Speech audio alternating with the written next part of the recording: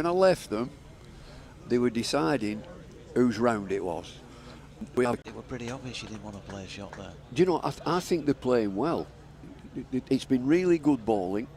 Yorkshire Vikings have taken 41 off 13 overs. I think they're doing fine. Just keep kicking back, keep over, and they'll something mind the kick wickets in. Can we get a throw ready? If it's fair and 600 for the top 4 batters, if we can the 300, put a good charge.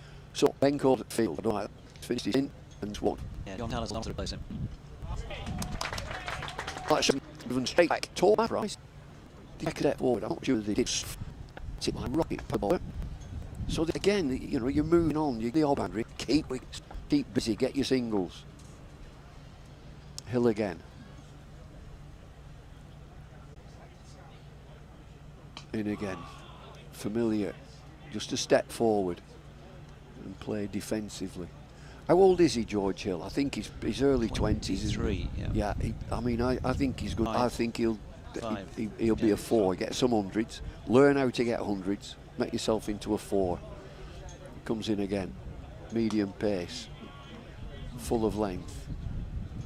Because he actually started off opening under Andrew Gale. He did. And he got his opportunity down at Northampton. Got 70 odd in his first He did knock. all right. He did fine. I just wonder if there's a thought that he could go higher. I think he probably could. There's more to come from him.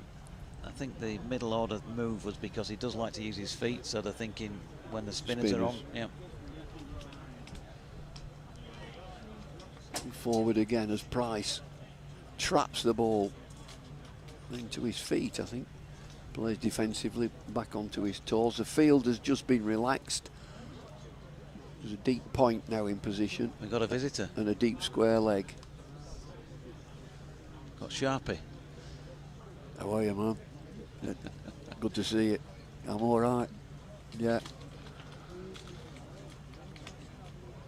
Hill again. And forward. No run.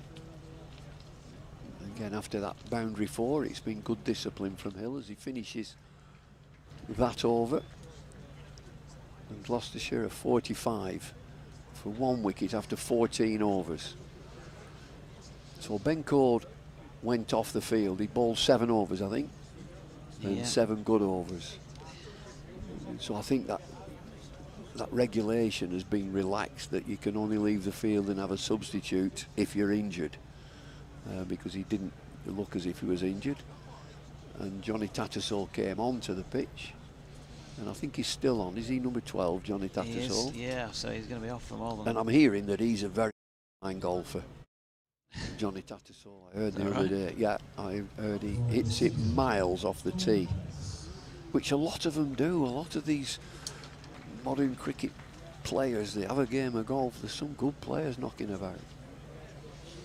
I played golf with Ben Stokes. Yeah? Yeah. But he could hit it fairway. Yeah, we can't find it. He hits it a long way. Yeah. Stuart Broad as well. Jimmy Anderson plays to about 6. Does he now? Fluently, yes. Yeah.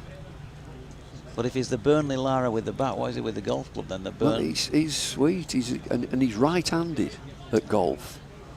I did mention to him, are you sure you're a left-handed batter? Why don't you have a go the other way around? So it's Don Bess, spin for the first time on this day. Ball short of length first up. He's cut by Hammond out to George Hill, who's fielding square on the offside. Boundary edge, 1 run. So 45-46 now for the loss of 1 wicket, Gloucestershire. They're trying to piece it together here and then hope that they can accelerate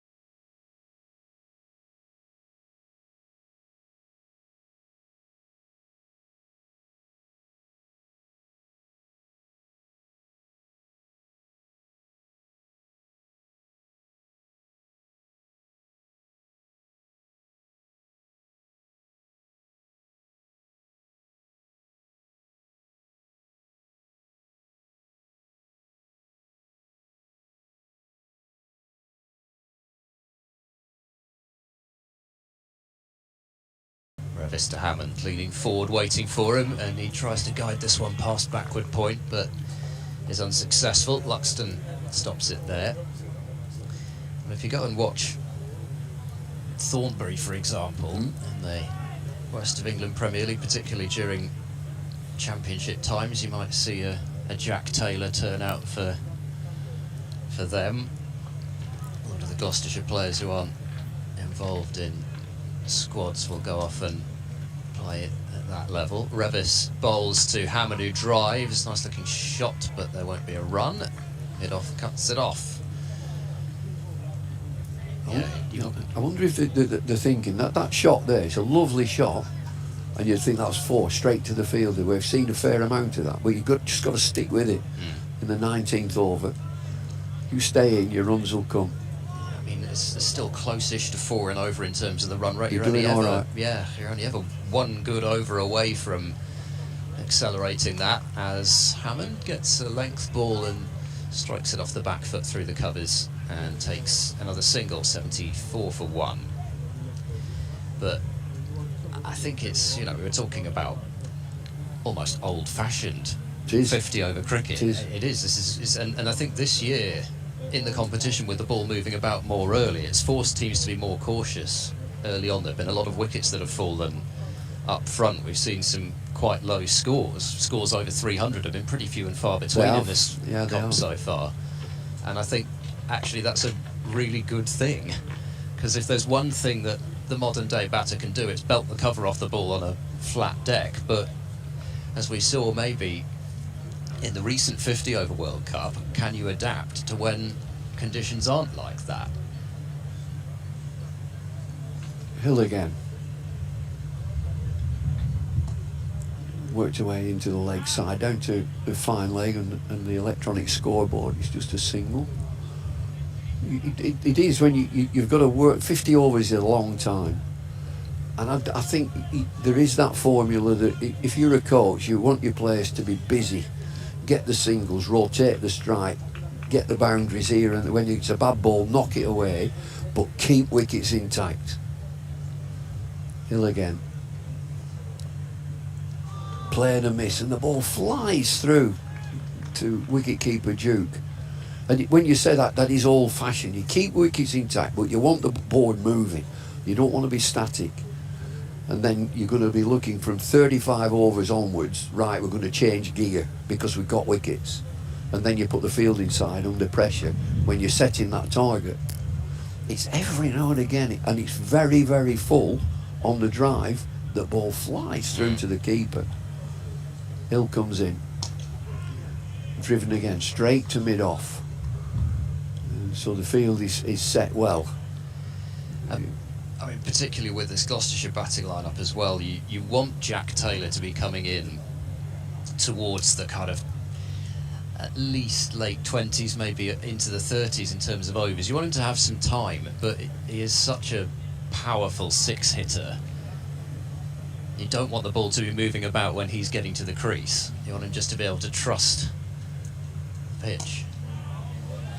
Well, as this ball gets softer, you know, that will come into play. It'll do less. I don't think it's doing too much, really. I think they bowl very, very well, and it's what you would call Yorkshire discipline. It'd be built into them that you bowl a disciplined line and length. You're not quick. We've not seen a bouncer, not seen a short ball, but line and length. And now it's over to the batters. Hill again. Driven again, straight back to Hill. And again, such a powerful shot, and you get nothing for it. It was a straight drive, straight at him. Was it one of those from Hammond that had him diving back into his crease? I thought Hill should have let that go. Yeah. I'm just thinking of some firebrand Australian bowlers who would definitely have let it go. A few South Africans would have let it go as well. Pushed into the offside. Another disciplined over from George Hill. Can you imagine Andre Nell? The ball hit back to him. Oh, he was a character. He was a lovely fella. You know, it just happens that some of the great fast bowlers are absolute animals on the field, and off the field they're charming. Glenn McGrath's the nicest bloke you could wish to meet. Put whites on him. Jimmy Anderson, there's another. The best of them all, Merv Hughes. Good grief. He chased one of our players into the dressing room. Merv Hughes. Oh dear. Well, you see him on the Ashes tours now, don't you? Those large parties of, the hosting Loves duties, it, those yeah. large parties of Australian Yeah. supporters. Drop it, Ben. In comes Revis, bowls a short delivery, which is cut away by Price out to deep cover, single take, and that's about the first ball that's Short. really been played off the back foot. It is. Been properly played off the back foot. We've seen somewhere, just got a little bit back and back foot drive, but first cut or pull, I can remember in the 21st over we're in now. Word discipline. Is Hammond itching? He might be. Revis over the wicket, bowls to Hammond, he drives, that's a nice looking shot, bounding away past mid-off, and it will go for 4, so that might just settle him if he was thinking about another one of those flashing shots. It is 81 for 1. But he is, I have probably worn people's ears off this season about how I think Hammond has controlled his batting more. There are fewer of those drives where he just looks to throw everything at the ball. He waits for it to come to him a bit more. This is up onto his toes, Hammond, and pushing a quick single out into the offside. There's a shot at the stumps that misses. The backing up has to be good down at a fine leg position. It was originally 82 for 1. Who's fielded that? Is that Wharton? 20. Oh, I can't see his number. Yes, I think it is Wharton, yeah. Wow, hey, what a fielder. I had somebody tell me they thought Wharton was the best fielder in the country. I'll tell you what, that was electric. In goes Revis to Price, a full delivery. Whether it was an attempted Yorker or not, it's been squeezed out into the onside, fielded by Wharton at mid-wicket.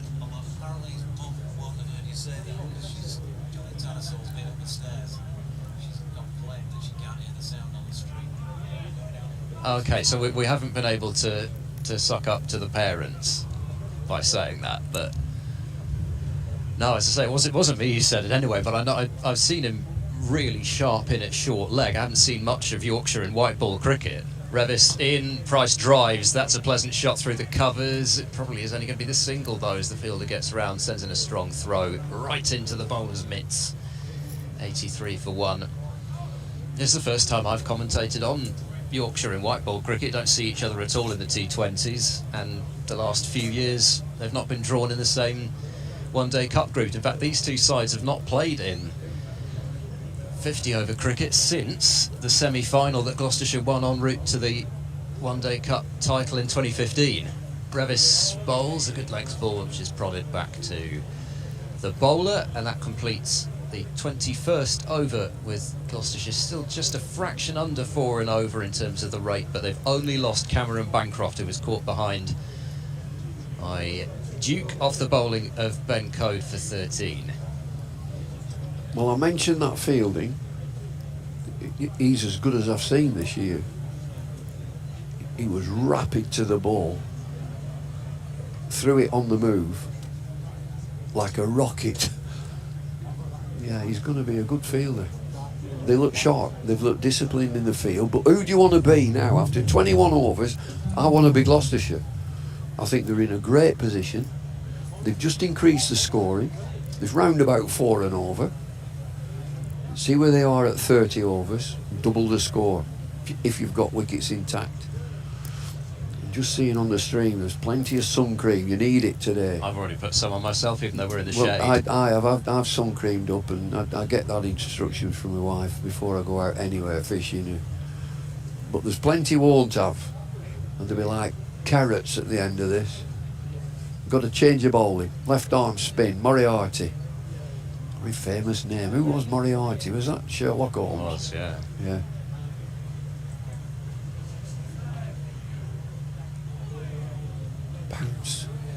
see, again, it's a change of ball. Moriarty, very tall left arm spinner, and the ball's bounced and it's hit the wicket keeper.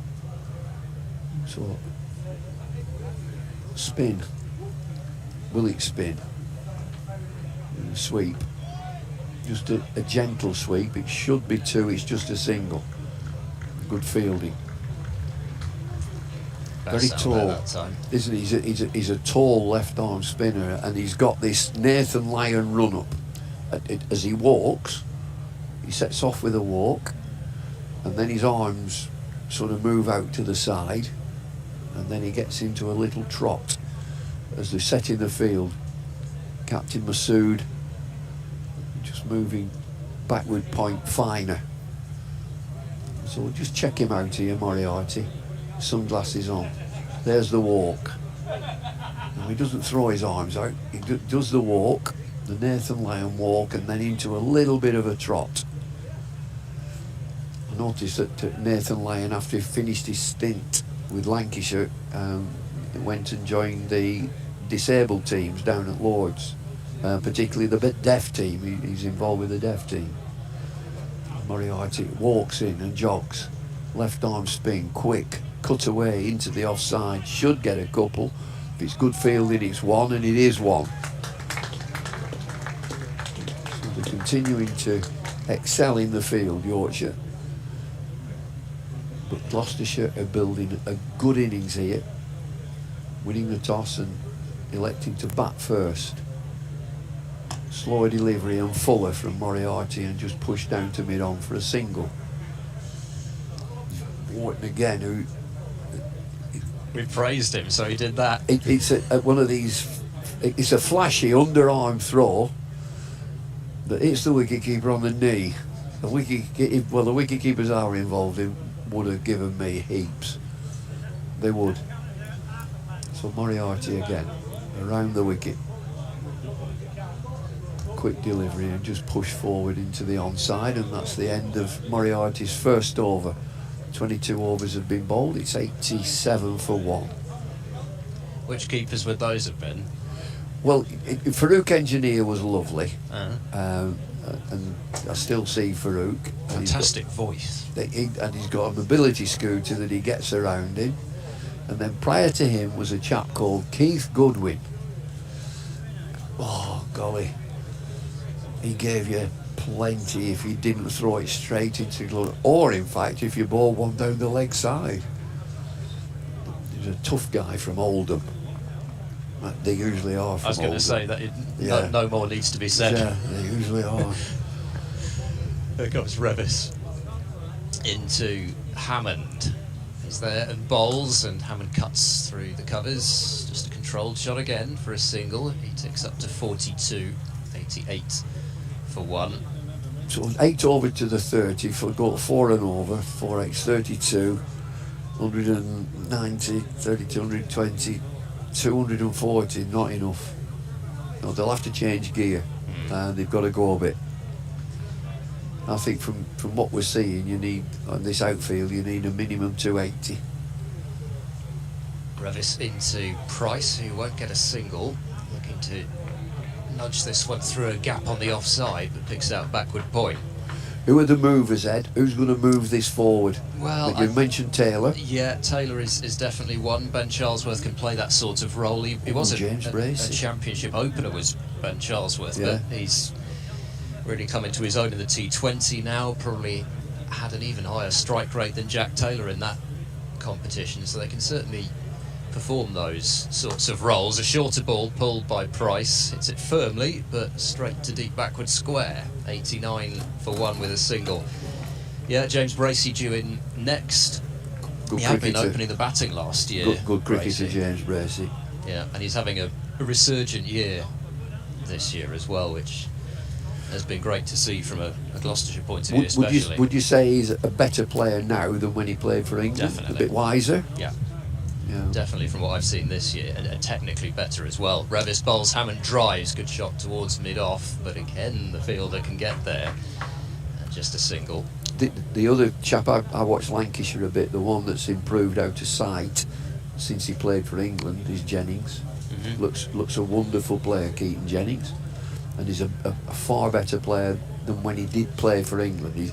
He's less mechanical, he's more fluent.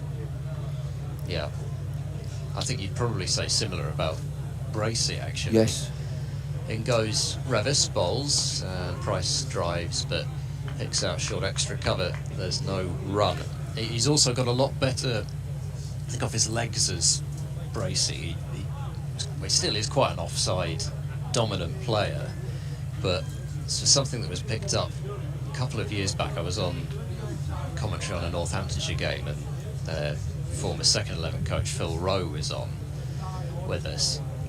Kind of drew my attention to that, missing out on he scored 100 that day as well. Revis bowls, this is a good delivery which bounces and goes over the top of Ollie Price and through to the wicket-keeper, and it is 90 for 1 at the end of that over. I think the clock has struck, so it is time for a change, and it's going to be a double change. First of all, it will be JD, and then it will be DT. We're going to try and do this as quickly as we can.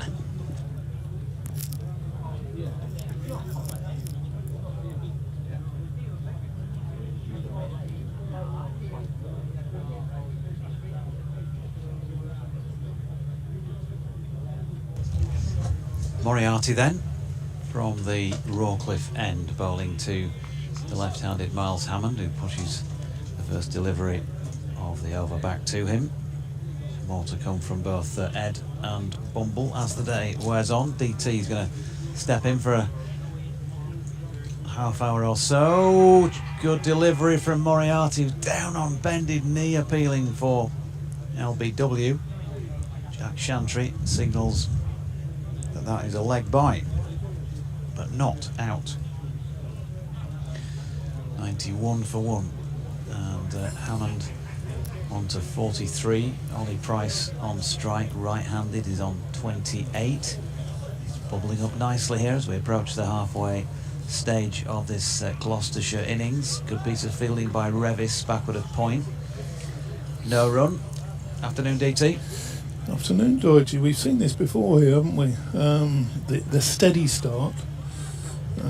Code not giving away too many runs. Yeah, Moriarty in, swept and 4. He's got it away wide of Ben Cliff, who's up inside the circle at short fine leg, and once he did, he got plenty on that. Across to the temporary stand opposite us. It's a boundary. Getting past the 100 at roughly 4 and over, accelerating. Just got to wonder how many balls Jack Taylor's going to lose over that brick wall to our left. Yeah, the secret garden away to our left. Was it Matthew Waite who kept banging them over there a couple of years ago? 32 in and over. Here's Moriarty, this time back foot Price, and there's no run. Just a heads up, by the way, that in about 10 minutes or so time we'll be getting a call from BBC Radio York, so we're doing an update for them. I'll put the volume on. New phone last week, and I've not got any headphones to go with it that I can stick under the cans anymore. Oh, now then, this is a very interesting little ramp over his left shoulder by Ollie Price. It's a legitimate shot because he could see that if he got it fine, didn't matter whether it was aerial or not, he'd get some value for it. He got a run. That completes over number 24 then. So 43 to Hammond, 33 to Price. 6 runs coming from it, 96 for 1 after 24. Gloucestershire, who won the toss and chose to bat. So yeah, exactly 4 runs per over at this stage. So ready for that, just setting it up, isn't it? Building the base. Plenty of wickets in hand, fast scoring ground, fabulous day here, and a big crowd in to watch it. Took a little walk around the ground. There's the usual outlets, and doing plenty of sales of sun hats. Start of new over, and there's no run, just pushed down the pitch. Matthew, this is number 77. One of my favourite bowlers. I always like to see him coming on at Scarborough, and as I'm sure he will do next week in the 2 one-day games there. Comes in, bowls, and that's driven, but not past short mid wickets. That's a good start to the over. Got to say that the comfort is up a notch this on this second day of the week here, because we've now got cushions behind us as well. We didn't have those previously. DT's sitting on his, but I think I think you're allowed to sit on if you want, DT. We're sitting on 2. Sitting on 2. Obviously a second one for our guest star today. Revis bowls again, and good looking drive that was set off quickly for a single, got it. There's just a sort of split second of hesitation, and through for the run. So score ticks over again. JD prepping himself for his York radio update.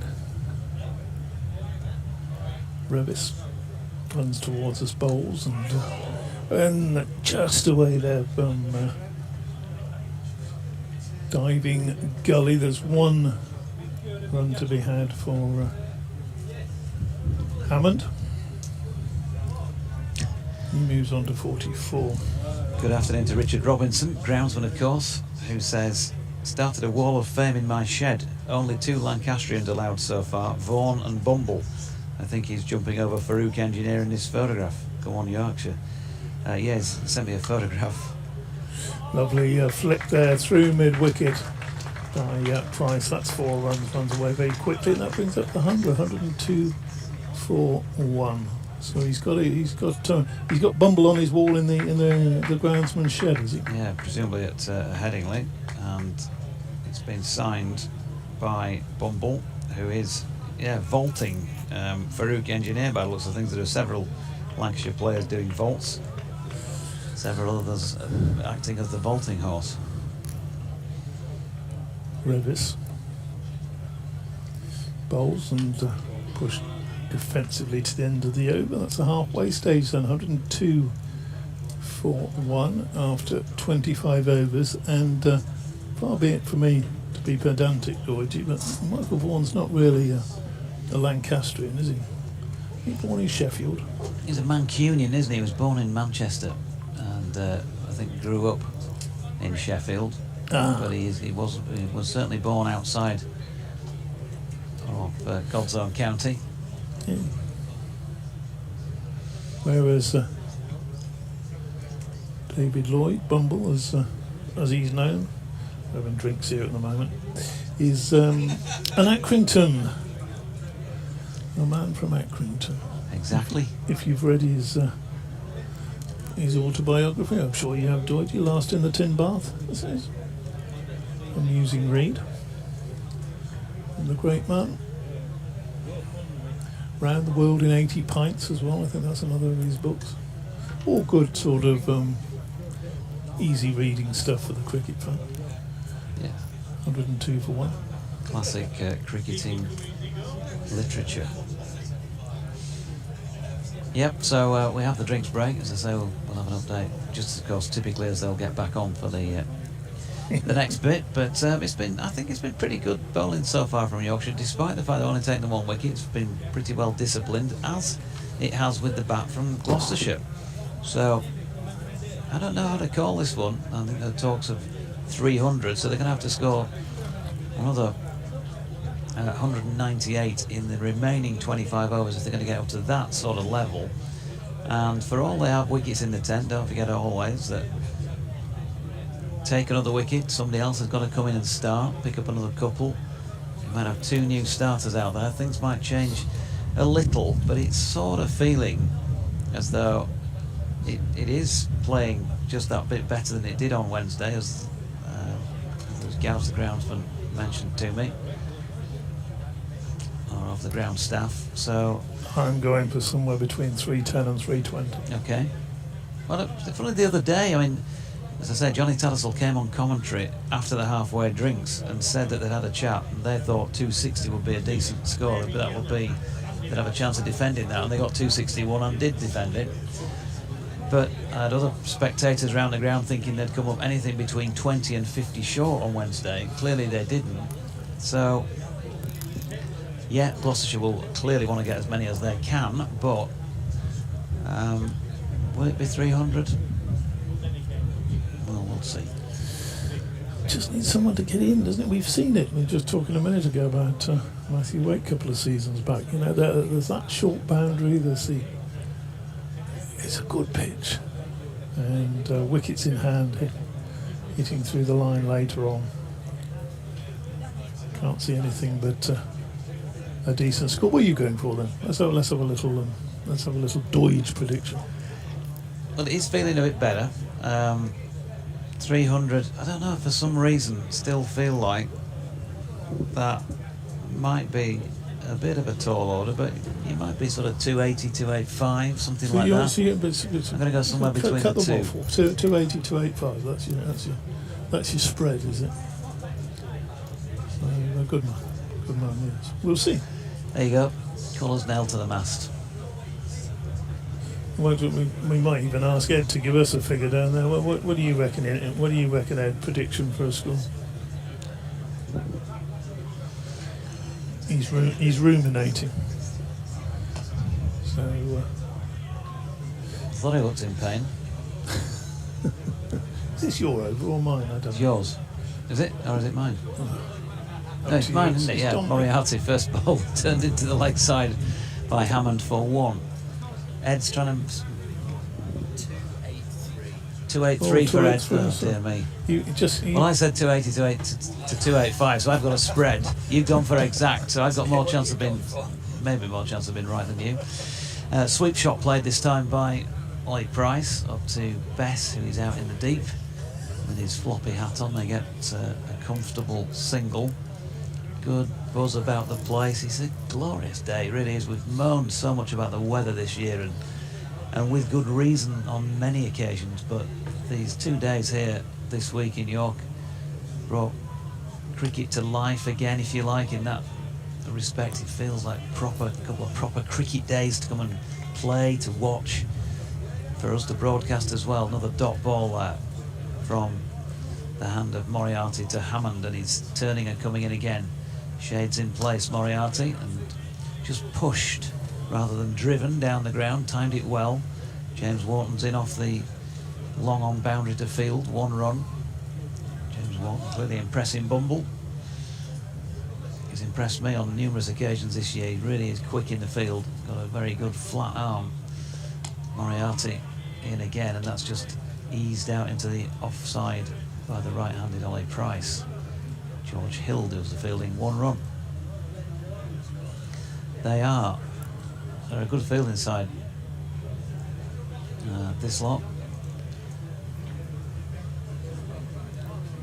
Some good pairs of hands around, as well as being quick over the ground, some good arms. Moriarty in, and that is pushed square there with an open face by Hammond. Out to Bess, and another single to complete that over, so they just ticked along within it. 47 now to Hammond, 40 to Price, 107 for 1 after 26. Wouldn't you like to just wrap this sort of day up, Doige, and just take it around with you all summer? And it'd be wonderful to watch 30 or 40 days of cricket in these conditions. And on a ground like this, it's a really pretty little ground with the trees surrounding it. I think cricket ground has to have trees surrounding it to be an attractive ground. Matthew Revis steaming in bowls, and that's driven to short extra cover. No run there. The Gloucestershire innings not really out of third gear yet. Update time, anything? Good. I'll leave it to you.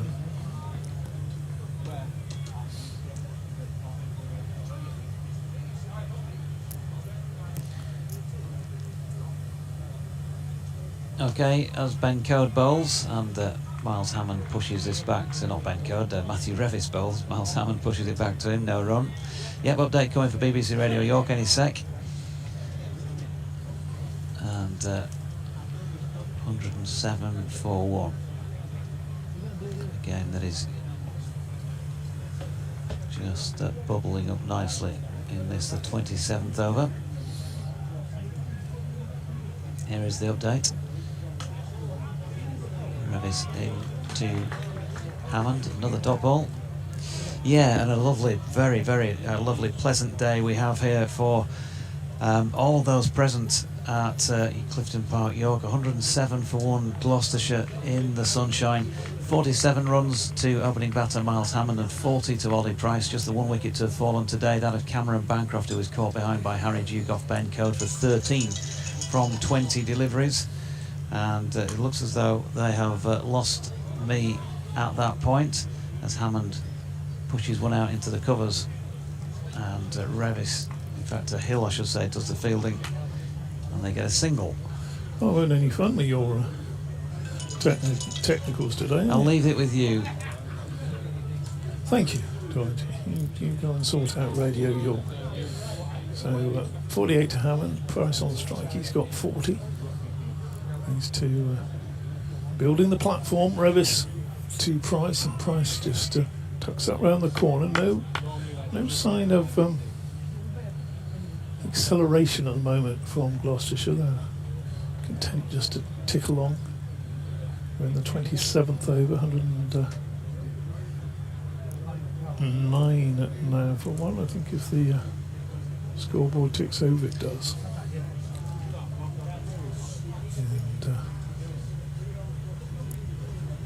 And Revis turns at the top of his run, bounding in. Bowls and nicely turned through the... Oh, that's a lovely shot from Hammond to bring up his half century. What a cracking... Just eased that one wide of mid-on. There's no effort in it at all timing that one. And he's showing his back to the various sides of this ground here, and he moves on to 52. 52 not out of a total of 113 for 1, 41 to Price. And that's the end of the 27th over, so just a few ticks above 4 and over at this stage. Some big hitters to come for Gloucestershire. I suppose the name that always comes up is Jack Taylor. Because when he tees off, as we've seen so often, he can turn a game quickly. Moriarty, Rawcliffe end, bowling to Price, who punches out into the covers, and they get a single out to the sweeping George Hill. You're back, Doidgy? I'm back, yeah. Was that all a bit of a sort of... It never ceases to amaze me from one broadcast to the next. Shall I just say, leave it at that, as to who thinks they're doing what. Here's Moriarty in, and that's turned into the leg side, and Hammond gets himself a single. Will Luxton sticking out his foot to try and stop that, but he went the wrong way, didn't he? Yeah. It's the old goalkeeper trying to save a penalty, that one. He's committed himself one way and it hasn't gone very far to his other side. If he'd have gone the right way, it would have been a dot ball instead of 2. Here comes Moriarty again, and that's swept this time by Price to short fine leg, and they pick up 1. Steve Hallam says, JD, having listened to you and Fletch at Chesterfield the other week, I walked into my local bookies a couple of days later whilst the missus was having her eyebrows done in our local area of Derby, and whilst I was in there a dog race came on. I thought, I know that voice. Here's Moriarty, that's pinged nicely off the middle of the bat, and may well be is 4 runs back of square leg. Very nicely played by Price. Best did his best to get there, but his dive couldn't reel that one in. He says, am I right in thinking it was you commentating on that race, and if so, is it a regular occurrence? Well, yes. I suppose I better not mention the name of the bookmaker, but Yorkshire have a player of the same surname on the field today. Oh. And no, I've not heard of a Moriarty bookmaker. Was it Will Luxton? But yes, I do regularly do broadcasting for that particular company. as Price turns one into the leg side, and Masood fields at mid-wicket. Your career has gone to the dogs, hasn't it? Boom. He's here all week, folks. Thankfully, he's only on air for this half-hour spell, as that is turned backward of square leg by Price and fielded by Revis, and they're going to get another single. Oof, that's hurt James Wharton, who was backing up. He's a tough lad. 119 for 1 is the score at the end of the 28th over. Not been to the docks for years, Dodgy. Do they still have 6 running per race, or is it? Have they gone up to 8 or something now? Or is it in the normal? In the UK and Ireland, they have 6. In Australia, where on that particular service we do also take greyhound racing from, they have 8 in a race. Yes. And just to confuse you even more, they don't have the same 6 colours and then 2 other colours. They have the same colours but on different dogs. Well, it doesn't confuse me. It probably confuses you definitely. The call. If you were doing 1,000 races, and well, you can do well over 100 races a day if you're doing a full shift with all the racing that there is. Ooh. And if you get used to calling the 6 as a stripe, but then you see an Australian race and it's the 6 is wearing whatever, I can't remember what he wears, a pink jacket or something, and the actual stripes are on the 2, then it does confuse you. I can promise you, plays tricks with the mind. A bit like being on a shift on air with you, to be fair. This is Don Best coming back on. In comes Bowles, started a spell, replacing Matthew Revis. That's driven out nicely wide of short extra, and there's 2 runs out to the sweeper on the boundary. So on that takes Price on to 49. So you can become the second half centurion. He is, if he gets a scamper on. There's a quick single there, good piece of fielding, but Price is home and Price has his 50. So 53 and 50 to these two who've added to date 87 runs for this second wicket. The batsmen come together mid-pitch and just give the little tap of bats as they do these days. Left hand, right hand batted very competently this morning. No great fireworks as yet. That next delivery played down backward of point. There were 2, that sort of classic fielding position at this stage of the match, where you've got 2 batsmen trying to guard the 3rd boundary. That's driven, timed nicely off the back foot by Hammond, but straight to Luxton there, short extra cover. Next delivery, that's a rapid ball from Tom Bess. That was as quick as a medium baser. He's had a sort of half appeal with it being bounced. It was going over the top, it was missing leg stump. It probably pitched in the wrong place and all sorts as well. He's just half an inquiry.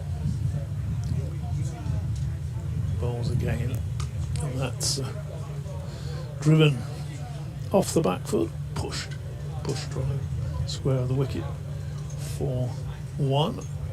Tidy enough over that one from Bess. He'll be happy with that. Just the 4 runs coming from it. 54 now to Hammond, 50 to Price. Must say, Doidgy, as well, this canopy does improve matters, doesn't it? The awning, do we call it the awning or the canopy, awning, whatever. You can roast up here in years gone by. Yeah, or get particularly wet, as the gear did that we left here the other night. In a torrential downpour on Wednesday night, apparently. Here's Moriarty, good use of feet by Hammond, but he can't get it past Luxton at mid-wicket. No run. Jay Grover says, tell DT I loved his book. Could he A, sign my copy, or B, give me a cut rate in his hotel? I can do both. Moriarty over the wicket, and we got him. A missed attempt at a reverse sweep this time by Miles Hammond, who's been very, very patient out there and played well for Gloucestershire, no doubt about that. But he's got to go now for 54, and it's 124 for 2. Yep, he's threatened to do that before. He's had a couple of those deliveries that maybe hit the pad and have been an appeal, and you thought, well, that was probably close. There was no pad stopping that one getting through to the stumps, and the left-hander's leg peg is knocked back as he's gone for that, what should we say, ambitious reverse sweep. It was perhaps you're going to do that. You've got to leave a bit of something in the way, haven't you? If you miss it with the bat, and then you've got a chance. Otherwise, umpire doesn't have to make a decision when the timber's struck. Right shot to play, but I'd say it was his right shot to play or not. It wasn't a wild, irresponsible shot at this stage of the innings, but needed to leave a pad in the way of it, didn't he? There would have been a time, would there not, in cricket, had that shot been played and not executed just like that, ball top of off stump, he would have been absolutely ridiculed for playing that, but not anymore. No. It's part of the modern game. So 124 for 2, as I mentioned. Miles Hammond bowled Moriarty for 54 off 91 on the second ball of the 30th over. That second wicket partnership was worth 88, and it's brought James Bracey to the crease shortly before 1 o'clock on this very warm Friday, and largely sunny. There's a bit of cloud around as well. Slightly muggier feel than there was the other day. There's a bit of a leading edge on that first delivery to the left-handed Bracey. Back to Moriarty, and no run. Moriarty again, left arm over the wicket, turned into the leg side square. Bracey will draw Revis in from the boundary to field, and they'll get another single. Those of you who are delighted that we have Bumble on, well, you'll be delighted again in a few minutes, because he's due back on at 1 o'clock to replace the man to my right. Good afternoon to Nigel Mallender, who thinks it looks a good deck, as Price turns this latest delivery square on the onside, and there is no run. Just wonder whether Gloucestershire are missing a trick there with this little lull at this stage coming up to the 30th over. 4 runs off the last over. Doig, only 1 so far off this one. Yep. Another attacking shot played here, but he's pinged it straight to deep backward square leg along the ground. Ollie Price, Don Best does the fielding, and they finish up the over with a single. So 126 for the loss of 2 at the end of that Moriarty over. He's bowled 5 overs, 1 for 23, I think it is now so far. I'm saying I think because they've not updated yet. 1 for 23 is correct. 1 for 19 off 7, Ben Code. 5 overs for 20, Ben Cliff was tidy again at the top. George Hill, 5 overs for 12, very tidy. Just coming in at 2.4 on the economy rate. Best 3 overs for 22, not quite so. And Revis 5 overs for 26 so far. Jay Grover suggesting that anyone trying to vault Farouk Engineer these days might have a job on, or words to that effect. As Best bowls and an attempted reverse sweep. Made a bit of a Holix of that. He's Ollie put on a Price. few pounds since his playing days, hasn't he, Farouk? Still a popular man over the other side of the Pennines. A popular man everywhere. Next delivery from Best, it turns square. Best, did I say Best? That's just a single there. You know, Doig, that's what, 7 runs have come off the last 14 balls or something. It's just little lulls like that where, you know, they perhaps missed out on half a dozen 8 runs or something. That can be very important come the end of the innings. And also it's a momentum thing as well, isn't it? Just this little lull against the 2 spinners. Let's see what Bracey can do. He's back on his stumps defending, going to play himself in, have a look at it. Fair enough. We've all seen enough cricket to know that, yeah, obviously you want to have wickets in the 10, but that doesn't necessarily always translate into, you know, using those well in the last 20 overs, does it? It does not indeed, and it's putting a lot of pressure on the batting down the order. Phil Ford says, good to hear Bumble on comms again, more please. Andy Lockwood's in the bleachers. front row of the bleachers, soaking up the sun. Lovely. Next delivery from Bess, and that's, reverse sweep by Price away for 4, and that's what they've needed, isn't it? Let's get that boundary going again, get the scoreboard ticking, 132 for 2. Andy Lockwood says, 1 for you. He's supping a nice ale, a Kirkstall Brewery Mango IPA. Oh, that sounds nice. That sounds nice. Bess. Reverse sweep again, and he's going to get another boundary, I think. It's just a Vega diving stop over there in the distance, keeps the batsman down to 2 runs. See who that is out on the. Who are we looking at out on the? She's Bean, isn't it, Finley Bean? Yeah. Where's your star turn? He's not come back. He's knocking off here. He's supposed to be back on at 1 o'clock. He's not in view at this moment in time. We'll keep you going until he returns. DT's on. He said I can't compete with that. Afternoon to Lily. Says Ben Code bowling a good line and length, and she's sitting opposite us somewhere on the boundary. It's hard to tell exactly where you are, Lily, because there's a lot of people over there. But afternoon to you. It's going to be Moriarty to continue from this Rawcliffe end of the ground. Left arm over the wicket, punched out into the covers by Bracey. Bess will fire that back into the gloves of Duke for the concession of 1. Lily's got to go the opposite way on the train today. She normally gets on in Bolton and goes to Scarborough. And, same line, come to York, watch a bit of cricket. That's a great station, York Station. Moriarty round the wicket to the right-handed Price, who runs it to short third man, where the ever-enthusiastic Matthew Revis does the fielding. No run. Classic old railway stations. Gotta love them, haven't you? There's Moriarty, and that's nicely played by Ollie Price again. He's swept it in front of square this time. Got good bat on it, but Bess fields, keeps them to 1. Yeah, I went up for a drive up on Yorkshire Day yesterday. Went up for a drive up the Yorkshire Dales. Why not? Took my other half to Aysgarth Falls. She'd never been there before. Lovely spot, because famously the scene of the fight between Kevin Costner and whoever else it was in Robin Hood, Prince of Thieves, on the waterfalls up there. Bracey with a single to deep backward square. I thought there was going to be a Moriarty and Holmes connection or something. No, but where was that? That was thrown me now. I can't remember what I was going to say. Oh yeah, so we're driving through that general area and passing a few old places that clearly used to have stations before the beaching report and all of that in the 60s.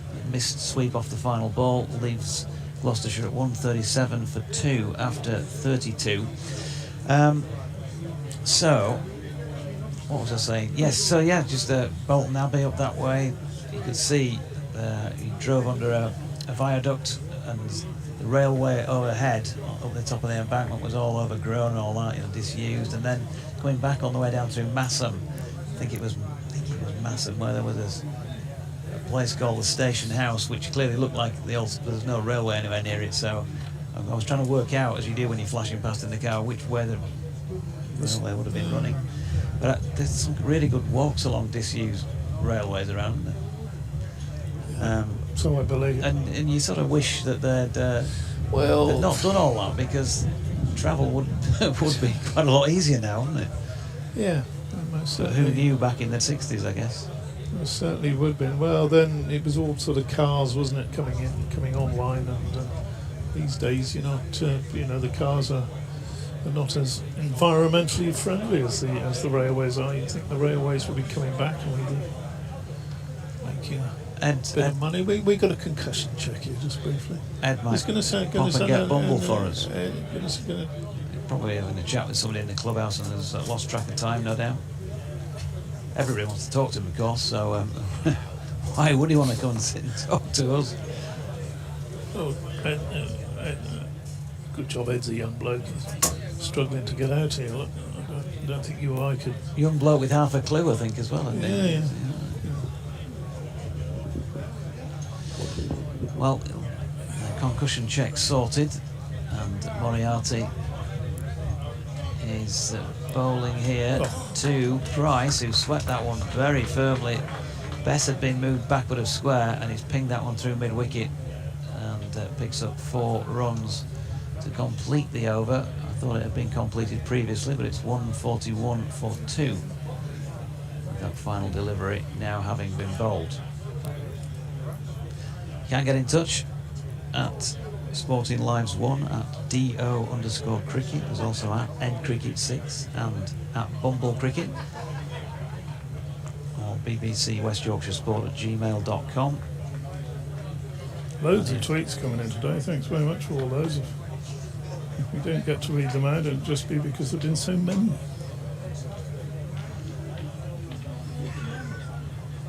It's going to be Bess again.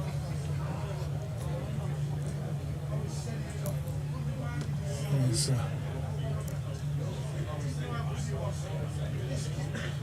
right arm round the wicket to the left-hander and just easing forward brace. He pushes that one up to long on. He's not in a hurry at the moment. He won't play himself in, get a feel of this hybrid pitch. Here comes the old fellow. He'd obviously lost his way somewhere. Nurse hadn't given him a tap and told him he was due back on air. Next delivery, pushed back down the wicket, and we'll have him on at the end of this over. I think he's had his medication now. Has he had his lunch? Yeah, have you had your medication now, Bumble? No, he's not on it yet, no. Okay. Best bowls and pushed to mid-wicket, no run there. 142 for 2, so Yorkshire still got a control on this, haven't they? Handbrake hasn't come off yet. Bess to Price, that reverse sweep, and it's worked again for him. He's got that away, timed nicely past the short third and away down to the hospitality tents for a boundary. And I think Yorkshire are going to do something about that, are they? Going to bring reinforcements because ball's gone through there. You almost need a third man if he's going to keep playing that shot. I'm not sure Will Luxton knows where he's going to go. He's got to extra cover. Bess, 146 for 2 bowls, and Price, nobody in close now on the onside, just back across his stumps. Plays that one to deep mid-wicket for 1 more run. He moves on to 68. He's deployed that reverse sweep to good effect in the last couple of overs. That's a bit more effective than Miles Hammond's. But saw his demise. Another reverse sweep, this time from Bracey. He's only going to get 2. But didn't really sweep it, did he? Just glided it down towards third. Picks up 2 runs. That's the end of the over. 149 for 2, with 7 to Bracey, 68 to Price, and I better make way for the star turn, I suppose. Thanks, DT. So, yet to get to that stage where they have kicked in the turbo, but still managed 8 runs off that over. Ben Cliff is coming back into the attack. Pleased to see this. He bowled 5 overs nicely at the top of the piece the other day and then didn't get back on.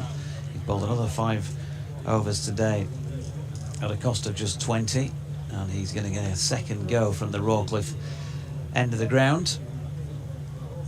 Shan Masood just trying to get the field right. He's going to be bowling to the right-handed Ollie Price here. The slips have all disappeared some time ago. Third man, fine leg, deep backward square. Got a cover sweeper as well. Mid on, mid off up inside the circle. Mid wicket, extra cover and a point inside the circle too. And he's going to go to, well, James Wharton was making ground on it. He's left it for George Hill. First ball of the over, pushed into the offside for a single. Welcome back, Bumble. Yeah, Gloucester are doing absolutely fine. Moved on to 150 for 2. Price is on 69. Last man 54. So I just think they're on course. They'll have something in mind, and I would think it's 300. You've got 8 wickets left, and you'll be able to change gear. And what you do get here is value for shot. You beat the infield, and you're going to get a boundary. Now here's Cliff again, right arm over the wicket, nicely driven through the offside for 4. He really has struck that well, timed it beautifully, did James Bracey, and Shan Masood. Wasn't it Shan Masood? It wasn't, it was Finley Bean, couldn't get down to it, wasn't it? Out towards the marquee for 4. Got a little ditty, by the way, submitted by Martin Bloomfield, as a regular listener. Okay. He sent this in on BBC West Yorkshire Sport at gmail.com. He says it's entirely tongue-in-cheek before I start on it. And here is Cliff, and that's dropped into the leg side by Bracey, who'll pick up 1. So he says, so, ladies and gents, this is Bumble, who it's fair to say likes the odd grumble. His passport to fame is get on with the game, which he says with a shout, not a mumble. The days before helmets were best, Bumble commented once, just in jest. With his permed curly locks, he got hit in the box by Jeff Thompson, that big Aussie pest. His threshold for boredom is low, so to talk with spectators he'd go. He'd advise us himself, crime won't crack itself. Early Doors was the name of that show. It's Cliff bowls to Price, who drives down the ground, lovely shot for 4. Past the very late dive of Dan Moriarty. And he goes on, his gardening tips are quite meek, and a little ill, so to speak, with advice about fruit and some vegetables. Rude, but for weather he uses his beak. One match which made Bumble scratched Ed, Morny Morkel walked off to the shed. During rain-delayed sessions gave us umpire impressions, and with Doidgy can both talk like Fred. So today you're an honorary Yorker, but no way are you Doidgy's best talker. Dot ball. Because there's sage Yorkshire lad, Johnny Tattersall's dad, and the doyen, who is Andy Walker. P.S. I'm wondering what brassicas to plant for the coming winter. Perhaps Bumble can offer some advice. Well, brassicas, I mean, leeks are difficult, but it's all about the loam. You get your loam right, get your additives in there, and you should be able to grow anything. A bit of cabbage, winter cabbage is always coming nicely. But hey, what the hell, that was nice, wasn't it? Was fantastic, wasn't it? Yeah. Thanks for that, Martin. And here's Cliff, and driven down the ground again. 4 more, twice in an over. So Ben Cliff just tending to over pitch here, and he's paid the price with those 2 beautiful shots down the ground by Price. End of the over, and I think that will now be 163 when they update the board. It is for 2 after 34. So they're just starting to up the ante maybe here. Yeah, and they needed to. I think the game plan has been perfect. Keep your wickets, be careful at the start. But these 2 are quality players. 77 Price, he's played wonderfully. There's some lovely shots straight down the ground. And James Bracey played for England a little bit, and he's another who's a far better player now than when he played for England. So Yorkshire on the defensive, 34 overs, 16 overs to go. That's a long time. That's a long time. 163 for 2. So it looks as if Yorkshire are going to have a big chase here for this capacity crowd. It's a great scene, it really is. There's got to be 4,000 in. Is this my side? Am I doing this side? I've swapped sides over this side before. Do you want me to do it? Yeah, you do this side, I'll do this. I like continuity. All right, then that were a 1 down to. So it's interesting that mentioned that you do a good Fred. Give me a wave. Yeah. Do you do? Oh, this is us. Yeah. Do you do a Fred? Yeah, now and again I'll have a go. Aye, marvellous, magnificent. Oh. Ben Code. Oh, I can bowl faster than that in a Mac and a pair of Wellingtons. Here's Code from the City End. Bowling here to Price. Short ball. Punted into onside. They got now. He lost his off stump to me with that delivery. Too quick for him. I'm sorry, he's a lovely lad, but he isn't quick. He's all quick hour like lightning. Otis Gibson's out on the boundary, and he's calling somebody over. Otis Ben Gibson, Cliff. the coach. And that would be about the 2 drives, and he was driven straight back. Yeah, here's Code. Will he be driven? Not with this delivery, which is short of length and just dropped into the onside Wharton Fields and a single to Price. While we're on, Richard Robinson, groundsman at Headingley, has sent me this photograph, which I think you signed. He's started a wall of fame in his sheds, he says. There's only 2 Lancastrians allowed in, you and Michael Vaughan. Vaughan, of course, he was born there, wasn't he, Yeah. in Lancashire? He had 2 years there. I think he's jumping over Farouk Engineer in He this is. photograph. He is, yeah. That'll be Farouk. I couldn't jump over him now. No, as one of our other correspondents has said, is Code round the wicket. Outside edge from Bracey down towards Cliff at third man, 1 run. Do you know, that was interesting. I've never seen that before, that the coach, Otis Gibson, has called the bowler across, Cliff, who bowled that last over, and just giving him 1 or 2 pointers.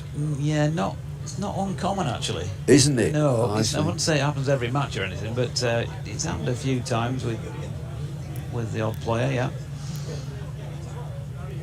Code in, and Price solidly behind, pushes into the onside, dot ball. Yeah, so when was this? Then when would that be? Black and white photograph. In the so 60s. Yeah. That's definitely in the 60s. What was the whole point? Was it staged or was it part of No, some that's weird training drill that Lancastrians do? Pre-season training, that was.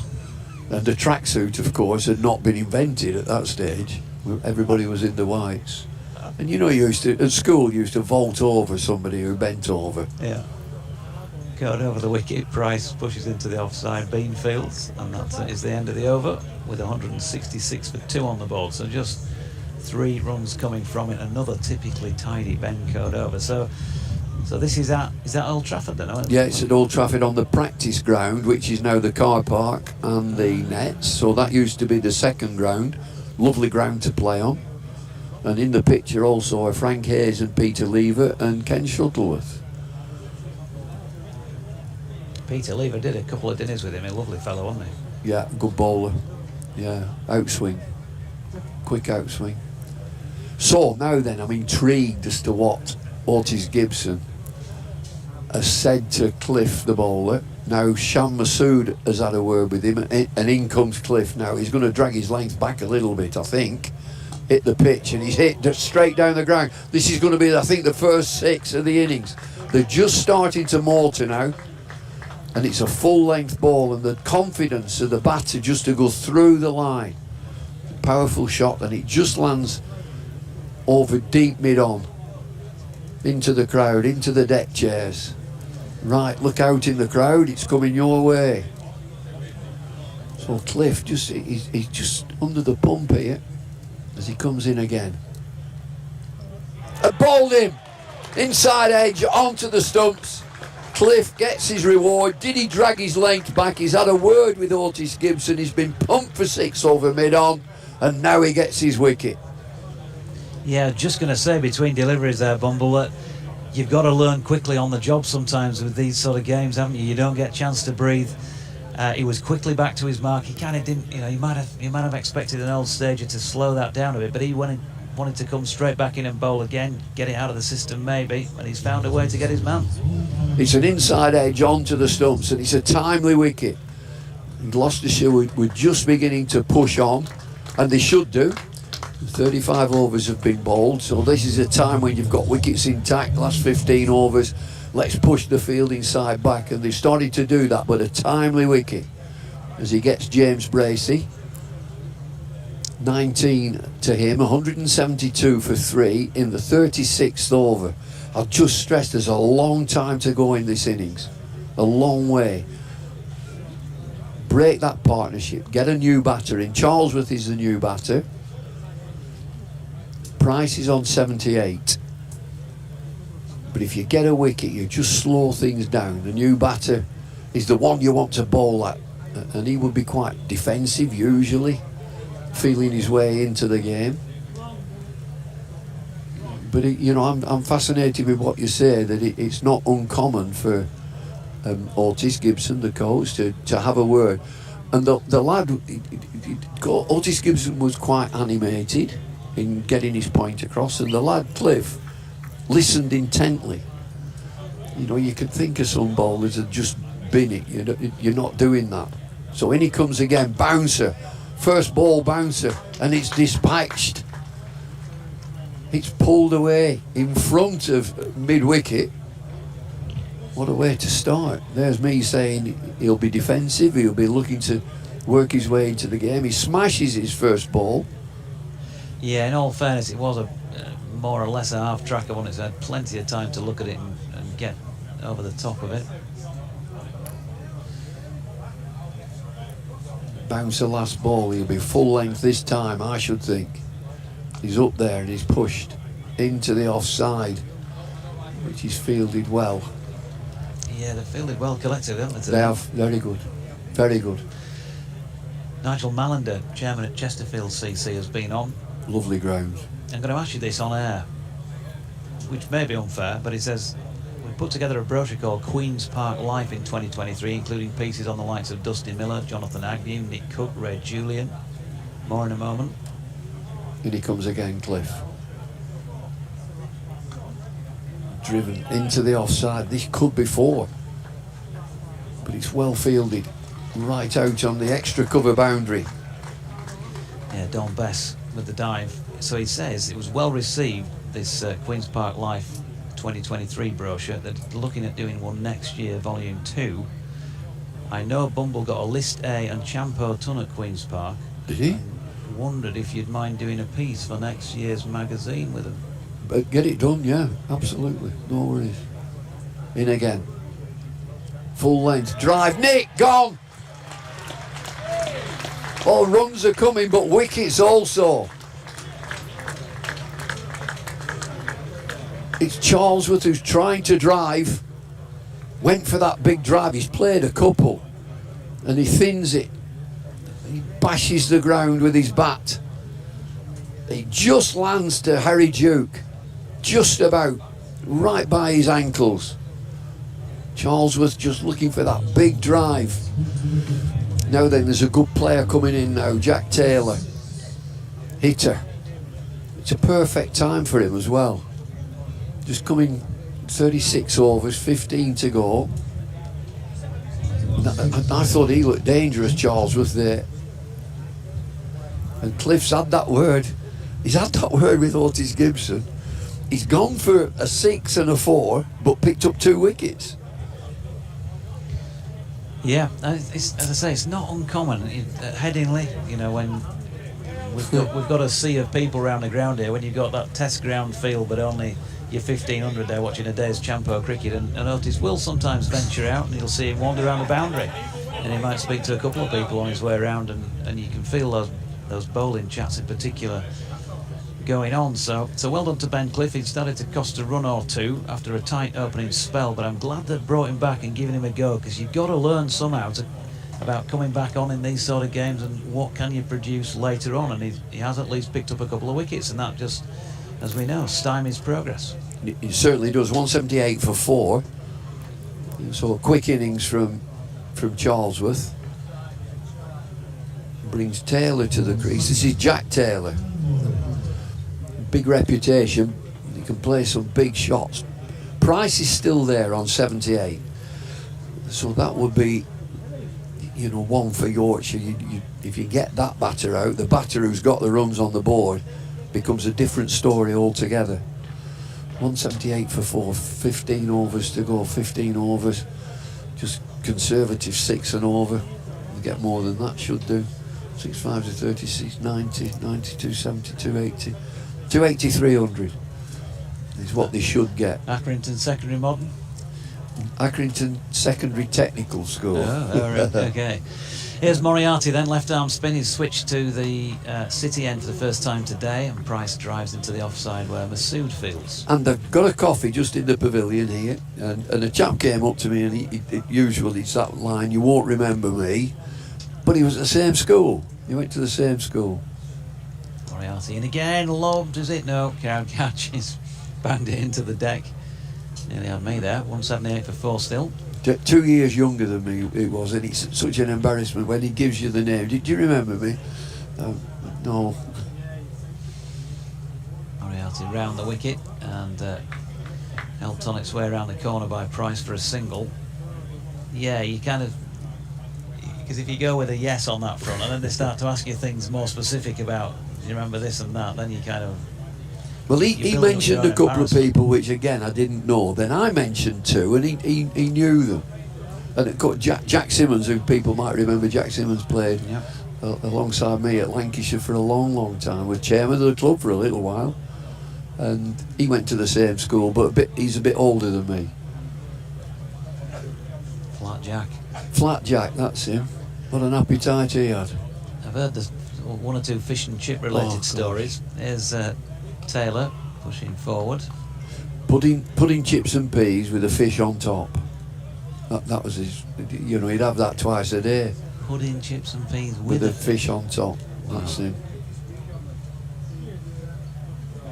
Here's Moriarty again, and this time Taylor runs it to short third man. Cliff fields no and you know, when you go to festival grounds all around the country, festival grounds, you go into the tent and it'd be salad. He went absolutely mad, Simmons, if it's salad. What rabbits eat. Here's Moriarty. Oh, Taylor misses with an attempted cut shot, and that will bring to the end a tidy over, just one run from it for Moriarty. Yorkshire with another little victory in that sense. Greetings from Germany, says Russ Harker, who's in Kleinmachnow in Berlin. Good to hear you. I was mentioning I'd been on a trip round the Dales yesterday, so he says good to hear you've been on a trip round the Dales. Lovely. You could also have gone to Hard Row Force. Yes. Where Kevin Costner took an outdoor shower. Did he? That's just up near Sedbergh. Hawes. I stayed at Hawes last week. I went to the game. I went and watched the game at Sedbergh. Well, I went to Aysgarth yesterday. Lovely, Aysgarth Falls. Nah, you can't beat it. Don't tell anybody either.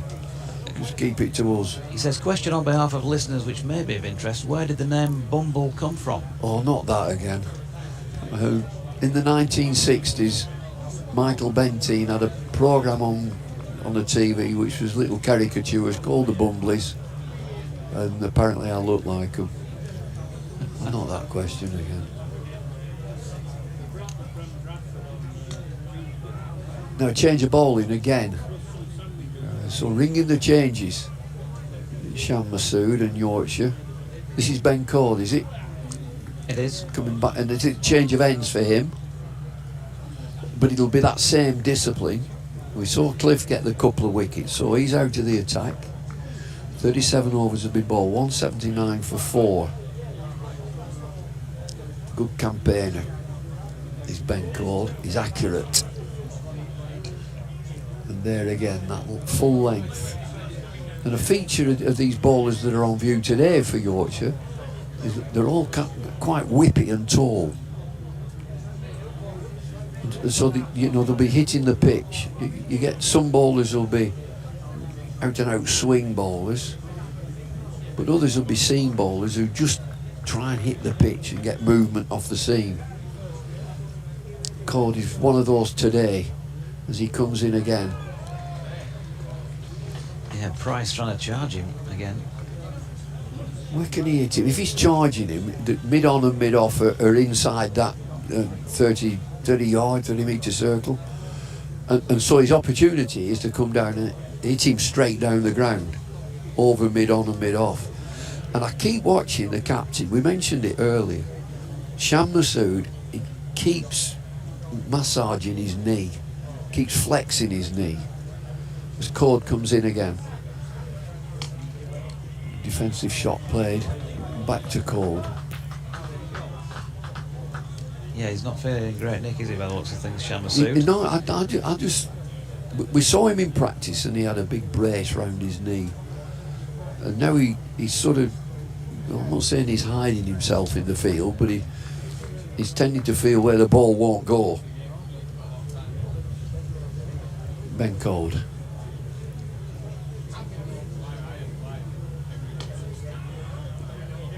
And driven to Sham Masood, just on the edge of the circle to mid-off, and it's a leisurely single as the hubbub in this splendid pavilion. The people around us are chatting away.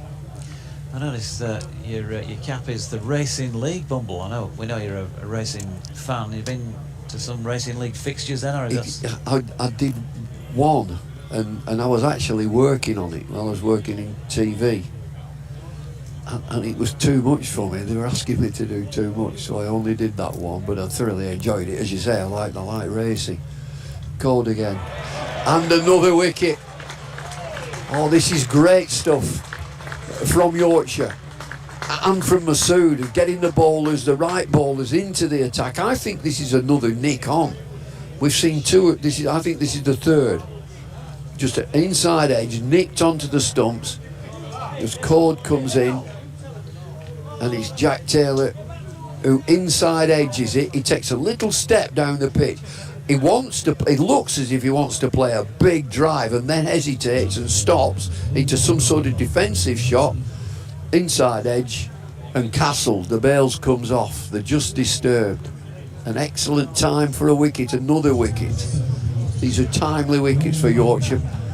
Price is still there on 80. It's 180 for 4 in the 38th.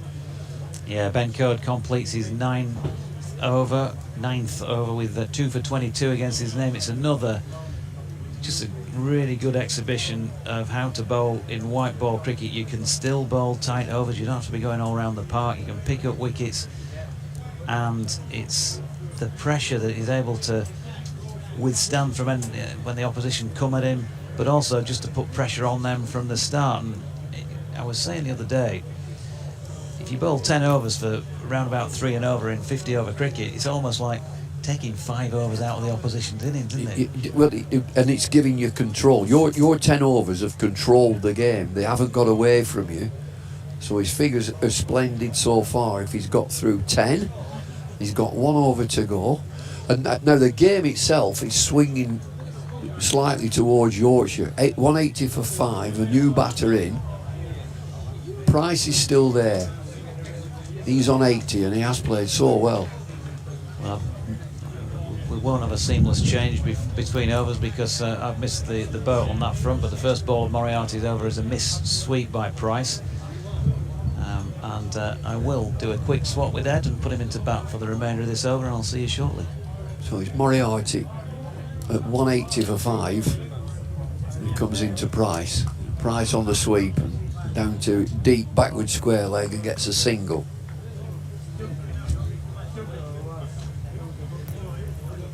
Oh dear. Well, I don't think it's crisis, and the key player is Price.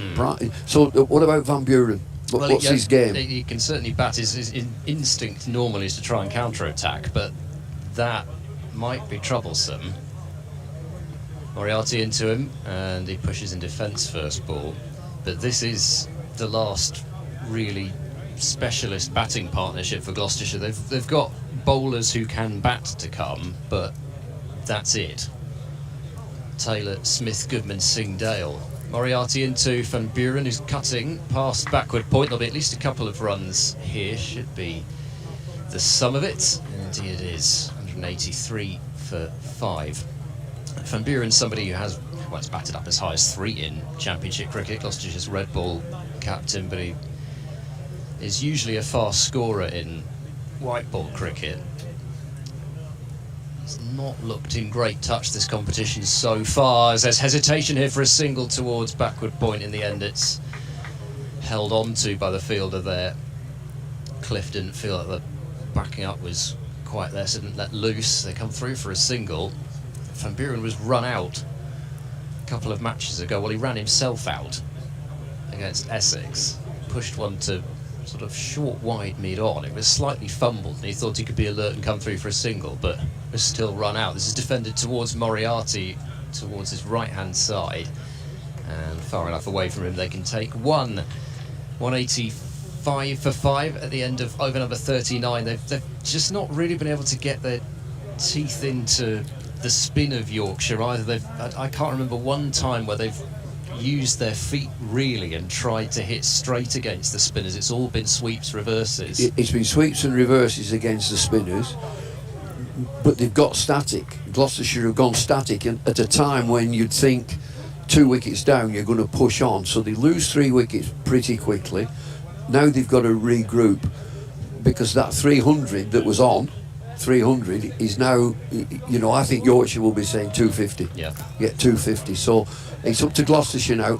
I think they should counter-attack these two, have confidence, and try and take the game on. Here comes Ben Cord again, driven straight to mid-on.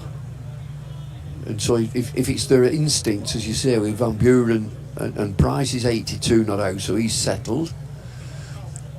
Price to play through the 50. You play through the 50, you should get 110, 120. The others play around him. If 8, 9, 10, 11 can be busy, particularly Van Buren, if he's captain of the Red Ball team, he should know what this game's about. In again, Cord beats the outside edge defensively, and the ball flies through to Harry Duke. They've got to be calmed. Now, it's probably because of the bowling changes have been excellent from Shan Masood. And again, as he just followed his instinct, because it needed something. They were defensive, they were pushed back with 2 wickets down, and then you strike with 3 wickets, now you're back in that box seat. I mean, just as Bracey had launched as well, as he got that 6, that was the first really full-on attacking shot that was played. I mean, there were those sweeps, there were those reverses, yes, but those are almost safe shots nowadays, particularly for somebody like Price. That's just second nature to him, playing those sweeps against the spin. Cord again, defensively, single to mid-on. It's that breakout time now that you just lose 3. Now, there'll be a wobble. Do we just sit back? Do we just play out the 50 overs? I'd use your instinct. If you think you can push on, do it. But the nick-ons, there are 3 of them, just suggest that there's a suspicion about the pitch, a little bit of movement with these nick-ons. Whacked away, pulled away. One of the stewards, nicely, one of the stewards has hurled it back in. Fabulous. If you're wearing a high visibility jacket, it's probably not a good idea to make a mess of it, and he didn't. He didn't. It was clean fielding right on the boundary, at the deep mid wicket, and threw it in pleasantly. It's probably not that sort of crowd here, but there are certainly crowds at some places that would have enjoyed it immensely if the steward had mucked that up. You're thinking of the Western Terrace? I wasn't going to mention any particular stands. Yeah. I'm looking at the hospitality tent, which, I mean, it's a splendid structure. It's open air, there'll be a breeze going through, but it looks like it's lunchtime. They've all gone in. All the chairs which are sat outside are empty. They're all inside, tucking in. I went round before 11 o'clock. There were pims and champagne and cocktails. I thought this is going to get messy. They're at the firing line down there as well, if Gloucestershire can get going. Cord again. Pushed into extra cover, and there's no run. And the end of Ben Cord's over. And the score is 190 for 5. 40 overs have been bowled, so you're into that business end of this innings, the last 10 overs. And on our screen, again, it's just a feature of what I would call festival cricket. The coaching staff and the sort of medical staff, strength and conditioning staff of Yorkshire have been walking round the boundary, as we do in club and league cricket, where you walk round the boundary and have a little game of imaginary bowls. You walk round the ground and you're playing your own game of bowls. I think it's coming off. It's come off. I really don't like it, but you finish your stint and they walk off. That's not how it should be.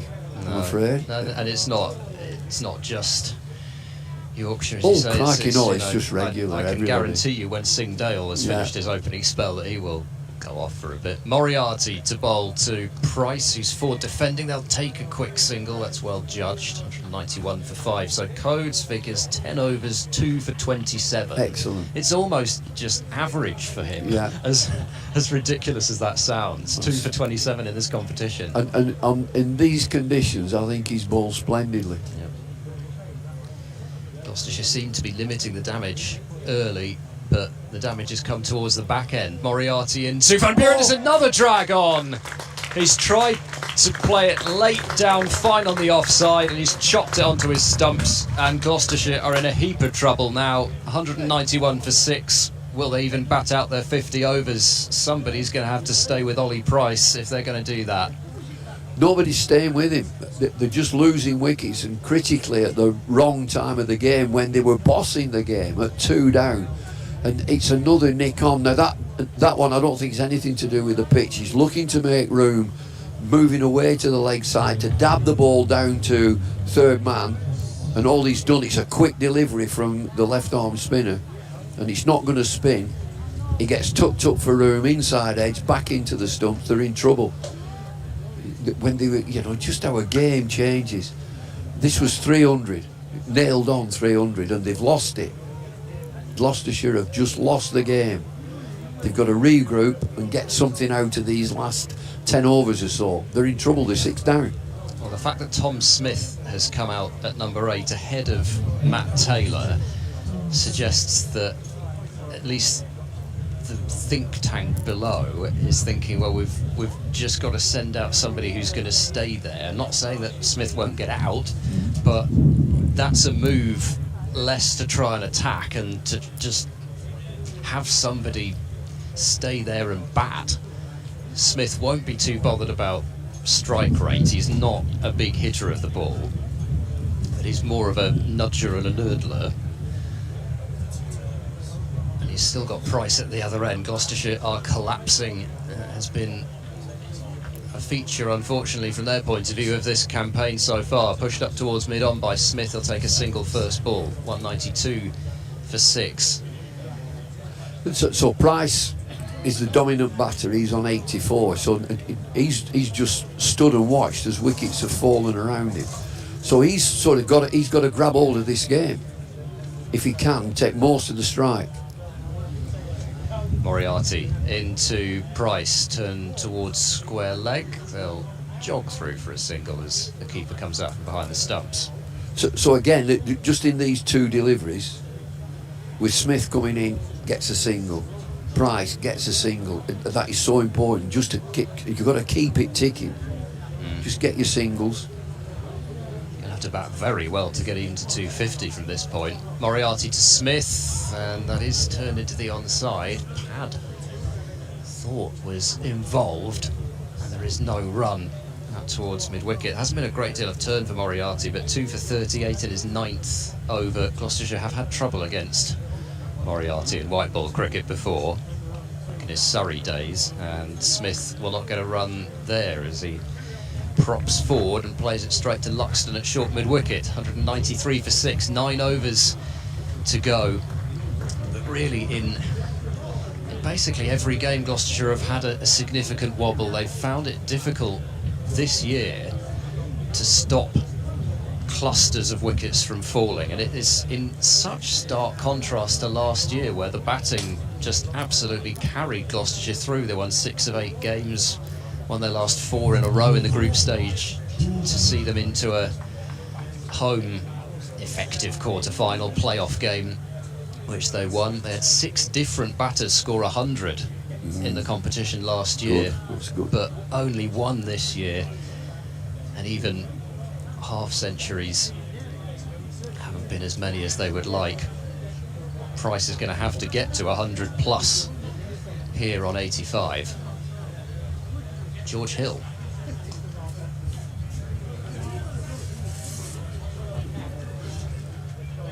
So another change, and the changes have been very effective. Shan Masood is the captain, and everything seems to have worked out. And this, in games like this, I get fascinated by it. How do you come out of this, Gloucestershire? How did he come out of it? what can we do? Number one is use the 50 overs, use the lot of them. Hill comes in again, defensive push, and Yorkshire will try and squeeze the game. The changes have been super from Masood, and they've kept busy in the field, even at 2 down when that 300 was on, and they've turned it round. They've affected. You mentioned that 250. I think 250 would be a decent score now for Gloucestershire to get, and they've got some work to get there. Hill again, and it's a push forward, and it's a dot ball and no run. It's how you get out of a situation like this, and you're into that lower order, but you've got a premier batter still in. It does at least tend to focus the lower order when you've got that set batter in, but like I say, Smith, he's not going to go out here hunting boundaries. Hill again. Immaculate length as a defensive shot just into the offside. I'm hesitating because I've seen that many nick-ons. And a nick-on in this sort of cricket means that there's a little bit there in the pitch, irregularities. So 250 might be a decent score. Hill again comes in, pushed to mid-on this time, and again no run. Good over so far from George Hill. And the players, I'd be quite incidental with what players say. Players, oh, he's doing this, he's doing that, and that's funny, I haven't seen it. But there's been that many nick-ons, which suggests there's something not just right with the pitch. So 250 might be a total. Hill comes in again. Worked into the leg side. There's a fielder at deep mid-wicket. And it's just a single. At the end of George Hill. 42 overs have been bowled. It's 195 for 6. I'm guessing. There it is, it's right. The electronic scoreboard was just one behind, but I had the foresight to add that one on to what I was looking. And 42 overs have been bowled. There are 8 to be bowled. The Kevin Hutchinson scorebox. Yes. There, Yeah. clearly demarcated. Yeah, I also wonder how many of these drag-ons, not all of them because there've been a mixture, haven't there, but some of the drag-ons have been, particularly I think Taylor's and to a certain extent Van Buren's as well, because Van Buren is somebody who looks to try and slap the ball. Yeah. Both Taylor and Van Buren are slappers of the ball. As in comes Moriarty and bowls, Smith forward defending to short extra, but both of them felt they had to try and play late and delicately, and that's led to their demises. Moriarty to Smith, and this is pushed up the pitch, no run. So only time will tell whether they were right to have been potentially as suspicious of the surface as they seem to have been. I think they were right to be suspicious of it early on, but that suspiciousness seems to have returned since they've started losing wickets again. Smith turns this one into the leg side, quick single, and it will be taken. Luxton to his right. Well, this is the same pitch that was played on Wednesday, which Yorkshire won that game.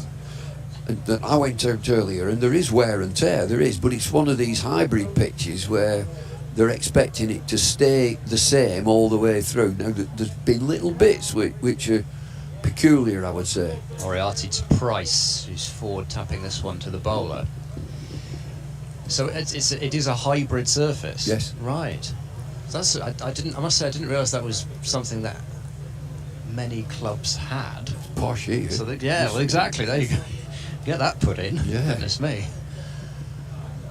I would never have expected that turning up today. Price sweeps round the corner and will take one as short fine leg gets round. Cody's now back out on the field. 197 for 6. This club is like a social hub with the rugby and the cricket and the facilities. You can see the outdoor practice facilities. Yeah, there's It's nets fabulous. over there. They've got Absolutely brilliant. 4 lanes over there, have they? Yeah, it's terrific. This is like the club in the Premier League in Yorkshire. Moriarty into Smith, and this is worked into the onside again for a single towards Deepwood wicket, just gently rolled out there. And another gentle over as far as Yorkshire and Gloucestershire are concerned. Gloucestershire continue to try and just eat up at least a few overs, take whatever runs they can, maybe send out a Taylor M for a little bit of the longer handle, but only in the last few overs. 198 for 6 after 43 overs. After 30 overs, reminder, Gloucestershire were 126 for 2, and I think they'd only just lost that second wicket as well in that very over before it.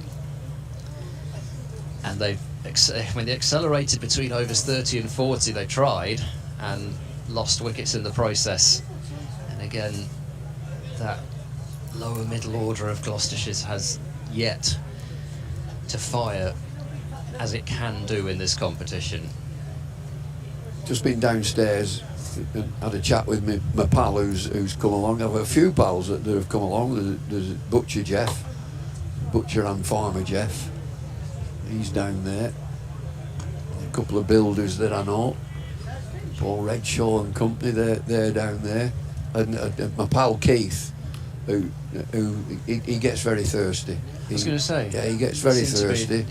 To be well lubricated down. They do a good head on their pint here, it seems. Well, yeah, of course. I mean, it's not like I've been down London. It's flat. Serve the beer flat. They can shove it in an envelope if they wanted. In he comes again, George Hill, slightly towards the leg side and punished through mid-wicket. There's nobody there. The steward was there, but it's returned by a chap in a deck chair. He's brought his own chair as well. And that is just slid onto leg side, just on the angle. Smith's favourite shot, that one. Yeah, it's right in the slot. It's sort of, well, sometimes they'll shovel it, sometimes they'll flick it, but that straightish mid-wicket area is the Tom Smith region. Keep it off stump, keep it outside off stump. Hill again.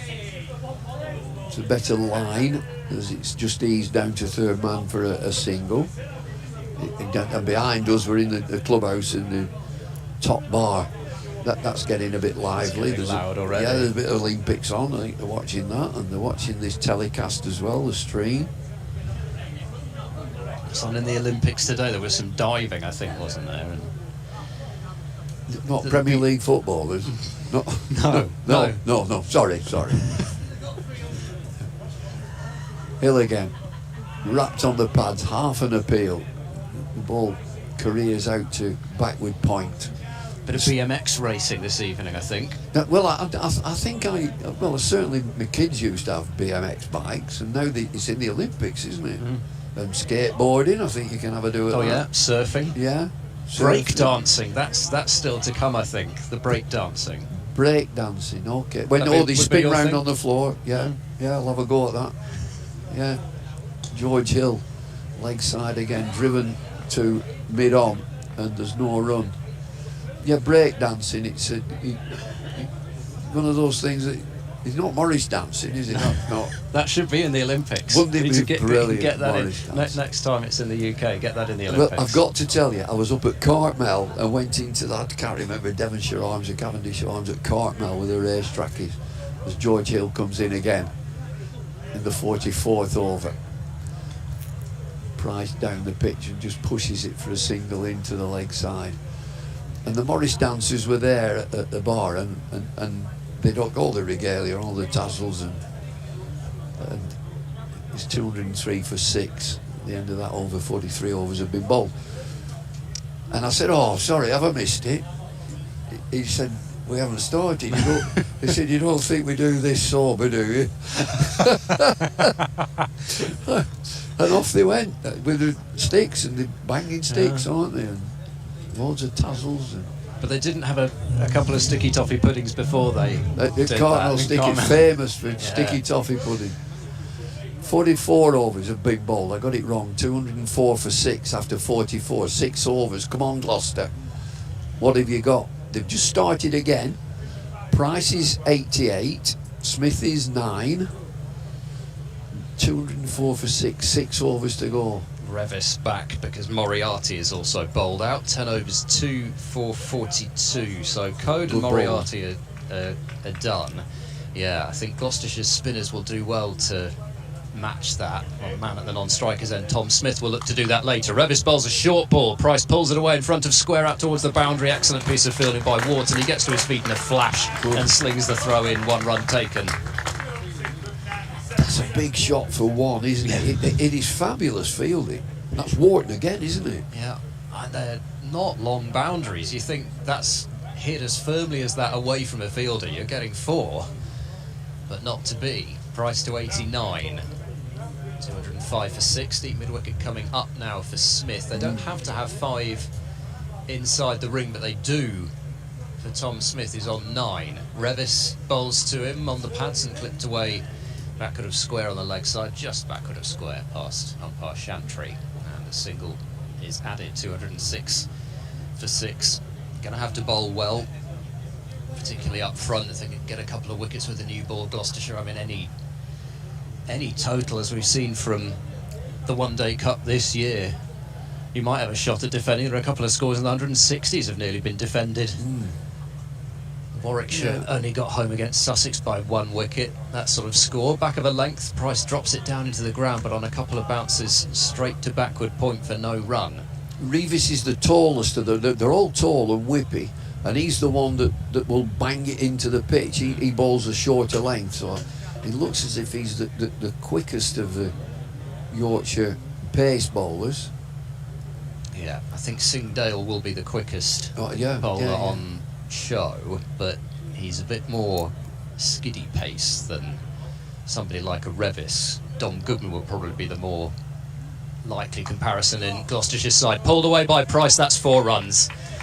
He does like it there, and I'm not entirely convinced, even though Revis is tall and does get bounced, that this is really the right thing to do to Ollie Price, as Yorkshire would have remembered from the Championship match at Bristol earlier this season, where Matthew Fisher was trying to pepper Ollie Price, and the only thing that was getting peppered was the backward square leg boundary. He does quite enjoy a shorter delivery. Moves into the 90s, 210 for 6. As Revis runs in, bowls to him, and a good length ball tapped into the offside, and Revis will get there, but not before they've taken 1.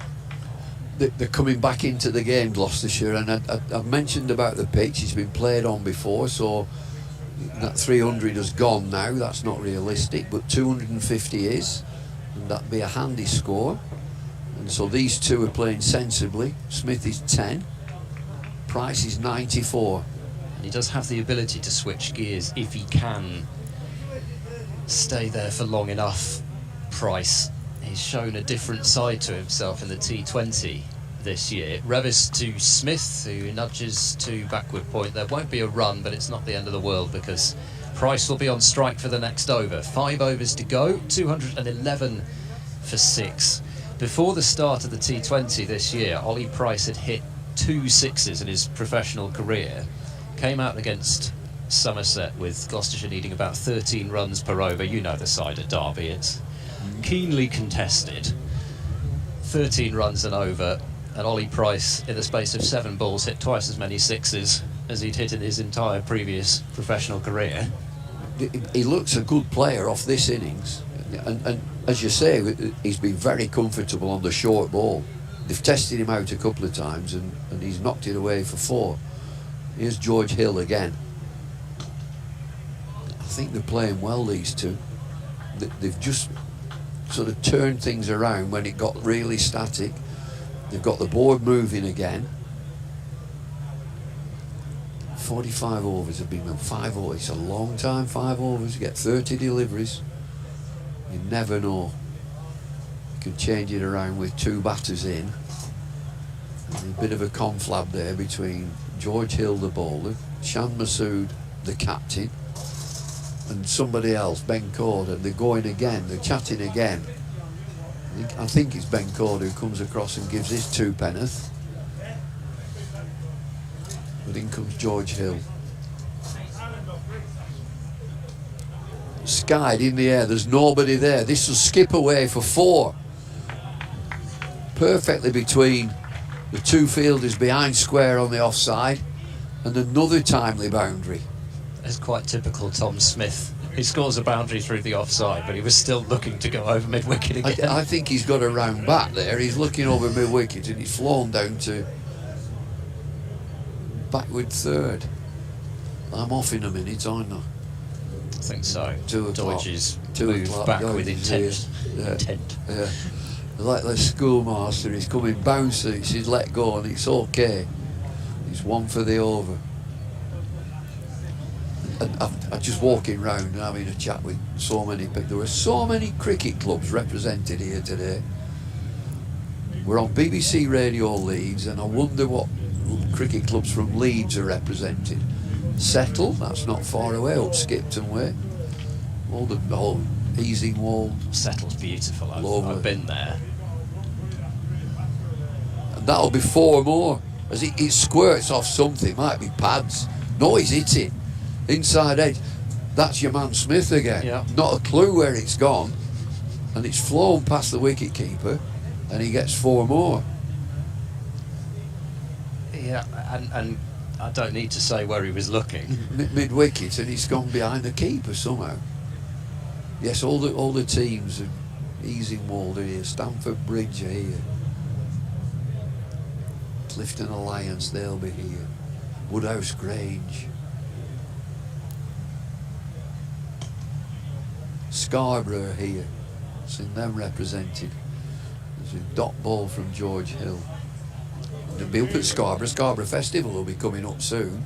There'll be a couple of 50 over matches and a 4-day game later on. Gloucestershire had a 4-day game there back brilliant. in June. It's my favourite ground of all time. Get asked all the time and they're all saying, oh, he'll say Lords or he'll say Sydney. Scarborough, best ground ever. George Hill pushed into the leg side, just be a single. And that's the end of George Hill's over. 46 have been bowled, 221 for 6. Thanks very much indeed to Bumble. For now, we'll be back in the second innings and we'll get Doidge back on. So at least for now, the move to bring Smith in has proved to be a good one from Gloucestershire. Would have wished that it wouldn't have got to that point, but Smith, with that record that I always talk about, not out in exactly 2/3 of his T20 innings, despite the fact that he doesn't bat at number 11, and more or less every other time he bats in 50 over cricket he ends up not out. He's just, I mean, he might get out here, but if he does, he'll have done what he was brought in to do, which is make sure Gloucestershire get close to batting the 50. Revis, new over, pulled by Smith up to mid-on. They'll take a quickish single. And Smith moves on to 20. And Price just 5 runs away from what will be a 3rd ton in this form of the game. He had 2 centuries in the One Day Cup last year, en route to becoming the 3rd leading scorer in the competition last year. Revis into Price, played down into the ground. They'll take 1 to backward point. Welcome back, Doidge. Thank you, Ed, with the useless pop fact of the day from the 80s, as usual. Today's useless pop fact is that on this day in 1980, David Bowie's classic Ashes to Ashes was released, including the flamboyant Steve Strange in the music video. There we go. Did get to number 1 eventually as well. Smith waits. Revis, he might test him out with a short delivery at some point. It's not now though. Smith blasts it up towards mid-on. Got a decent connection on that, but unfortunately from his perspective, straight to the fielder. And there's no run. 223 for 6. Smith just starting to think about trying to open his shoulders a bit more now that he knows there is at least some batting to come. And we've got somebody who's got a 50 still to come down at number 11 this year, Singdale, with that ridiculous 63 against Essex 2 games ago. It's a wide Yorker, which, they're going to try and come through for the single. Now they've got to turn back. Duke hits the stumps direct and the ball ricochets off, and Revis is there to field it. And that's going to go down in the scorebook as a dot delivery. He got a bit of a bottom edge on that, I think, did Smith. As Revis got the wide Yorker away, and he very nearly managed to nudge it. Actually, he is a nudger. Nudge it down to the deep third boundary. Excellent work from Duke. Smith managing to get back in his ground. But another dot delivery. Gloucestershire now in need of some late boundaries. Revis into Smith. That is a short delivery. That is going to be a no ball. I was going to say the fact that Smith has had to jump up and has swung past it, I think probably made up Jack Chantry's mind there. 2 runs to the total, 225 for 6. It's not a free hit though, this one, even though it is a no ball. At some point we have to get that changed. It's only us that do it. Why do we do it? I know it's a sort of it's a carryover from the old MCC laws, but it just needs to be standardised. In goes Revis bowling to Smith, who's struck on the pad as he looks to flick into the onside. They'll come through for a leg bye though. We'll get Price back on strike. He would certainly feel aggrieved if he fell short of his 100. At the same time, there's probably too little time for him just to think about purely manoeuvring his way there in singles, because it is Price that would be expected to hit the boundaries out of these two. Smith more of a strike rotator. Revis into Price. It's a slower ball worked out towards mid-wicket. They'll take 1. They'll not actually think about 2, because I think Price wants to be on strike for the next over, so he'll keep the strike on 97. And there are just 3 overs left in this innings. 227 for 6, an innings which started off slowly, but I think well from Gloucestershire's point of view. But just as they were looking to accelerate, just as they were putting their foot down, they started losing wickets through the middle order. Powerful batter after powerful batter came in and went cheaply, and they're just left with Price plus the bowlers.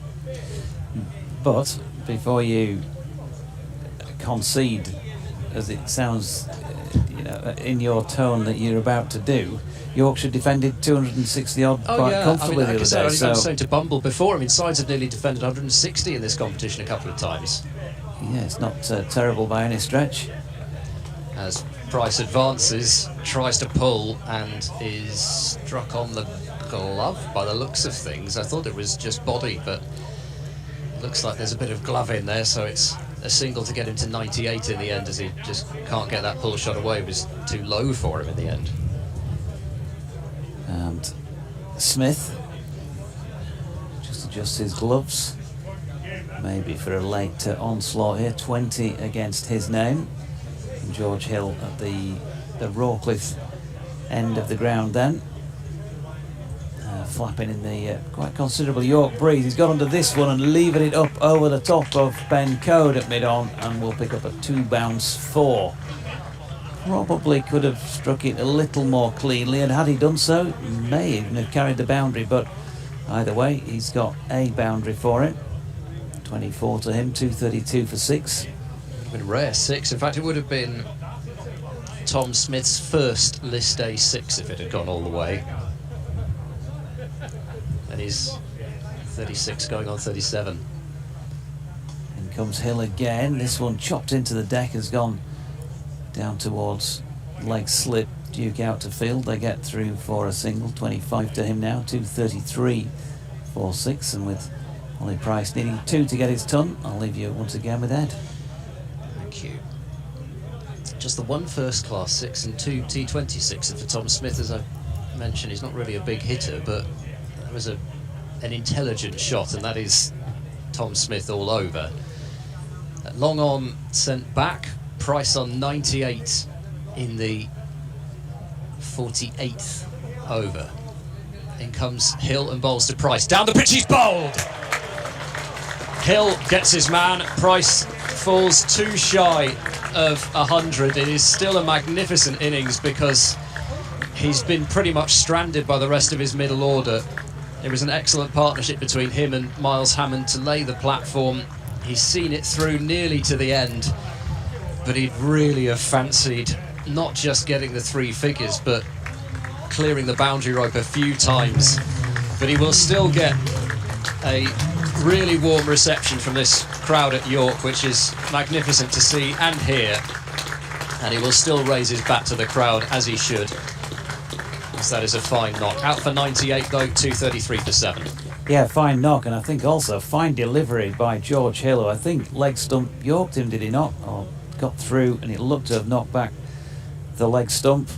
And to find a delivery like that, with a man who's seen 117 previous deliveries, bowled him on his 118th for 98. It's a good effort by George, who's got himself on the board for the day. Very tidy set so far, just going at just over 4 and over. And a couple still to come in this, his 9th.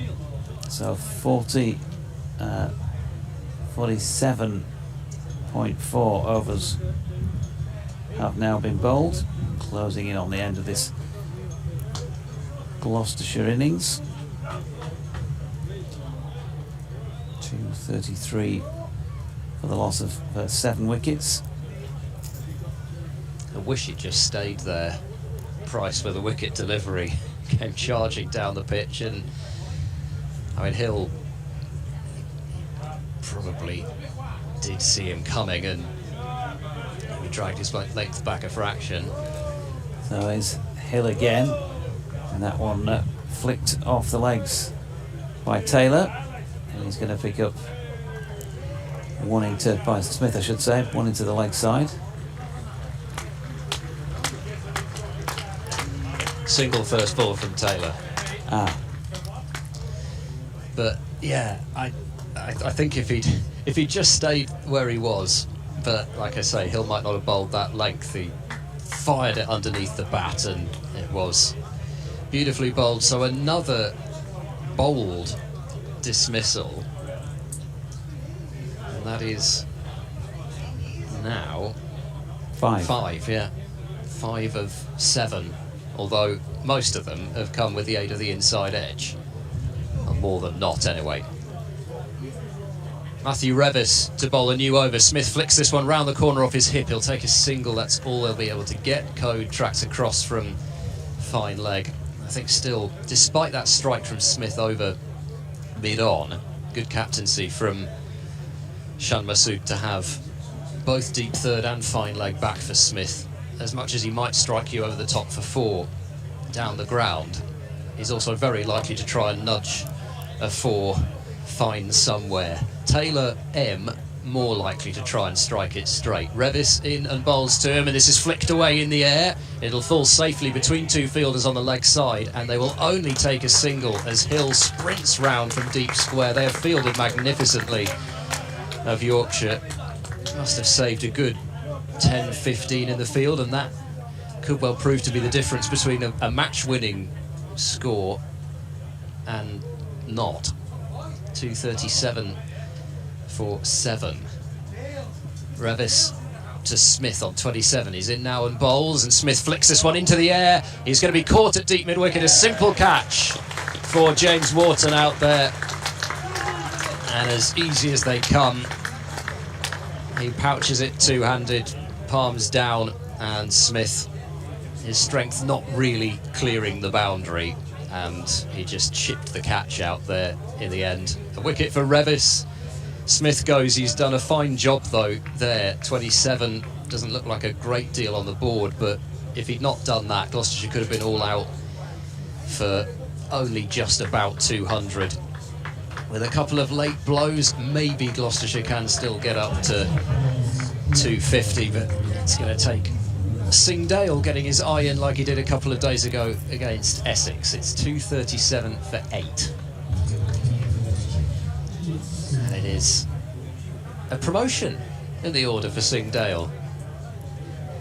Break a record, move up a spot. Facing up now to Revis, who's running in, bowling to Singdale, turned away into the onside. They'll take a single, and that will be that as far as the scoring out to George Hill. 238 for 8. One ball left in this over? 2, I think. 2.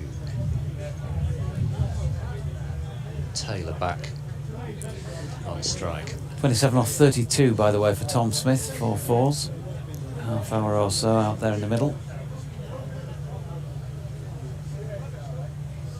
Matthew Revis. Steady approach comes in now to bowl to Taylor, who's deep in his crease, flicking the ball away over towards the left of us. It bangs off the roof. It's gone for 6. 244 for 8. He does like that pick up off his pads, does Matt Taylor, and he got a good chunk of that. See him go really deep in his crease, his back foot only a matter of centimetres off the stumps. Yep, said the ground staff saying scores might be similar or better than the other day. Well, could still be on for similar. Revis bowls, Taylor clouts this one out over mid-wicket, but Wharton will get there on the bounce, and they will just be able to take one. Fizzes the throw in again, and it is 1 over to go with Gloucestershire 245 for 8. Yep, and your man to bowl it looks like it's going to be George Hill to complete his set. So we can give you the rest of the bowling figures at this stage. 10 overs, no maidens, 2 for 27 for Ben Code. Ben Cliff, 7 overs, 1 maiden, 2 for 46. Don Bess, just the 5 overs today for 38. Matthew Revis finishes with 8 overs, no maidens, 1 for 48. Dan Moriarty 2 for 42 from his 10, and George Hill will complete his 10 here. Well, unless he gets 2 wickets, of course, prior to the last ball of the 50th over. And he's in, bowling right arm over and driven to Shan Masood at mid off the first ball of it. Single there to Matt Taylor, brings Singdale back on strike. Just Dom Goodman to go if required. Sun in just at the moment, but still lovely day. Shirt sleeve, t-shirt order, and loads in here at Clifton Park, York. They've been blessed after such iffy weather throughout the campaign so far to get 2 days like this, with the rain that came in between fortunately doing so, as Singdale gets a full delivery from George Hill to rattle the pads and is away for a leg by Matthew Revis into field. He'll take all they can at the moment. 247 is still something to bowl at. It's not desperate, but there were stages when it looked as though it might be going to be more. They certainly set things up to get more out of their innings than maybe they have got. Hill driven down the ground by Taylor to long on where Best fields. Yeah, the frustration will be those runs left out there, and even in the game against Surrey, Cameron Bancroft in his interview admitted he felt like they'd left 10 or 20 out there as well. It proved to be enough the other day. They're going to have to bowl very well for it to be enough today. Here's Hill again. This one hauled away into the leg side by Singdale. Bess is quickly there to keep them to 1, and you were saying a minute or two ago the fielding's been good. I think we've all said that at our various times on air. It has been, hasn't it? I think they've just, it's hard to put it into figures, but you just say quite a few runs have been saved by the speed of the lads across the ground as much as anything. Yeah, and I think they've known the angles as well. It'll be interesting to see whether Gloucestershire can do that themselves. Hill in again, driven down the ground this time by Taylor, and he's back for a second. They thought about it for a moment or two. Singdale pretty confident and got through. But yeah, I just don't get the impression that Gloucestershire have been able to find too many pockets here. I mean, there might not be that many to find, but the positioning seems to have been very good of the fielding. Here's Hill again, bowled him. He's got another wicket, this time down at the base of the stumps. He keeps producing these Yorkers at the back end of innings. This is an interesting little addition to his game. He celebrates that wicket, takes his cap, and that is that from the final delivery of the innings. So 251 for 9 Gloucestershire will finish with. Is that short of Yorkshire, as we say around here? Well, I think early wickets are going to be key if they're going to defend it.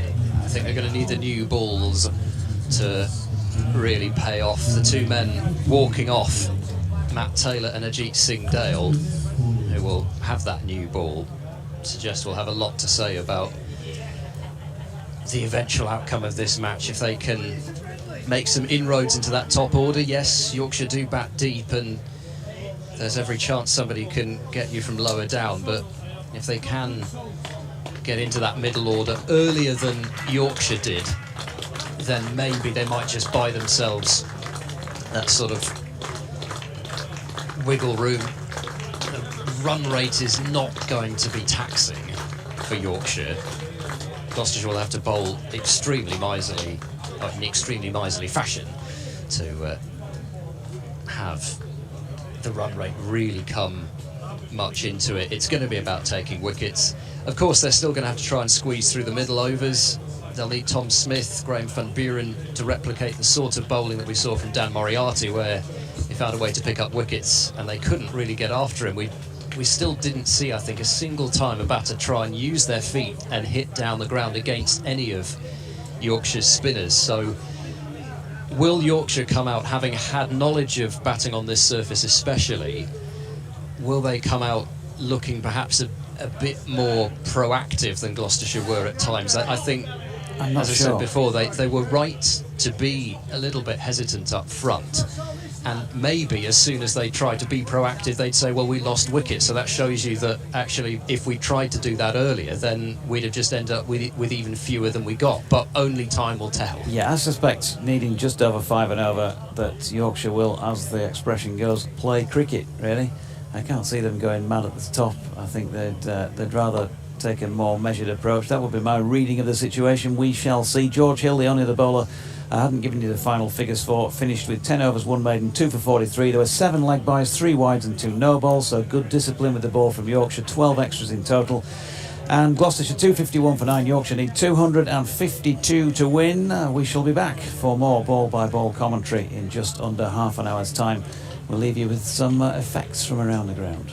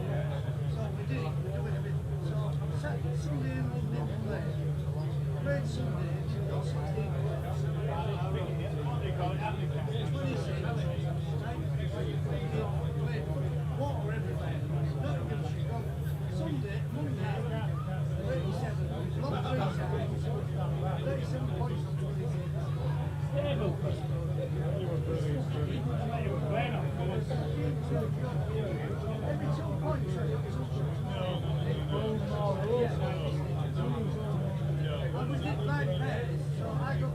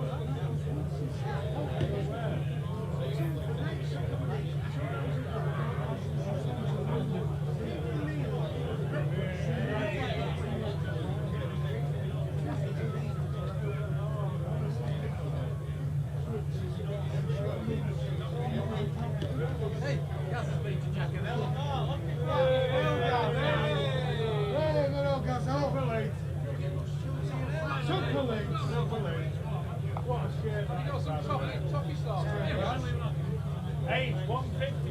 What a shirt that is, by the way. Toffee sauce. We're back in history. 1971.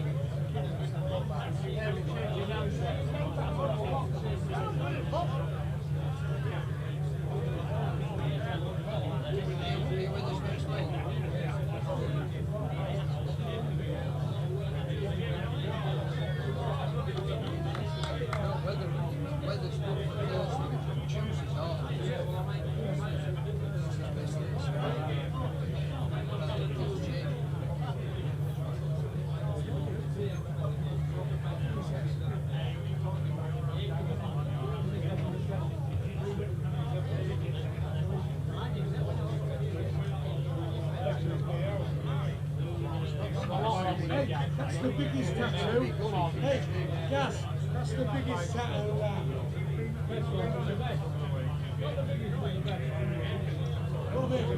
Come on!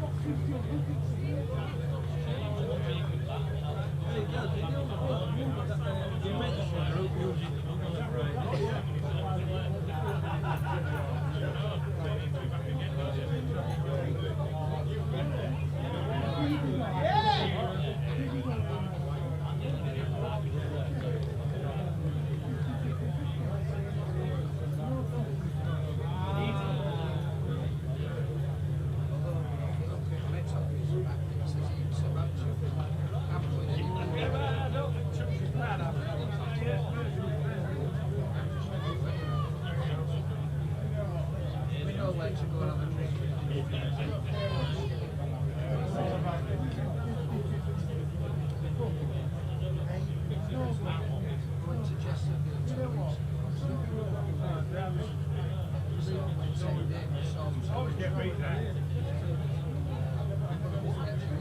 No, 10, 20, 20 they always get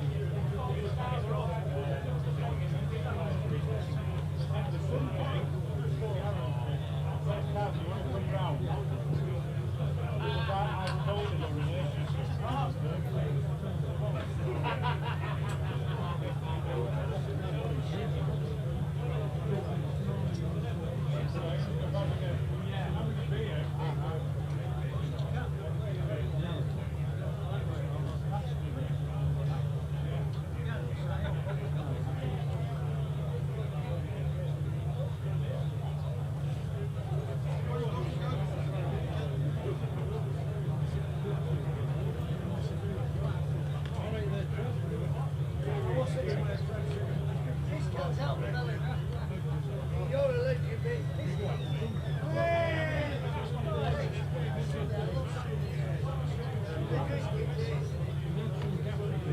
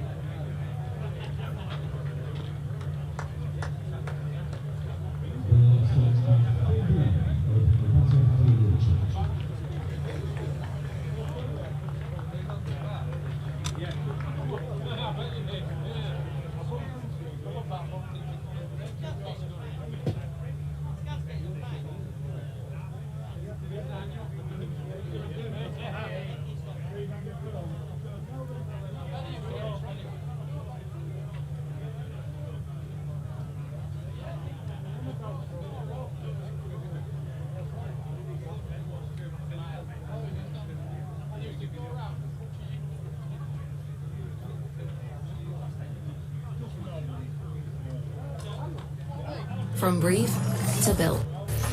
Discover dozens.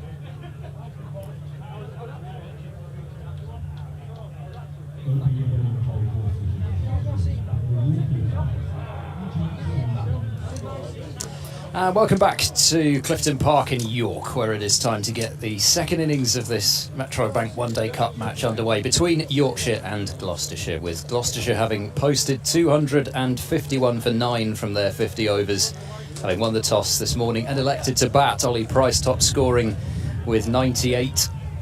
At the middle order fell away from a position of strength and leaves Gloucestershire knowing that they're going to have to bowl extremely well, particularly up front here if they are to defend this total. Ajit Singh Dale from the Rawcliffe end to bowl the first ball of Yorkshire's reply, and he's passing the outside edge of Will Luxton straight away. Luxton and Bean, the two opening batters, and the opening partnership here on the balcony, Ed Seaborn and David Lloyd.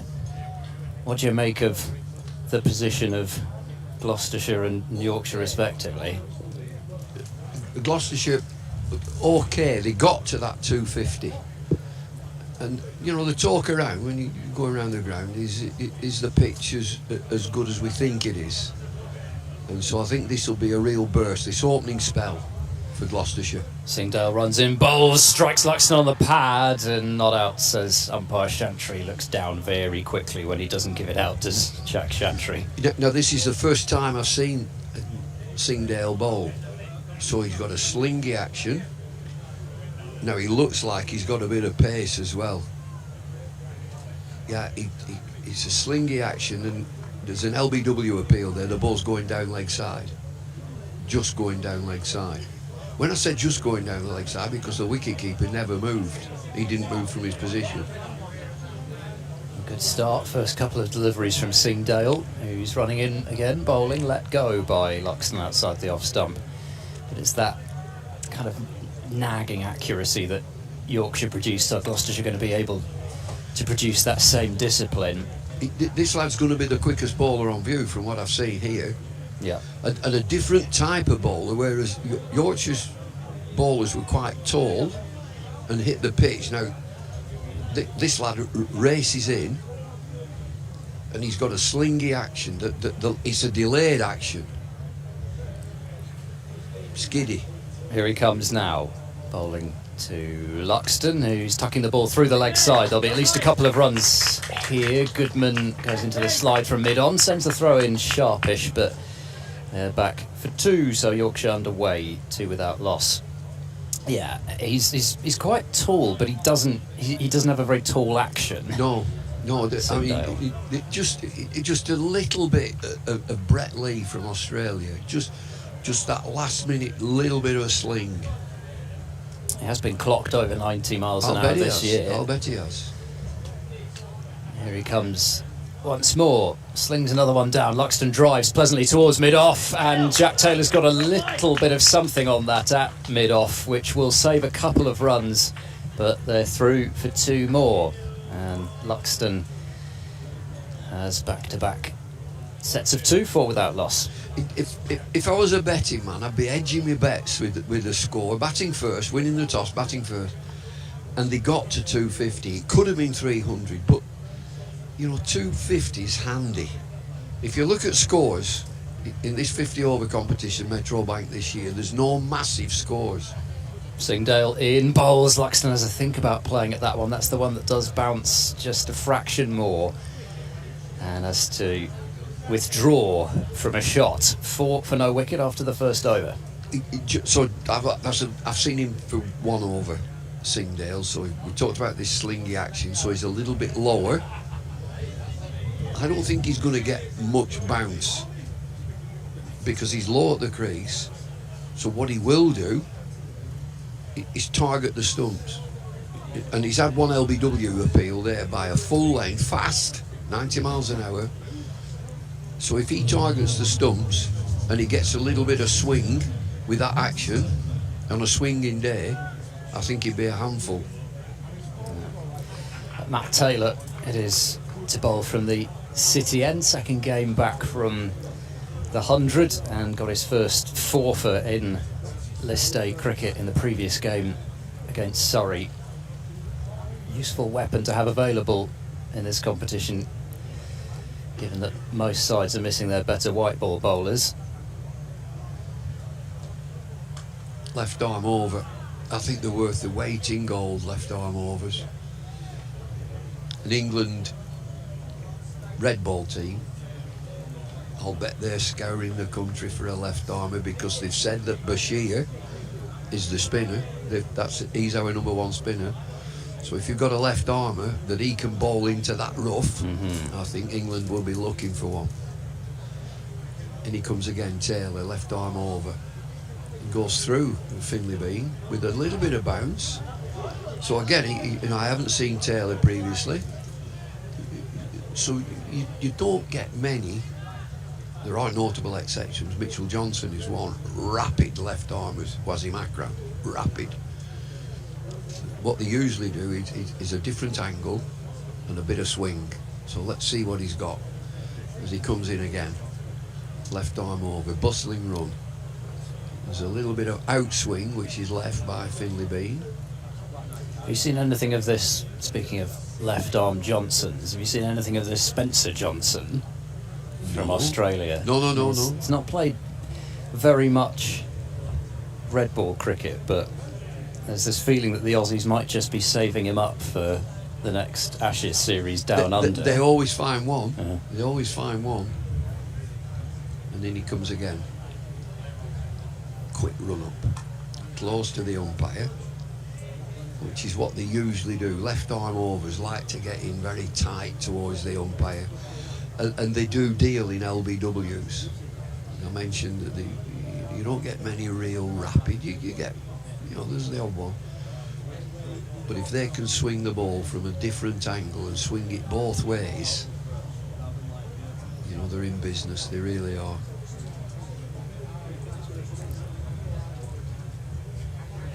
Taylor. Defensive on the back foot from Finley Bean. They're expecting great things from Finley Bean, and I follow Yorkshire quite a lot now, and they've got a nucleus of a good side, a really good side. You've got good young players who they've developed and come through the academy. Captain's a quality player, Shan Masood. Not sure how fit he is at the minute. I keep mentioning that knee that he has braced. Oh, bowled him. That's another nick on.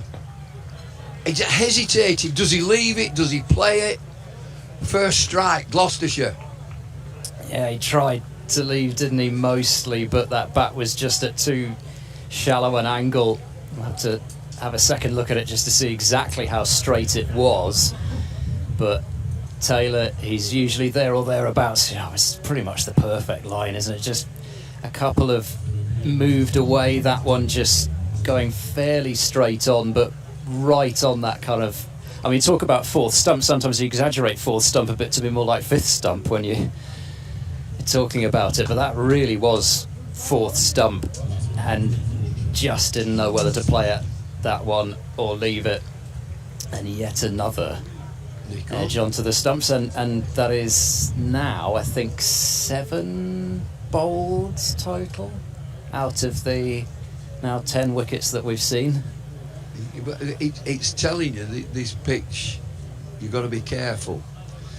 And the split second in his mind there, should I play it, should I leave it? And he's looking to play, and then, no, I'm not, and nicks it onto the stumps.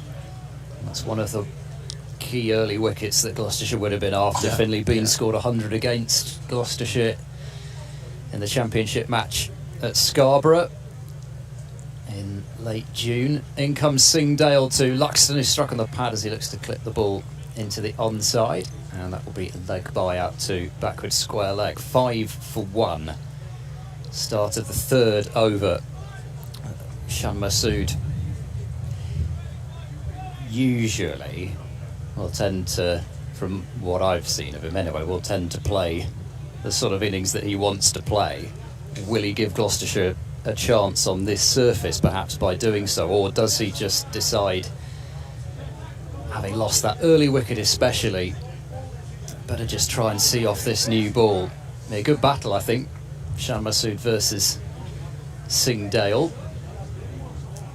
Didn't play in that championship fixture that I was referring to. There are 2 slips in place as Singdale is in over the wicket to the left-handed Shan, who drives down the ground gorgeously. That'll go to the boundary. Just pretty much a push, wasn't much more than that, and that has whistled away for 4, 9 for 1. Well, he's used the pace of Singdale there, and you would say that it's a defensive push, but it's timed perfectly. You know, it's rocketed to the boundary, dead straight. It's a check shot, but the pace of Masood, you know, I'm studying, he's got a quick arm at the crease. Everything comes in, real power as he drives through. Singdale in bowls, left alone through to the keeper.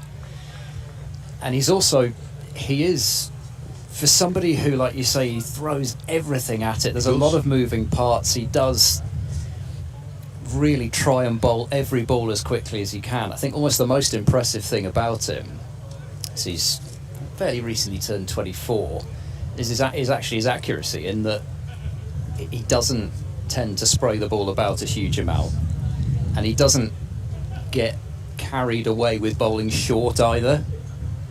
Singdale in bowls on a good length, tucked through square leg, but fielded by Charlesworth there for no run.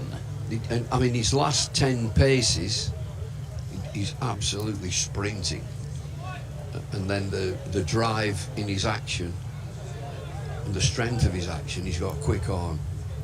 You watch his head position, disappears completely. He must know where he's going. And again, that if he gets in a situation where the ball swings, just think about Waqar Younis. Great Pakistan bowler, was devastating if it swung. Singdale's come round the wicket now. Shan Masood goes past his outside edge, and he's rehearsing the leave, gives a little bit of a nod to Singdale to say, you got me there. He's playing a long way away from his body. Shan Masood just pushing at it with the hands, but didn't get the edge. Almost immediately a bit of success for Singdale coming wicket. His natural movement does tend to be into the right-hander rather than away. Ball to the left-hander now. Shan Masood, who drives airily at that one, and that has flown through behind the stumps. De Bracy has taken that above his head, and that's the end of the over. We've had 3 now. Yorkshire 9 for 1. Target is 252. Well, he's given notice there, Singdale, in 2 overs, and that last delivery, as you say, it flew through to the wicket-keeper, James Bracey. he's gone around the wicket to Shamsood, and he mentioned that the two position. A couple of deliveries there that he played a miss, and he's come around the wicket, but way towards slip. He's a fraction away from getting a little nick on that. Anyway, here's the left armer again. Taylor comes in, left arm over, and he stops. He gets it all wrong. The umpire, that's that. They go through it now. All the umpires, they're telling everybody on the ground by moving their hands. There was a dance not long ago. Oh, is it the Charleston? No, not No, that wasn't the Charleston. That's No. 1920s. Well, I thought you were that talking thing where about they put their the hands behind yeah. their backs and Oh, children's flossing. doing flossing. I thought you were talking about the Charleston. The umpire's done a bit of flossing there to tell us it's a dead ball. Push forward for this next delivery. Might need some flossing after that excellent jacket potato and full works that we had if they had the same thing. Well, I've seen some plates of food in there. Some of our media people, I've never seen anything like it. Jacket potato with butter, beans, chilli, coleslaw. There was something else that There was some tuna as well. Tuna, so it's all mashed up tuna. Coronation chicken. Coronation chicken, all piled into this jacket potato. Disgrace. Some salad leaves, a bit of balsamic vinegar on top. And for the healthy option, there was some melon right at the end, with a couple of strawberries stuck I think I in. must have been about the only one who had the salad with the noticed vinegar I on. noticed you did go for the full Monty. Taylor again. It's not swinging. It's still not swinging. As Luxton just leaves outside off stump. Keeper stood, I mean, I'd say this lad's medium pace, but the keeper is quite a way back, Bracy. I think he's deceptive because he gets to the crease, Taylor, and then, especially from certain angles, it looks like he completely stops and then bowls. But if you look at it from directly side on, he does go through the crease. It's just that hop that he has. Single into mid-wicket. He does it when he gets to the crease. He has I think they call it in coaching a bound. He bounds up, which gives him the momentum to get to the crease. But I'm surprised that the keeper is quite a way back.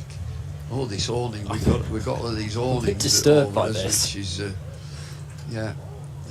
should be in place, but there's a bit of a draft wind and it's in it. It's a bit loud around me. High cloud, fluff loud. Nervous said. Right above us, a broken elbows. Awning. Down the left side, a while. It's maintained, you know, if they're We're supposed to be allowed a bit of freedom to move. Around, yeah. Which will speed. So we can get some. And on our head, then that's all it. It is the real tells it. Worked away just behind square on the left side. Be a leisurely two. Only thinking that boys be 250. They might be thinking that he could be in 300. They lost a cluster of wickets from 2 to 6. Lost 4 wickets, but they got it back together again. That was it. Chop down the third man. Just for a single. End of the 4 Windsor or 15 from Finley, but it's the man out. I haven't been checking social media at all, but I've had a look now, and Rover's got in touch, and we're all looking to see this because we have Salah with Balsamic on instead of the full works jacket potato.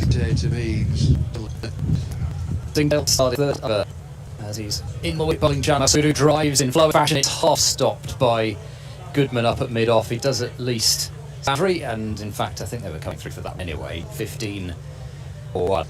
Lost to know they're going to have to fold as Yorkshire did, which was top standard. Put a foot wrong in the field, now many catch to hold, but it was the ground really could put pressure on Gloucestershire at times. Just not run rate ever to feel as if it was away from them. And Dale is in, tries a short ball, which pulled nicely around the corner on a couple of bounces to leg. 16 for 1. The deliveries are good. Shamsu nicely doing it off and got a single. And engaged in conversation with Single. He smiles all around. He looked very nice. Very nice chap is Shamsu. But it's not in keeping with quick ball. It shouldn't snarl. He'll certainly celebrate if he gets him out. Singdale to Shamas, who runs that one out to Cunner's own. He does like a charge of the distance. It's always excellent when you get somebody bowling that sort of pace. He'll add to it if he can get a breakthrough off towards the wicket. Not quite the full, it's a heel lap, but he will go a fair distance. It's a, yeah. Singdale runs in past the umpire and bowls, and this is driven up towards midfield. Tom Goodman, who misses the stumps with his throw, but Shan Masood would have been anyway. I think another little word there. It's all smiles. What's going on? He's got a bit of a grimace under his Singdale. I don't think so. Just the effort. Trying to join Matt Taylor in the wickets column. 17 for 1 in the 5th over Yorkshire. Singdale into Luxton down the leg side. Wide. Is signalled by Jack Chantry. Makes it 18 for 1. In praising his accuracy, just a rare loose delivery. Perhaps Shan Masood's talked him into it.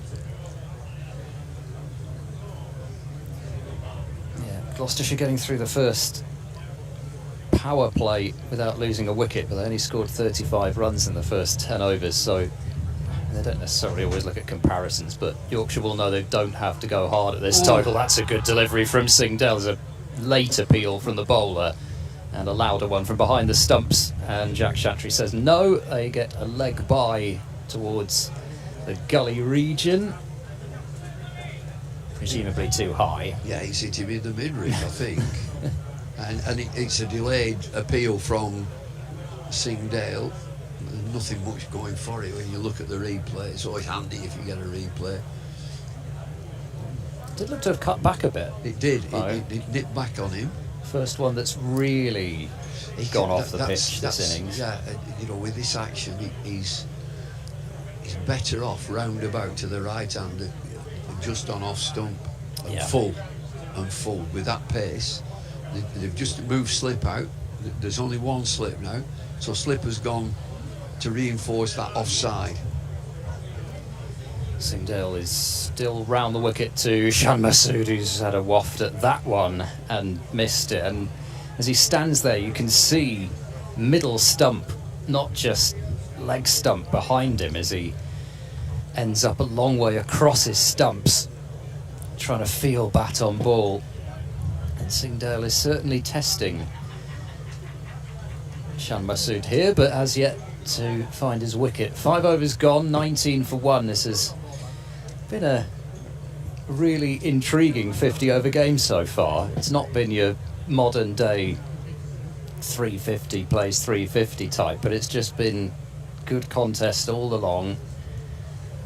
A crowd which has been able to, I think, sit back and relax in front of it without having to be worried about being peppered all the time by 4s and 6s, but they're still absorbed by it, and what a fantastic crowd it is. Well, we had a game last week up at Segburn School. I've still not got to go there. It was fabulous, and there was a huge hit, and it caught comfortably in the crowd, and so everybody does a reaction every time we get a crowd kind. I mean, this chap just went bang, there you go, throw it back. It was Phil Mustard. It's Phil Mustard, the umpire, who's wicket keeper for Durham. He was in the crowd and he just stood up and caught it and threw it back. Leg side again. I think that's leg buys. He'll get a couple. Taylor the bowler.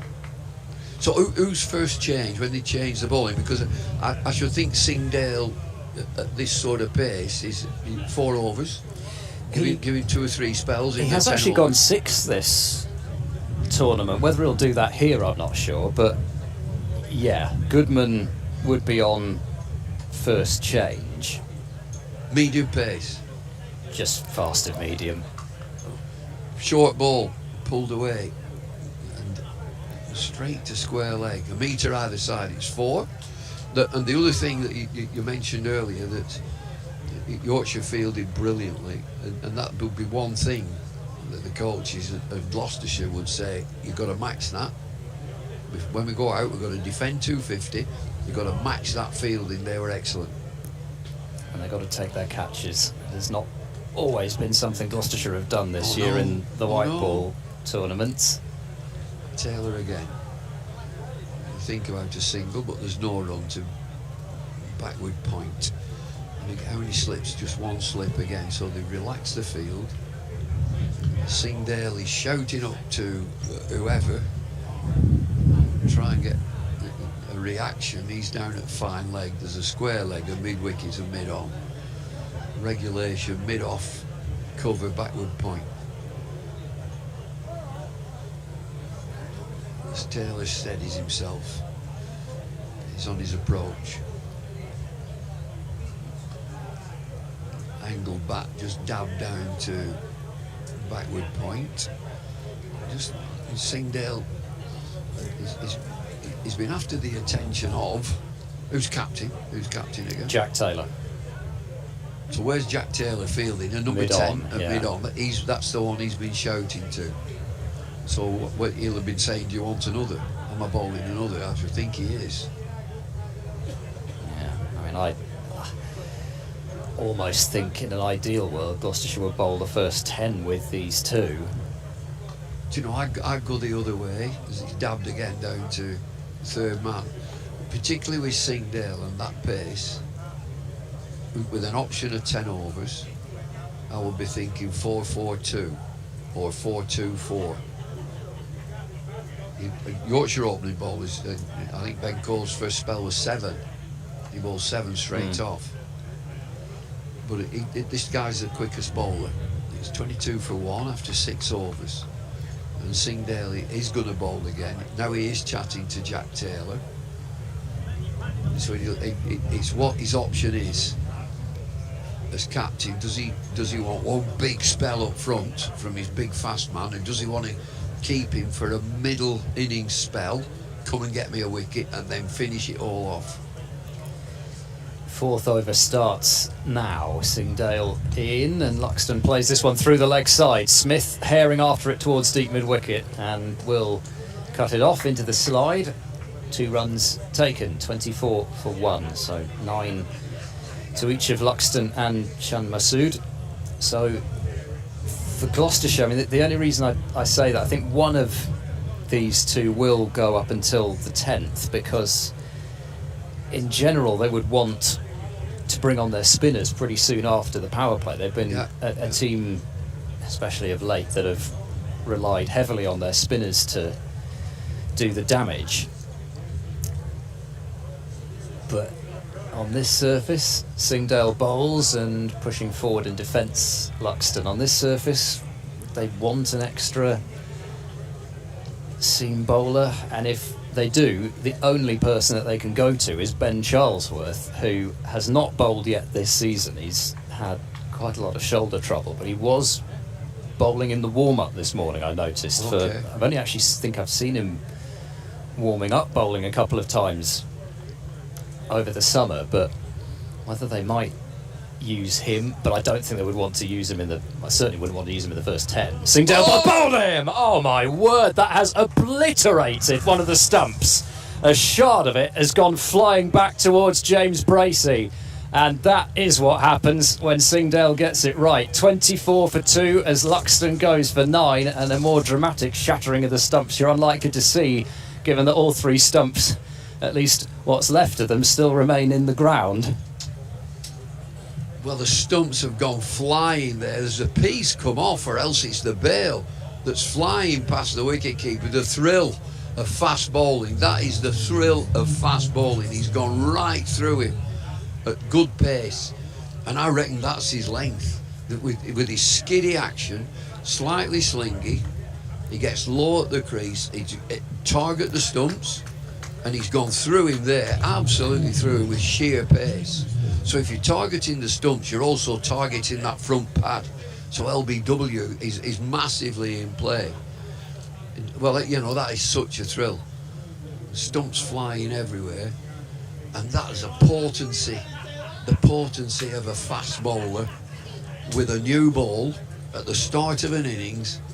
Blow him away. He's got 2. 24 for 2, 6 overs. You can't actually almost see the shard of the stump that broke off from that side-on angle that we've just seen, but the member of the ground staff came out immediately sprinted onto the field with a replacement stump. And what a moment that is for Sing Dale. That will probably rank up among his better wickets of the season. Here he comes bowling to the new man, Hill, who comes forward and defends into the covers. Pardon me, not Hill, it's Wharton out there.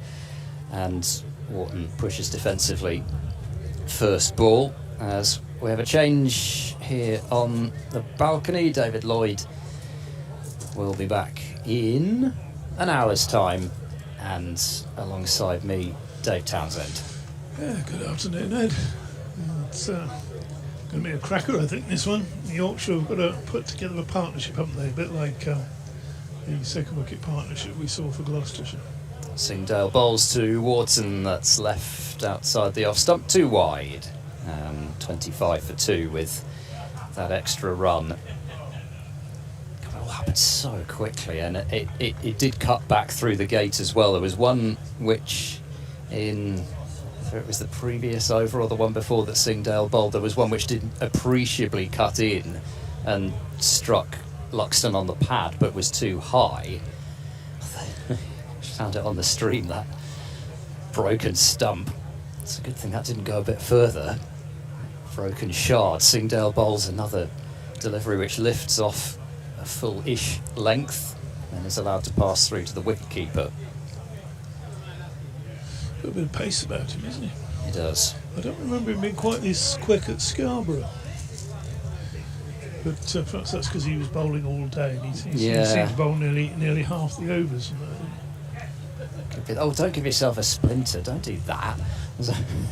It's like he's almost testing the stump, the gentleman who's got the stump now, to see whether he could get a splinter from it. Sing Dale tries a Yorker, but there's a bit of pace off that one as he tries to get it underneath the bat of Wharton, which comes down and keeps it out. But 7 overs gone, a successful over that for Gloucestershire. 25 for 2 are Yorkshire, chasing 252, and Gloucestershire, they need this game a bit more than Yorkshire in terms of the table, but I don't think Yorkshire would want to go 2 wins and 2 defeats either. That's where Gloucestershire are trying to get to after they lost their first 2 games and won their last one. You do need to be winning at least 5 if you want to get into the top 3, and a lot of the times it's 5 and a good net run rate that gets you in. So Matt Taylor in bowls, and Shan Masood drives that one up to mid-off. No run there. So is Masood the man for Yorkshire in this situation? Just tickle along at the moment at sort of 4 runs and over, just comfortable. If these two could put together a stand, as we saw earlier, Taylor again left arm over bowls and dabbed into the onside straight off for his run, and gets it comfortably enough. We saw, didn't we, with Ollie Price and Miles Hammond building that very, very solid platform for the Gloucestershire innings. We were then expecting them to really accelerate away towards 300. Didn't happen. Only something like 61 runs coming off the last 10 overs. It wasn't much of a happy hour, was it? No, and prices a few late blows were the only reasons they got that many. Taylor, and a couple of late blows from Matt Taylor. Yeah. That ball was pushed up to mid-on. Yes, it was a miserable happy hour. If there is such a thing as a miserable happy hour, you know what I mean. Prices weren't dropped at all. I went past a pub the other day that was advertising cocktails at 5% off or something between 5%. 5%. Wow. Not going to draw anybody in, is it? Taylor bowls. That was a miserable happy hour as well. Through to the keeper. No run there. Wow. I mean, they'd have been priced at, close to 20 quid a pop or something, probably, anyway. Maybe not quite that much, but still. They don't come cheap. It's 60p off a £12 cocktail. It's not really an enticement, is it? No.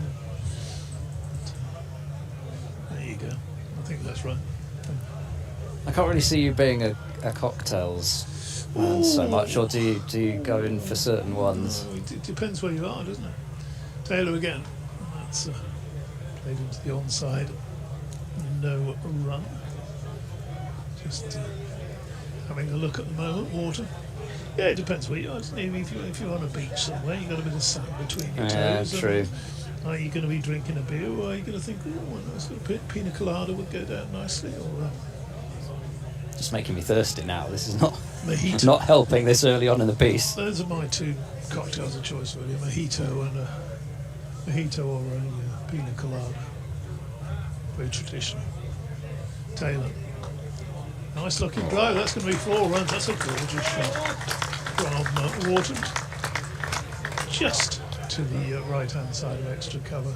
No point chasing that. Still in the opening power play. Of course, that's the end of the 8th over. And a lovely shot to get off the mark. 30 for 2. Do you have a cocktail of choice? I tend to drink just about anything going, really. Well, I have noticed that the occasional evening we spent together. I do quite like an old Fair fashioned. enough, but when you go around and sort of finish up the half finished drinks on other tables for people that are left, I had to look the other way, pretend I wasn't with you then. I wouldn't have the capacity for that. Full after a couple of pints, in comes Swingdale and bowls. This is left through to the wicket-keeper. That's one of the reasons why I probably do drink more of that sort of stuff than some, because the volume of liquid. Oh dear. So if you're on a beach somewhere, there's a nice little sundowner at 6 o'clock or something. We could almost just about picture ourselves on a balcony, or one of those sort of surf club balconies in Australia overlooking the beach. Very much so, yeah. Like that. The gentleman next to us has got very much a surfer's hairdo. In comes Swingdale around the wicket, bowls, and he's almost chopped that one on us. Shan Masood nearly became the latest victim of that mode of dismissal, but it's gone maybe even through his legs out into the onside. How did he get there? Because he's looking to run it down to third. Off his inner thigh, was it? I think, and then down into the ground. I think that's the inside of the bat, isn't it? The bat then did it hit any pad or just go straight through his legs? Anyway, certainly had no idea where it had gone, and it's exactly that sort of shot that got Gloucestershire in trouble. Jack Taylor, Graham van Buren, one off seam, one off spin, both looking to do similar.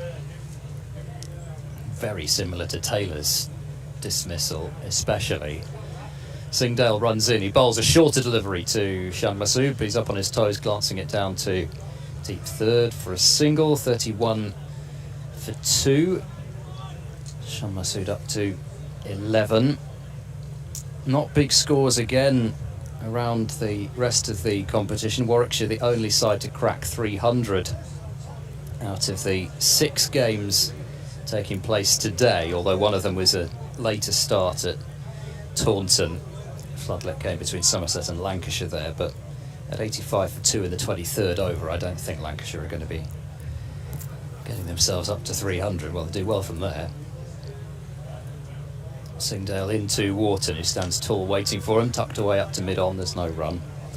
So Warwickshire 311 for 9 from there, 50 overs against Surrey, runs pretty much all the way down, 50s for Burgess and Benjamin, and 3 wickets each to Cameron Steele and James Taylor. I had the misfortune of having to describe James Taylor bowling to Jack and Matt Taylor the other day. So you couldn't even say J Taylor or even J.A. Taylor. So to resort to first names all the time. Swingdale in, bowls to Wharton, who leaves with a little bit of a flinch, and then just rehearses getting those gloves a bit further up and actually really shouldering arms rather than just leaving. Through it goes to the keeper. Surrey 53 for 1 in the 9th over, chasing that 312 to win. Ed Barnard was out for only 11 today, but he's already got a wicket. Ryan Patel. Glamorgan 80 for 2 in the 14th over, chasing 201 to win. Sussex bowled out cheaply. 4 wickets for Douthwaite, 3 wickets for Van der Huchten. Singdale is in and bowls, and Wharton is standing tall, punching a defence up to mid-off. That's the other 2 matches in this group, so Warwickshire and Glamorgan looking to stay unbeaten, so really again piling the pressure on the loser of this game. Gloucestershire do know they've still got Warwickshire and Leicestershire to play, which could be a blessing or it could be a curse. 9 overs gone, 31 for 2 here at York.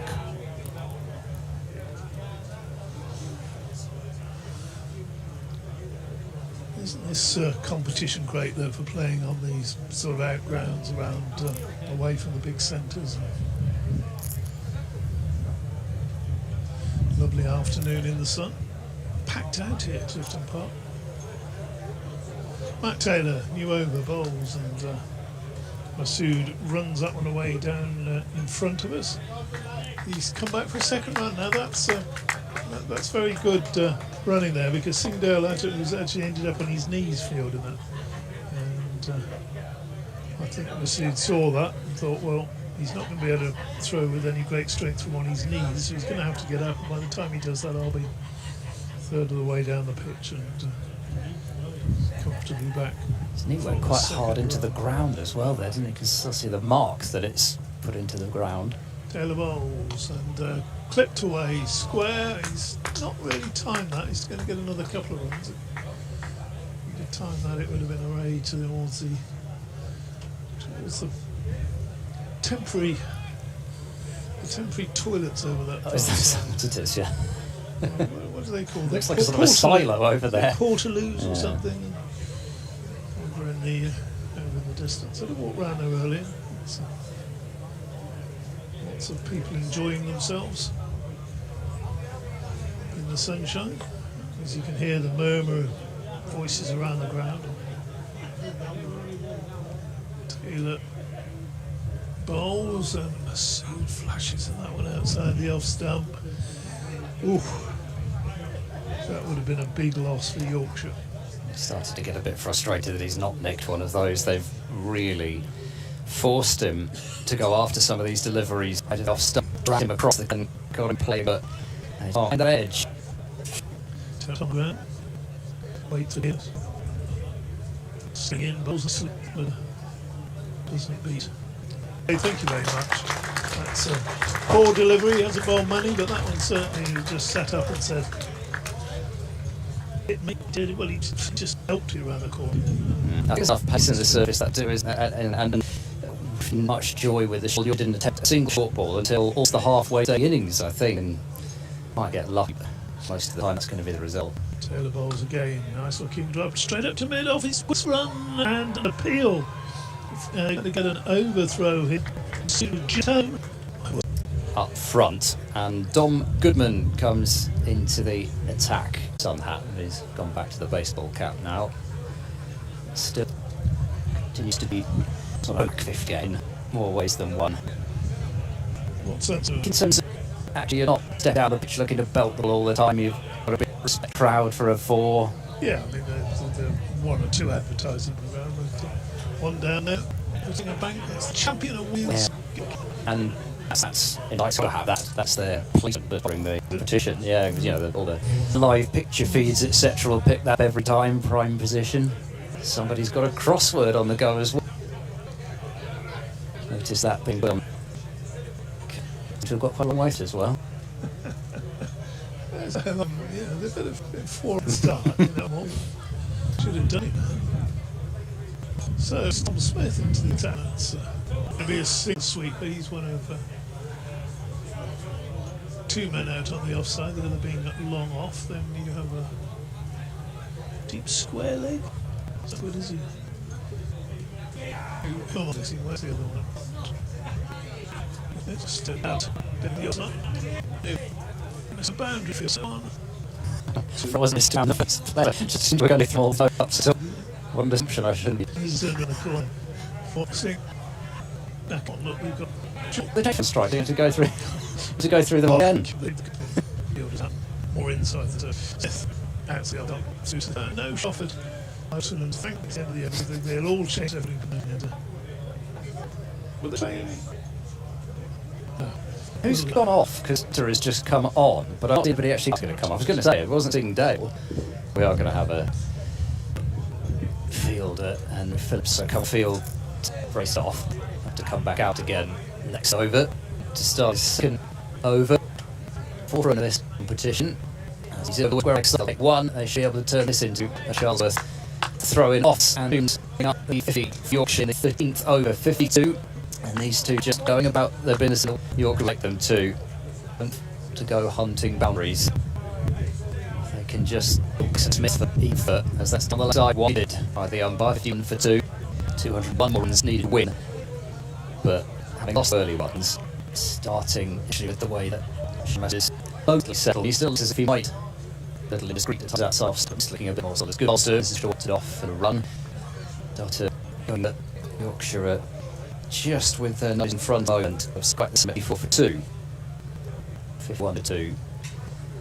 Shan Masood 26 with another wicket. Goodman is in, Brian is Shan Masood out through the covers. That's quite as impressed with the artistic shots as somebody to me. And a single is adding up to the cover 2. He's timing ball at the moment, isn't it? It's just an indication that perhaps the pitch isn't quite as it looked earlier. Boss Walton back of a length, shot into the dark single again. Price jumps and hits Shan Masood at the stumps. It's 50 for 2. Good target. Yes. Making sure back up in there. Moving admittedly. Yeah. No, I think still York can beat himself himself. Like Gloucestershire, that this is a surface that you can just chance you on. He's really got out, played sort of it, play sort of innings in about 15 or 20. He's in this is down to far leg and will be 4 runs, just a fine glance. Shan Masood Goodman has not got his run right a couple of times this over. Pride, and now with a boundary 54-2. He didn't really have to move Chris Lester. A little up more than that. Still only seen 1-6. I'm going to 2 sets. Brady hit when Matt Baylor had one onto the rim. Yes. Goodman to Shan Masood, who's trying to runs it towards backward point. Inside the hit. Hammond diving force and on it. Johnson rode sail forward and launched the ball towards the stump. And it was placed straight to him. I thought he Wharton out if that had hit. You said it would have been close. I think it would have been. No. I think it would have been a yard. Difficulty for the angle. We've got a size that might be quite a lean. So let's see that one first. Can you see at the moment? This York chase, they knew what they've got to get. Oh, the picture of the lady in the crowd, that was John must have his mum, his heart. Tom Smith bowls. Again, you see, let's come back to play that really offside and another sort of false shot will come back into the left arm hander bowls and just content on back foot just to work up to a longer, what we used to call in the old days, a greedle. God doesn't know it. Cross through.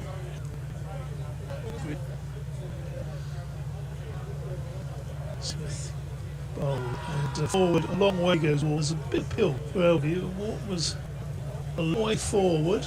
Smith pleaded former teammate there, Phil Martin, to give out. So it was going down the leg side. You could see that signal from umpire Mustard.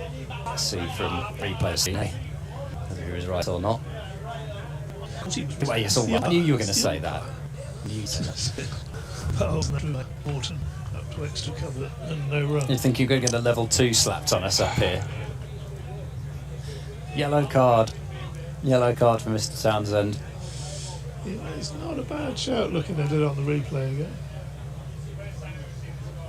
Smith bowls and that one bounces a little bit and plays down towards short third. Won't give a single there, so Yorkshire do get these runs. It's going to need a partnership. This one just beginning to form. Smith plays firmly off the back foot. 2 now down pitch. To have a word with Gordon. See how they get 33-2 and move 10 towards. He's still from 36 at the moment, so obviously not a bench in there. Start built with you. Step as the Next meter, I think we better say that. In comes Gunn. Oh, at that as Wharton has missed it. They must have tried to take that one from well outside the off stump. Premeditated, because I don't know, it was virtually a length ball, wasn't it? Gosh, it's actually out of keeping with the rest of the Innings. I mean, on a day when we've seen so many chops and stuff right out bottom, that could have been another. Well, he's looking at the, mid-wicket's quite close. You obviously think it's a safe shot. To Watson this time, it's to 61 for 2. As the Foundation's Ailes. AES, not AI. Oh, okay. Race day for cricket. Will you indeed bit scar for the festival? Well, you won't. I sadly won't. No, especially not that I'm actually obliged to cover other matches. I thought, well, hopefully we'll be unspared, as they say in Ireland.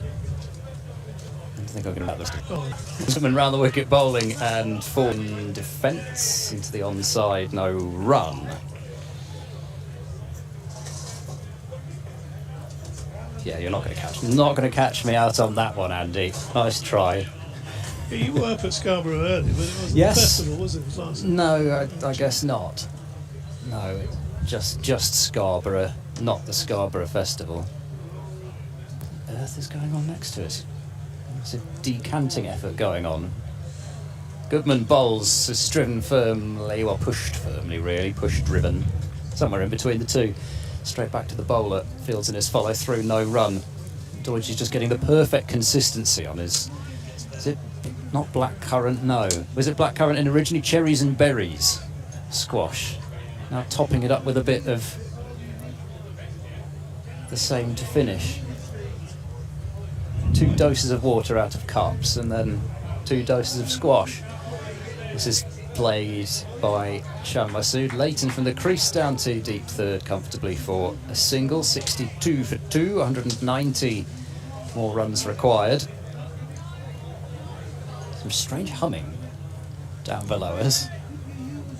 Oh, Not sure what's going on. I think you're due off as well. aren't Oh you? yes, at It's the all right, end of the over. You carry on commentating. I'll hand the set over to Deutsch. Good idea. It'll work perfectly. Goodman bowls and Wharton plays this one down into the ground, smartly fielded by the bowler in his follow through. 15 overs have been bowled. The score remains 62 for 2 as Matt Taylor retakes the field, and Yorkshire, after losing their 2 openers early, have arrested the slide. Shan Masood has 34, Wharton has 11, and Gloucestershire hunt further breakthroughs as Jonathan Deutsch is ready to take up commentary, and then it will be Dave Townsend again. Hey up. Yeah, 62 for 2 then, and it's been a pleasant bit of time spent around the ground, having various conversations with people, catching up with people who just one lap of the ground, and it's amazing how many people you see that you know as Masood punches one up to long on and picks up a single. An old teammate of mine just stopped me, the last person I saw as I dashed back around the side screen. Rob Burton.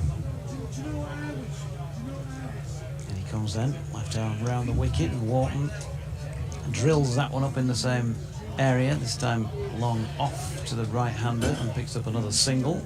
I spotted you having a sit down with your mum and your better I did, I half. went over and so had a chat with them just to remind them who I am, because I don't see them very often during the season. That's just a truth of the job, as Masood turns one into the leg side and picks up one at square leg. Yeah, Graham Orange, sometime commentator for us over the far side. Several other people besides.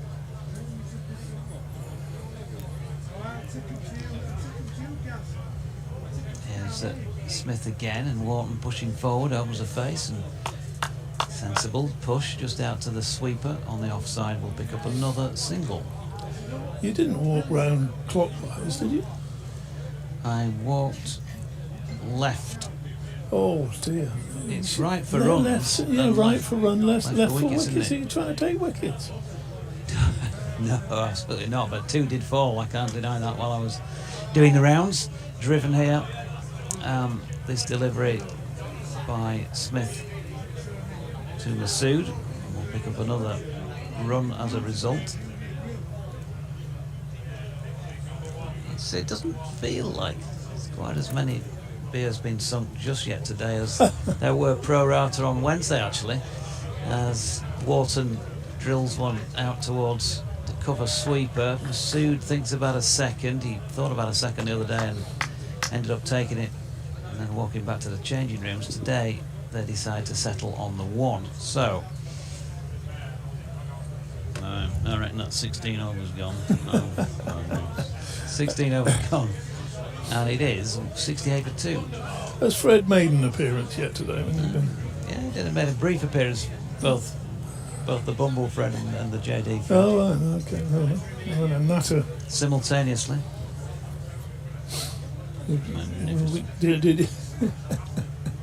Did you didn't sort of throw it open to Twitter as to which one was the more authentic Fred? No, we didn't get sort of into that. I think that's just a matter of personal opinion for the receiver, is it not? Indeed. Goodman, Poles, and that's defended no run. And Twitter or X is, of course, the platform for the personal opinion. So we've had a few today as well, haven't we? Yeah, some people. Very good today. Some people got sick of the attempted impressions, apparently. Oh dear, look, there's a bit of serious ice cream consumption going on there. Goodman bowls, that was on the feed. Sorry for people listening at home, just on the radio, or the, what do we call it? The non-verbal listeners, the non-visual listeners, rather. Yeah, the non-verbal ones as well. Andy Lockwood's come up with one here. Great to hear the tones of DL. With accents in mind, I came up with this ditty. More after this delivery. Is this the one that Ed didn't want to read out because it was a bit naughty? Maybe you check that one first. Goodman. Give it a read first, or do Bowles. And Masood clips that one nicely down to deep mid-wicket. Furious chase around the boundary in vain from Charlesworth. And that's 4 to the Yorkshire skipper. I think it's readable. So, Doidgy was perusing a book. Bumble says, let's have a look. He's telling me how to cook. Doidgy says, I don't give a monkeys. Let's go to Chippy instead. Fair enough. Thank you for that, Andy. Round the wicket, Goodman, and that's hit firmly, but straight to gully, really deep gully. 73 for 2 in the 17th over. Big job for these two now. Really got to try and take it on as far as they can, and particularly Shan Masood. He's obviously scored runs the other day. We know he's an international captain, international cricketer, and he should be taking some of these games by the scruff of the neck, shouldn't he? Goodman bowls, driven firmly back at him, and fielded by the bowler.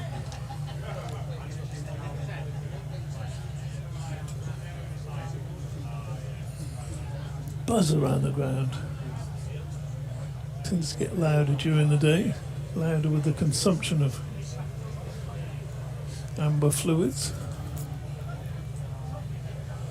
And of course, round ones as well in your case. Yeah. Hazy. Hazy's the way to go these days. Hazy. Oh yeah, hazy.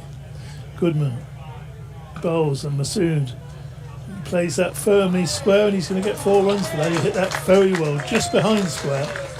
And just so we were talking earlier about his timing wasn't quite there. In the last few overs, it just looks as though they're starting to come off the middle. And an excellent boundary, bring out the 50 partnership, 77 for 2 at the end of the 17th over. Masood on to 45. Palm afternoon to you, says Doidgy and DD Bumbly. This is how Ed will say. Say Ed as well. Just keep it. As we put on this commentary. Yorkshire bowling fairly well, I thought, given the good pitch and fast out. For example, well, I just had my fingers thankfully can exchange from my usual diet of Spanish ball or having So I think you'll here's find that we'll have a bit of cricket over now. Come on, great. Smith in, driven up to long off by Wharton, who'll pick up one. You'd have that European Cricket Network, don't they? So there'll be Yeah. something going on in Spain with somebody shouting strange things and six. Oh, So levels. yeah, maybe. Left Tom Smith, Masood on 45, on the brink of a second successive half-century. He'd love to turn that into a full one, and if he did, then Yorkshire would be going a long way towards getting home here, but not quite done. He's cut his latest delivery to Singdale, who's fielding in front of our company. See how he is now, because Ollie Price seemed to find it harder off each 50, didn't he? That was sort of- Yep, Smith in again, works it up to long on for E1. It's a sensible approach by his pair. A couple of actually when Shan batted well a score. Certainly the one at Rudler stick in mind. Went really, and then he actually get to it, and he finished 96 into that. It's a loose way. That dot ball entered side by Jan. Get in touch at Dingley's 1 and BO_Killers at Bumble at Ed Cricket. Or even a little. Smith in again, driven firmly along the deck by Masood there. By Cameron Bank, extra to complete the over. 2 after 18. He thought rude, didn't he? Got Masood. Masood bowls and that's Masood bowls and that's pushed up to Bancroft, who's looking there at short mid wicket. The batters will be looking at the 100 out. Leans into that window, Taylor. But long on. And back by single, he's going to be sent back. As the end of Price is over. One's been a Graham Van Buren. And bowling at the city end. Into Masood, who again trying to sensibly back and hauls this one away. a good day. I think so, yeah. She's delighted with the weather. That was something his breed was definitely positive for us. First ball of the over is pushed. Get a pair of bowlers on who you think are going to break this partnership. So he's opted to give it the work. And he's a bit sort of. Yeah, he'll just do that happen. Come up just before. But it says that you're back past halfway point. Still 8 pretty well. The suit averaging 15 away. This is the 4th season where we've had the same nucleus of players. Really, a lot of young players. Yeah, there's been the odd variation, obviously, but generally the same squad. Richard Pyra was coach of the team when Andrew Gale went off and did the Superchargers in the first season of the 2021, and Richard Pyra took them to the quarterfinals. Young side, probably overachieved that year. That builds expectation, doesn't it, and all of that. And the last 2 years they haven't got through, and they have been, on the disappointing side of the line. So I think this year there's a bit more resolve about the thing. A lot of these lads have since led up their cricketing knowledge, if you like, at this level by playing other formats as well as this. So when they come back to it now, such as James Wharton has got a bit more presence about him. He knows now. He got 188 against Derbyshire at Chesterfield a few weeks ago in the Champo. He got 111 against Worcestershire in a T20 match at Headingley last year, which at the time seemed to come out of left field. He now knows he's got a couple of tons in different formats. He's not yet got one in this format, but he's just got that feeling of a bit more confidence. You can see that in his batting. I think they've got great potential, Yorkshire, because I've come through it myself in my own career. You get more established and you get more assured and you get more confident and you just feel that you're part of the team. The other thing is that you're contributing to the team. You're winning matches, you're being a part of a success. So that's your team element. But the single element is when you're out there batting. Right now, it's him, Shan Masood, against this bowler, Singdale. That's what it is. This is the battle. And Masood just runs one down through the gully region, fielded there by Hammond, who's missed with his throw. No backing up. This could be buzzers, and it's going to be a 5. Signalled by the umpire as such, so that's not a great start to the over. Singdale went for 10 in his previous one. As Bumble was saying, get me a slip in. Well, he's giving him a slip for this over.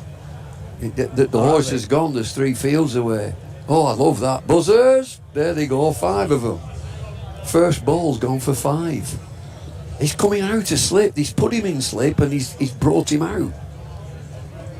I tell you what, if you bring your big man back, get me a wicket, you've got to give him a fielder. Yeah, you're probably going to lose this game anyway, otherwise. So why wouldn't you just bring in that more attacking fielder to give him an opportunity? Quick delivery from Ajit Singh Dale, and Wharton didn't know too much about that. There's an appeal. James Wharton unmoved. He'll just have a laugh, Will James. He's got a very good temperament. He goes and does a bit of gardening. But the other thing to say about James Wharton, you may or may not know, but I mean, way back when I first started doing the job, they had the end of season 2018 season celebration dinner, and they announced me as the new commentator for the next season, and I had to do an interview with James, who that season had got the best second team performance. He got a double ton or something like that against Leicestershire, and you felt like that was going to be the next cab off the rank, and here we are. We're only saying in 2024 that he's now properly starting to establish himself in the side with his elbow up defensive shot there. So people develop at different rates, don't they? You know, we often, there's all these overnight success talks, and you know, people get carried away and all of that, but he's got ability certainly, but he's had to bide his time. His opportunities have been sort of in and out, typical of a young player, and he's finally getting there. Well, to me, he looks like he's got a presence at the crease. He's played some really good shots. He's a tall guy, big unit. There's Singdale again, then to him. Ooh, now then there's another appeal for something or other there. The ball trickles between Wharton and Bracey behind the stumps, but he's just maybe getting a little tight for time here from these quick Ajit Singh Dale deliveries. Ed, when you said that 90, are you talking a regular 90 or regular high 80s? Yeah. I'll tell you what, he's sharp, and this is a super spell of bowling. It's his second spell. He's come back to take a wicket, and he's disturbing these batters. He's getting nothing for it.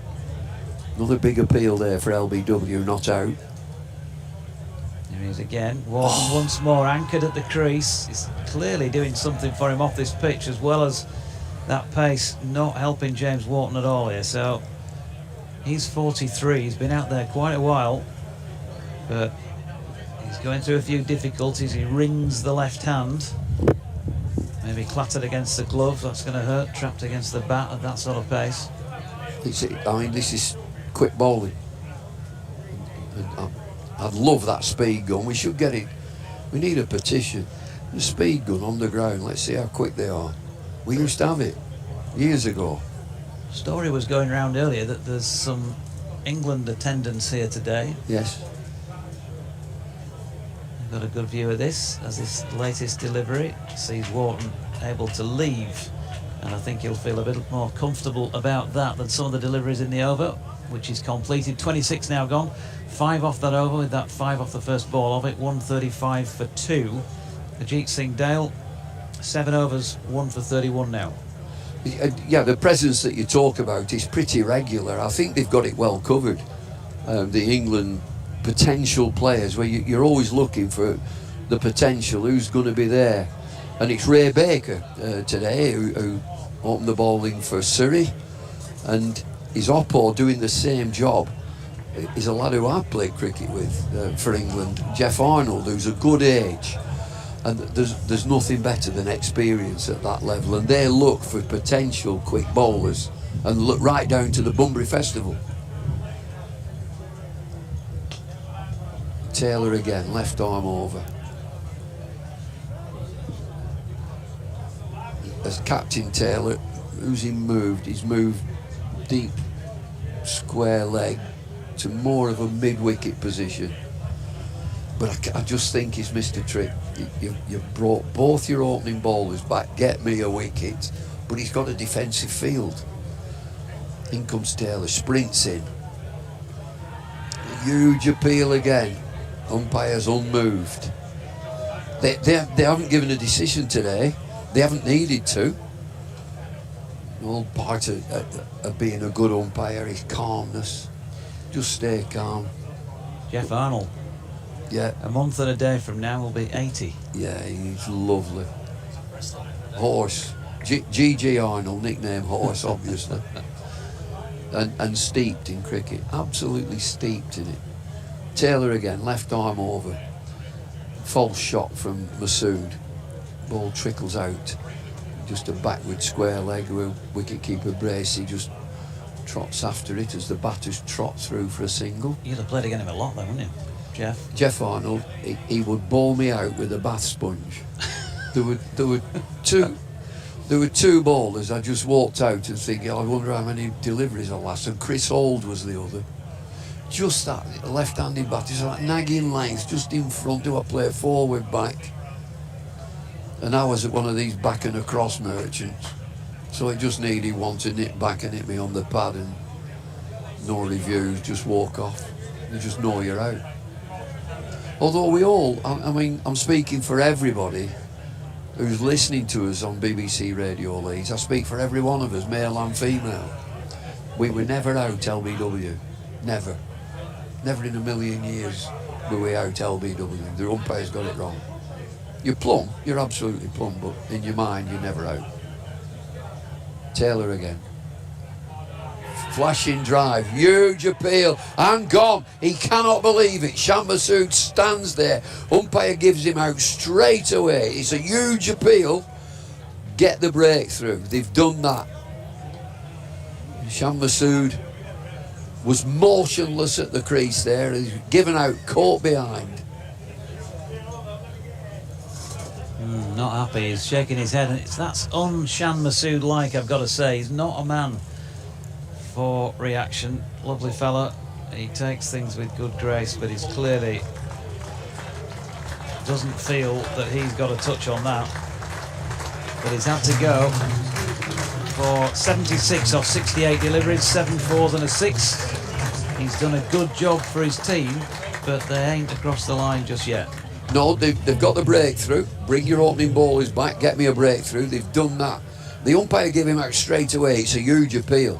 It's not one of those, just a couple, wicket keeper and bowler. The whole team went up instantaneously, and he was given out instantaneously. He stood there in disbelief, motionless.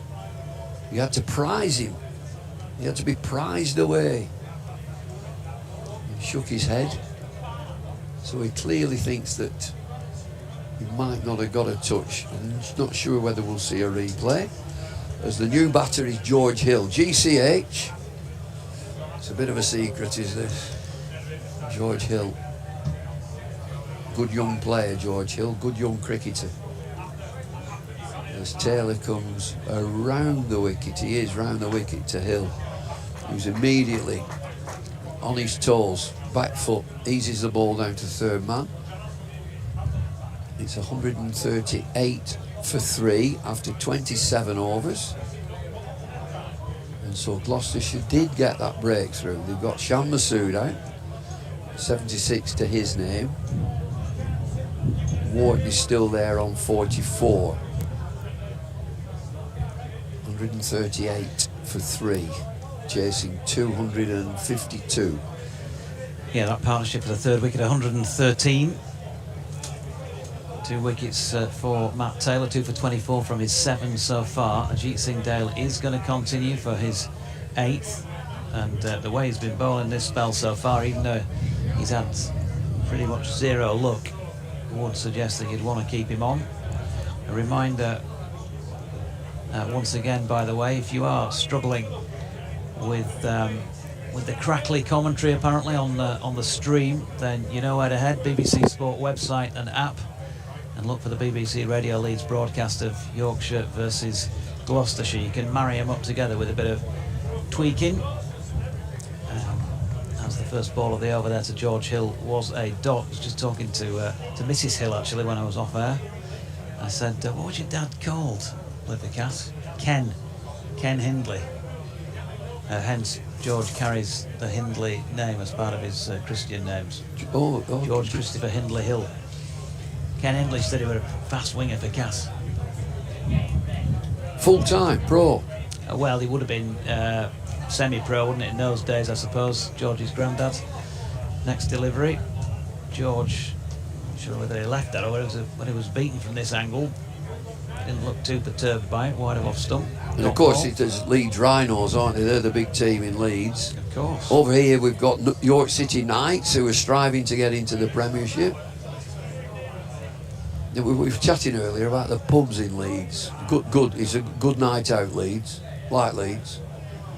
Just get off the train. Scarborough Tap. Head of Steam. Whitelocks. Lovely Whitelocks. Finish up at Nawab.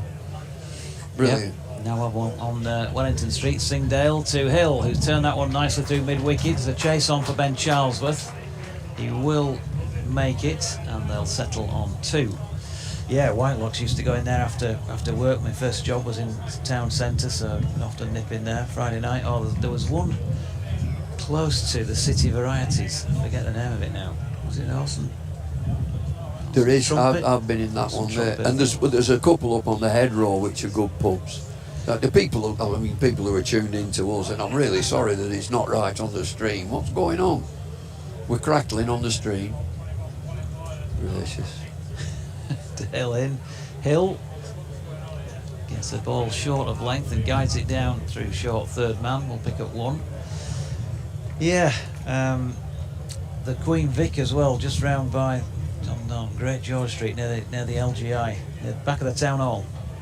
Another good hostelry back in the day. Oh, back in my day anyway. I might just slip into York after this. I might just have a little slider down there, see what's about. Dale, oh, short, quick, He's and quick. a dot ball through to Bracey. He's quick. I'm telling you, he's got pace as this lad. So when you were off down Whitelocks after a game at Dead Inley with Fred there, only The authority that when Yorkshire used to travel to Scarborough, we used to always stop off at the Falkenberg Arms in Cotswold. It was lovely there. Nothing wrong with that. proper pint with a nice big head on it. Magnificent. As Dale's led his delivery wide of Wharton's off stump is another leave, and that completes that over at 141 now for the loss of 3 wickets. 111 required from 22. When I worked on Test Match Special, but for a long time, Brian Johnson said to Fred, "Why do you think?" I'll do it in Brian Johnson's voice. Fred, why do you think there's a dearth of quick bowling these days? And he goes, why do we not have any quick bowlers? To which Fred replies, Central heating, double glazing.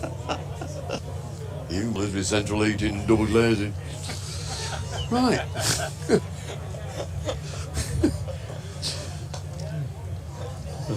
He then moved on. Moved on to toilet paper. And I've seen that stuff, mate. It's that Delsey. You don't have any of that. We had Daily Herald and Daily Sketch ripped up in little bits and nailed up back at door. That's what we have for toilet paper, I'm telling you. Don't make fast bowlers with Delsey toilet paper. I'm telling you, Brian. We were in stitches.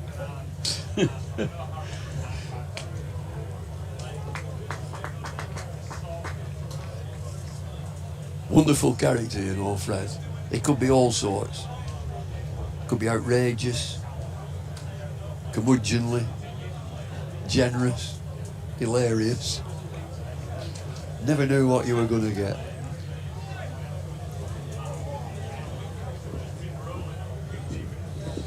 Seeing Neil Mallinger come in bowling for England from the Kirkstall Lane end, that was another classic.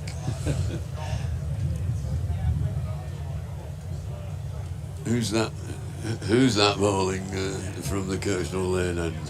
Neil Mallinger, Fred. Some great bowlers have run in from the Kirkstall Lane end, and he's not one of them. We have had 2 singles in this over, by the way, 1 each for Hill and Wharton. I as a listener to Test Match Special back in those days, I loved it. In the days when Beefy was playing, and he's probably in his pomp, let's say, early 80s, and listening to that playoff. Oh. Bowled him. He's bowled him. Oof. It is. There's just a bail off. He's just nicked a bail. I thought they'd gone up for a caught behind, and another batter who's totally motionless at the crease can't believe it, whether it's kept a bit low. But the job is starting to be done for Gloucestershire. Bring your quick bowlers back, bring your opening pair back, get me a wicket. Well, they've got two. They've got 2 wickets there. Yeah, just changes that complexion now. Harry Duke coming in at 6. He's had a good time of things in this competition. Good player. In the last 2 years, but at the top of the order. He wants to open, but he's been shunted down to fit Finlay being in. He's got a blistering ton in the warm-up game against Shropshire a couple of weeks ago, 50-odd balls for 100, and then he's barely had a run in the competition. In fact, It's George Hill that's gone, and I'm seeing it's just nicked a bail. There's a bail off, whether he's got another inside edge on it or not. But it looked like they were going up for a caught behind. And so they've done the job.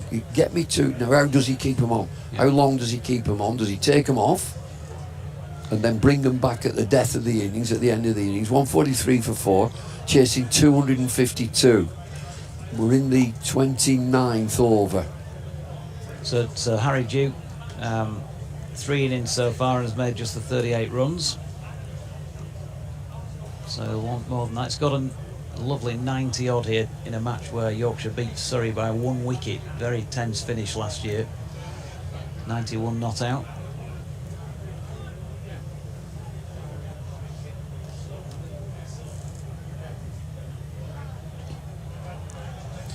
The little fella, Harry Duke, he's got a wide stance. You just look at his setup at the crease. He's got a very, very wide stance. And so Jack Taylor has got proactive now. He's got his 2 wickets. Now he's put a slip in. I'd like to see that replay again.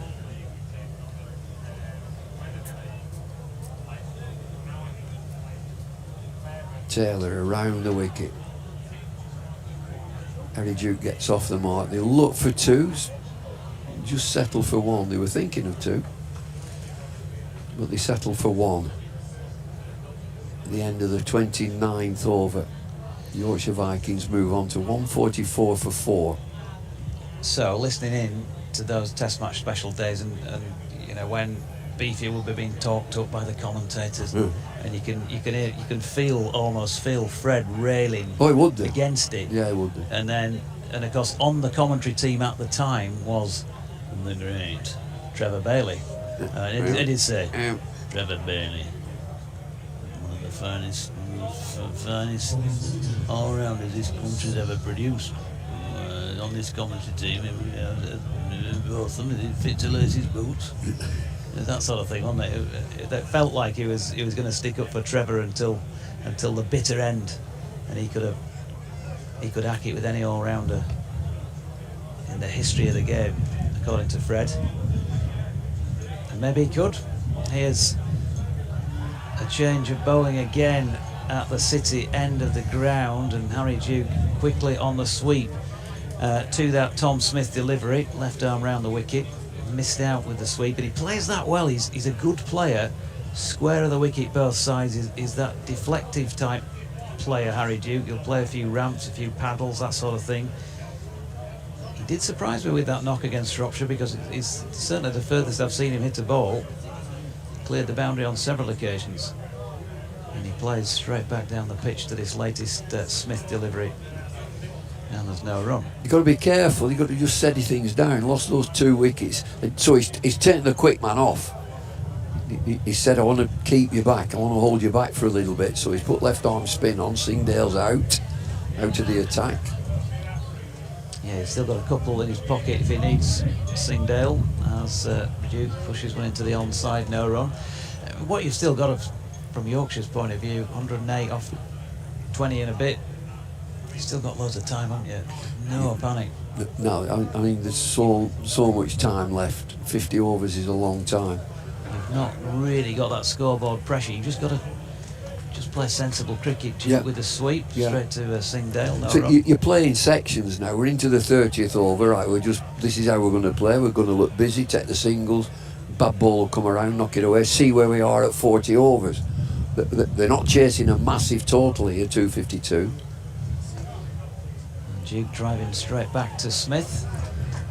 And feels puff of dust.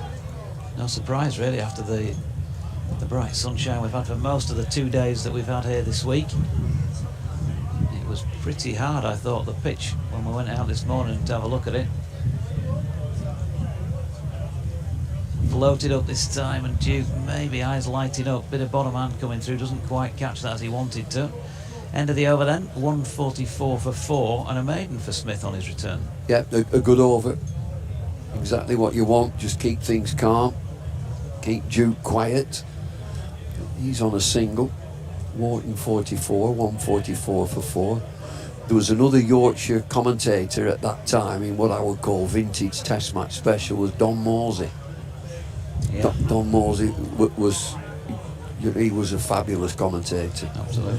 And they used to let him loose at the end of the day's play with no notes. He didn't have anything, and he just looked out onto the field, into the distance, and went through the day's play from the toss.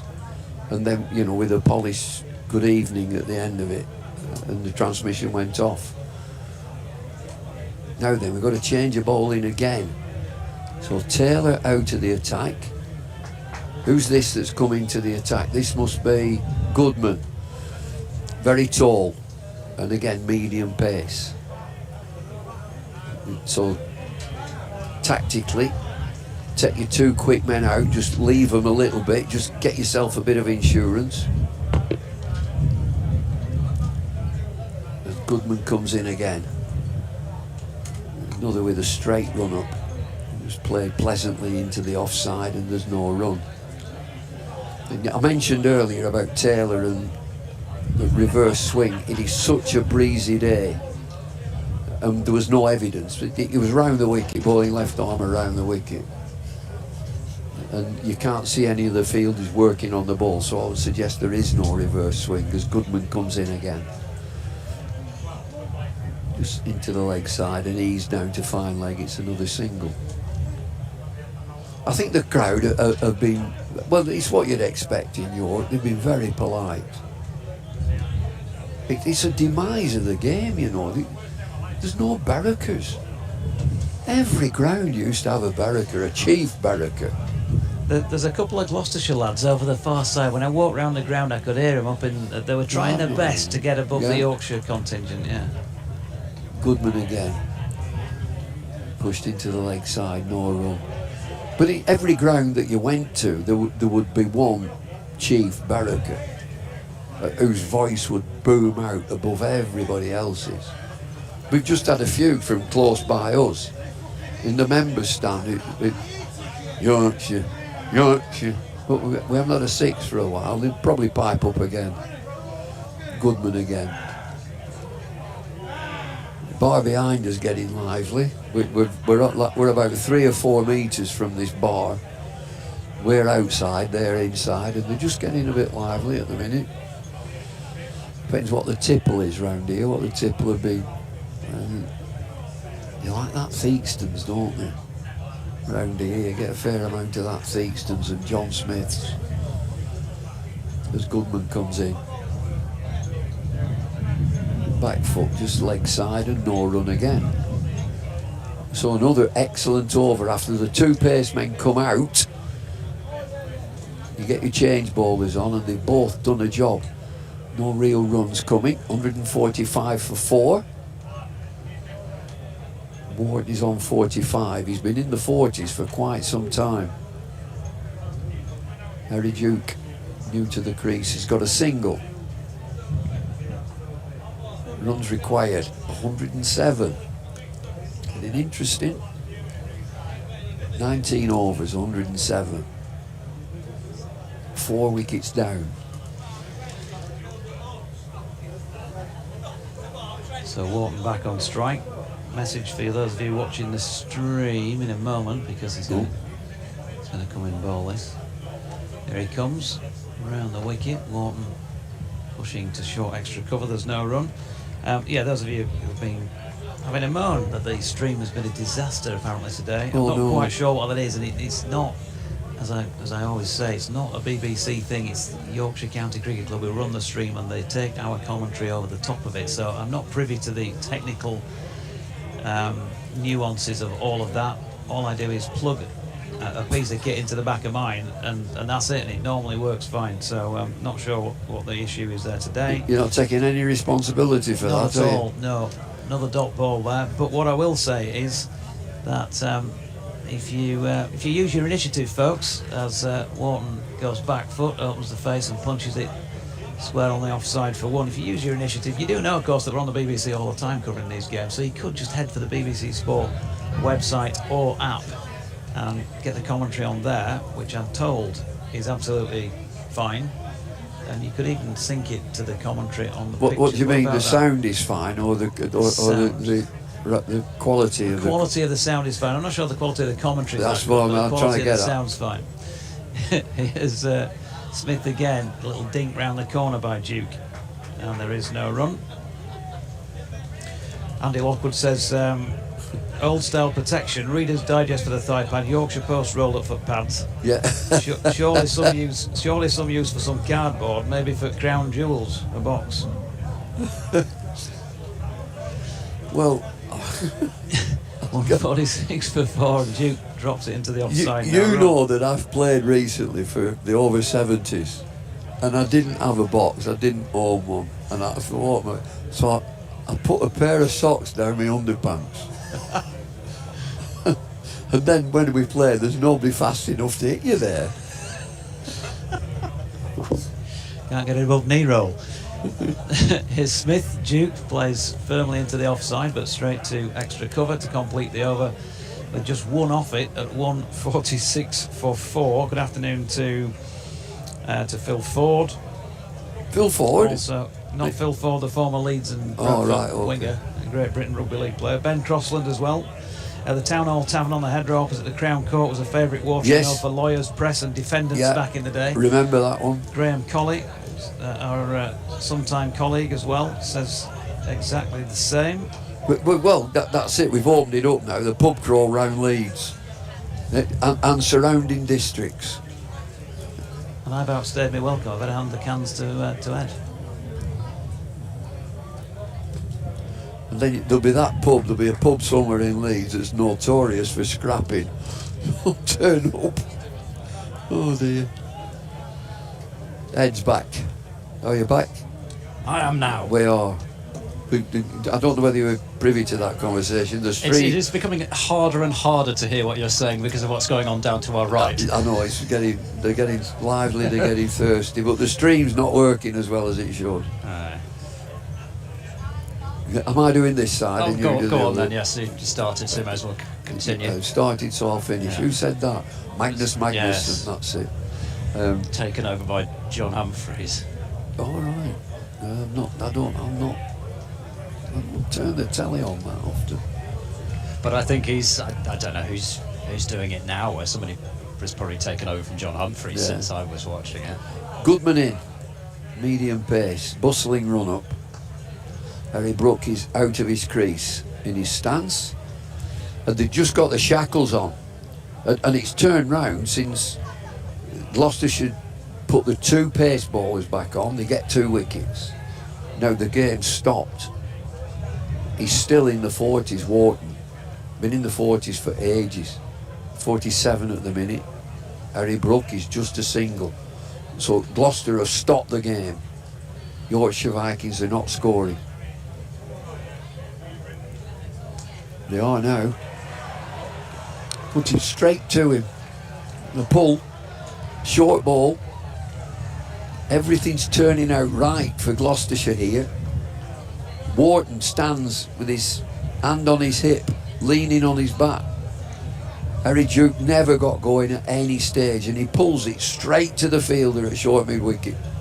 Yeah, that was a pretty despairing stay at the crease for Harry Duke. 1 off, I think, something like 15 deliveries. Yeah, never got going. And he's just planted a short ball pretty much straight into 17, was it, in the end? Yeah, sorry, my online system here is a little slow, but has planted it straight into the hands of Bancroft. I think it was at mid-wicket. He's taken a fairly comfortable catch in there.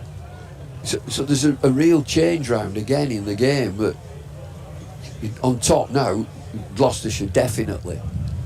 3 wickets have been taken quickly. Wharton is still there, and there's nothing happening. What's the tail like? Revis comes in. Best. Cole, So Moriarty, Cliff. they would want Revis and Best to get the majority of those runs. I think they wouldn't particularly want it to come down to Code, Moriarty and Cliff. I mean, Code can certainly bat. Whether he would take it on or hang in there, I don't know, but they would certainly want this partnership plus Dom Best to get him down to at least 20 or 30 to win. Well, the 251 now is looking okay.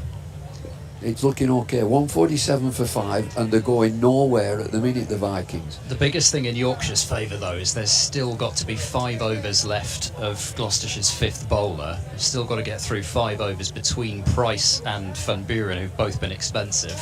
Okay. But if they can continue to get wickets before those two are needed... Goodman again. Dot ball yet again. Goodman in his 6th, Smith has had 6, and then they've been forced to go back to the opening bowlers. It worked bringing them back. It did. But both Singdale and Taylor have got through 8 overs each, so not much left from them. When do you go back to them? I think that's a formula of 50-over cricket, that you have a real burst within that first power play with your quick bowlers and a new ball, keep them back for 2 or 3 in the mid-division, and then keep them at the end. So your other bowlers, your second change bowlers, have really got to take wickets and keep it tight if possible. That's the sort of game plan of any 50-over game. 147 for 5. And so I think it's working out fine for Gloucestershire, because they did that. Got a breakthrough right at the beginning, quick bowlers, brand new ball. Bring them back again, both opening bowlers. The one thing he got wrong, in my opinion, is that he had a negative field, or a defensive field, for his attacking bowlers. And a couple went through slip. But they rectified it, got wickets. Now it's left arm spin again. Here we go. Smith continuing into his 7th over. Bowling to Wharton on 47. Wharton drives through the covers. Only going to be a single out to deep cover. 104 more required. 16.5 overs remaining. And whilst it's hardly out of hand, just also out of nowhere, the required rate has just ticked up above a run a ball. Only just. Again, it's not a massive issue, but has just crept up and has a tendency to do so in this sort of patch of the game. Smith into Revis, leans forward, won't get a run out to backward point. So, actually, just one thing which I meant to mention coming back on. I had a chance to have a look at a replay of that George Hill wicket. Bizarre wicket. Smith is in. This is punched off the back foot down to long. Off. Revis will get off the mark with a single. So the ball just shaved the outside of the off stump. But it's the leg bail that's come off. It's gone directly through the side of the stumps, and the momentum wasn't enough to knock off the off stump, but the leg stump is off bail, but the leg bail has gone off. Smith in, cut away by Wharton, and that will just be a run out to deep cover again. 150 comes up for Yorkshire.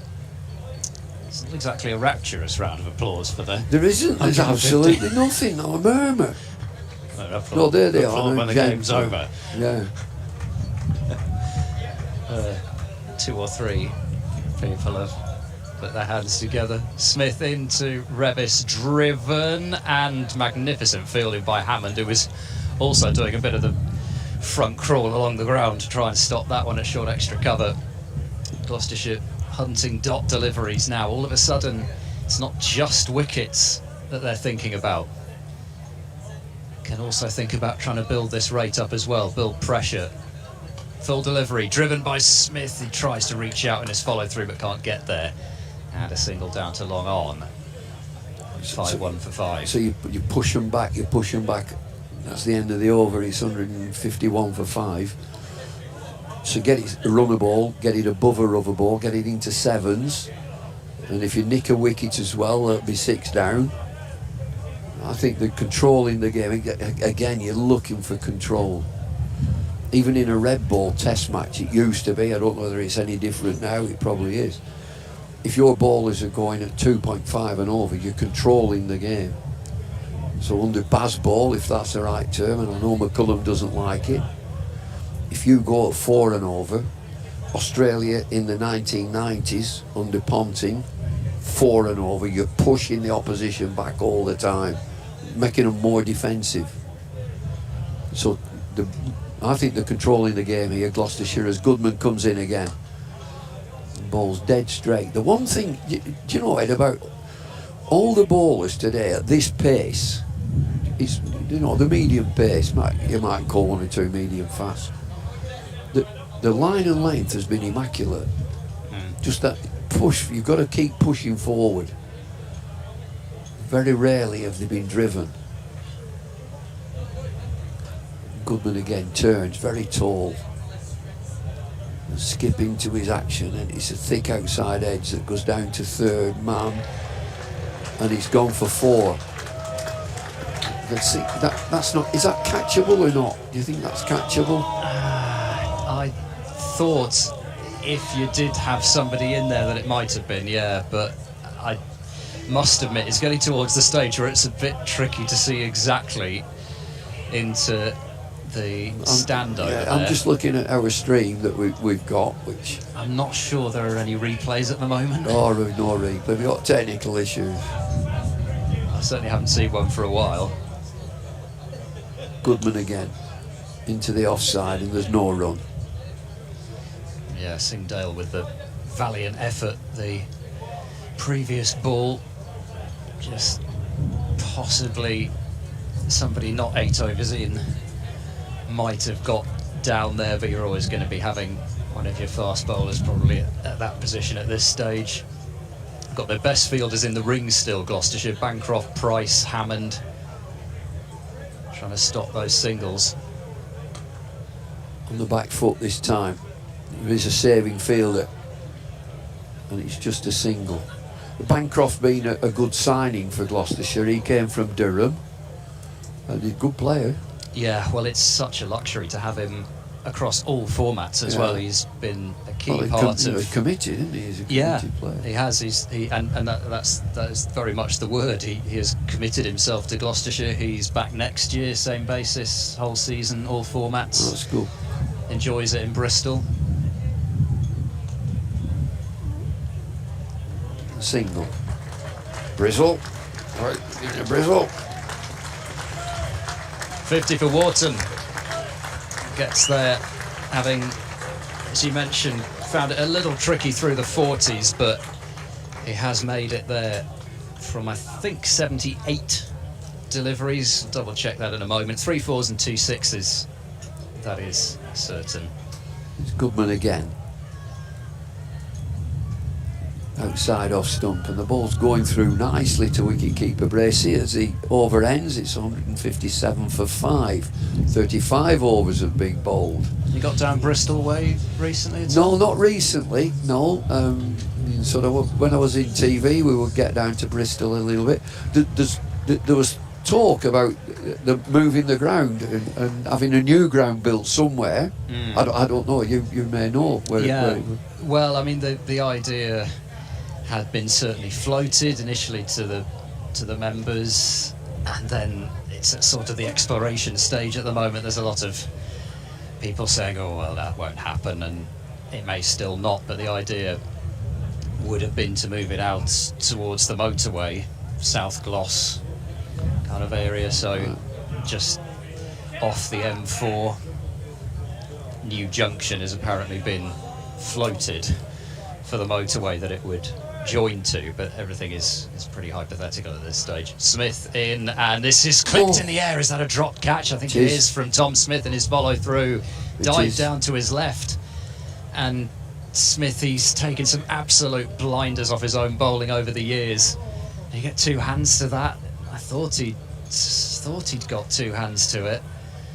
And what a blow that would have been to get rid of Wharton at that stage, the set batter.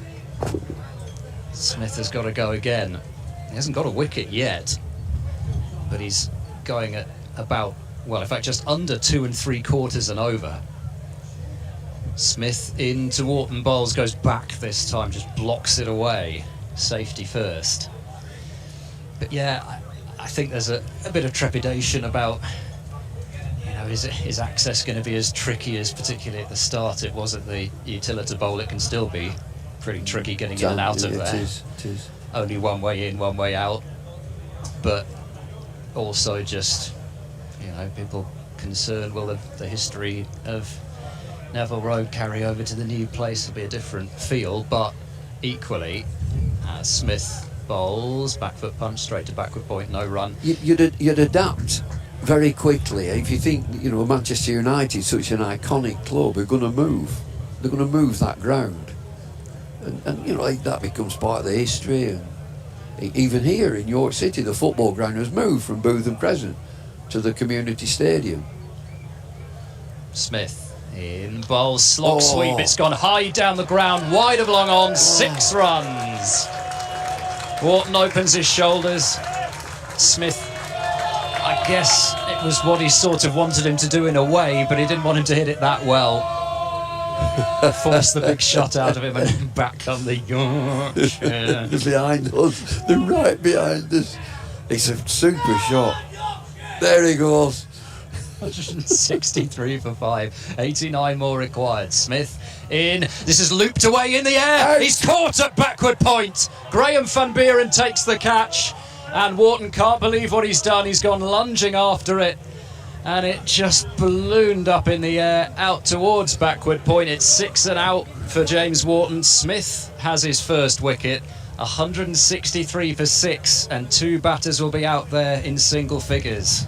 Well, after a super shot for 6 over wide long on, he plays, it's a scoop, it's on the offside front foot, and he scoops it up to just backward point, and it lollipops up to backward point. It's not a hard catch at all. People will say that they're never easy. It just lobs into his hands. But, well, it's been an excellent innings, and he got stopped, and then he opened his shoulders. Now he's gone. Yorkshire in trouble. Yorkshire are in trouble.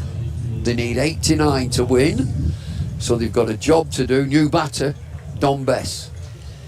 And I think that wicket of Shan Masood, especially, not just to break that partnership, but to get rid of him as well. Wharton just didn't quite look the same when he lost his senior partner, but it did look as though it had started to turn again with that big 6 over mid-wicket. But he'll be so cross with that shot. He's in 2 minds, isn't he? It just lobs up to backward point. It's not one that you'd say, oh, he's taking a screamer. It took its time to get there.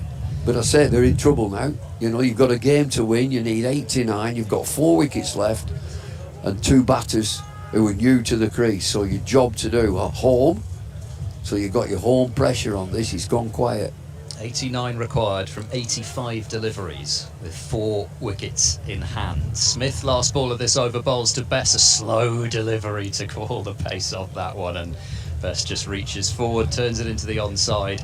Bancroft does the fielding, so just the one scoring shot off that over. It was a 6, but also a wicket. 89 runs required. It has been a really absorbing game of 50 over cricket. There was just a danger from a neutral point of view with that Shan Masood and Wharton partnership that they really could have taken it away. Another, 6-7 overs of that partnership, the way it was starting to go, and that might just have really made this an easy chase for Yorkshire. But anything but now. These two, a lot of pressure on them. There's such an onus on captaincy. You know, when you talk about the partnerships that are cruising, So he's got to do something. And what did he do? He brought his 2 opening bowlers back, got 2 wickets. Now we're back in the game. Goodman again. Races in. Revis punches. He's such a tall batter, Revis, and he sort of punched that off the front foot, but it's a back foot shot into the offside, down to the boundary just for a single. So Bess, I think, is quite he'll improvise. He's that sort of player, a squirt here, a squirt there. But they've got work to do. 88 to win. My impression, and I certainly won't be able to talk with anywhere near as much authority as Deutsche would on this, but my impression would be Bess would look not just to let this build up. He will want to be scoring. Another appeal. There really isn't two there, despite what the crowd is saying down below. It's a leg by. It's an appeal, but it's not a big appeal. And it looks as if it's going down the leg side. It's hit him. I think it's hit him. Is it straight on the toe? I think it might have done, yeah. Yeah, it's his right leg. He's hobbling now. Don Bess. Goodman again. Revis drives powerfully through the offside. Will get 4.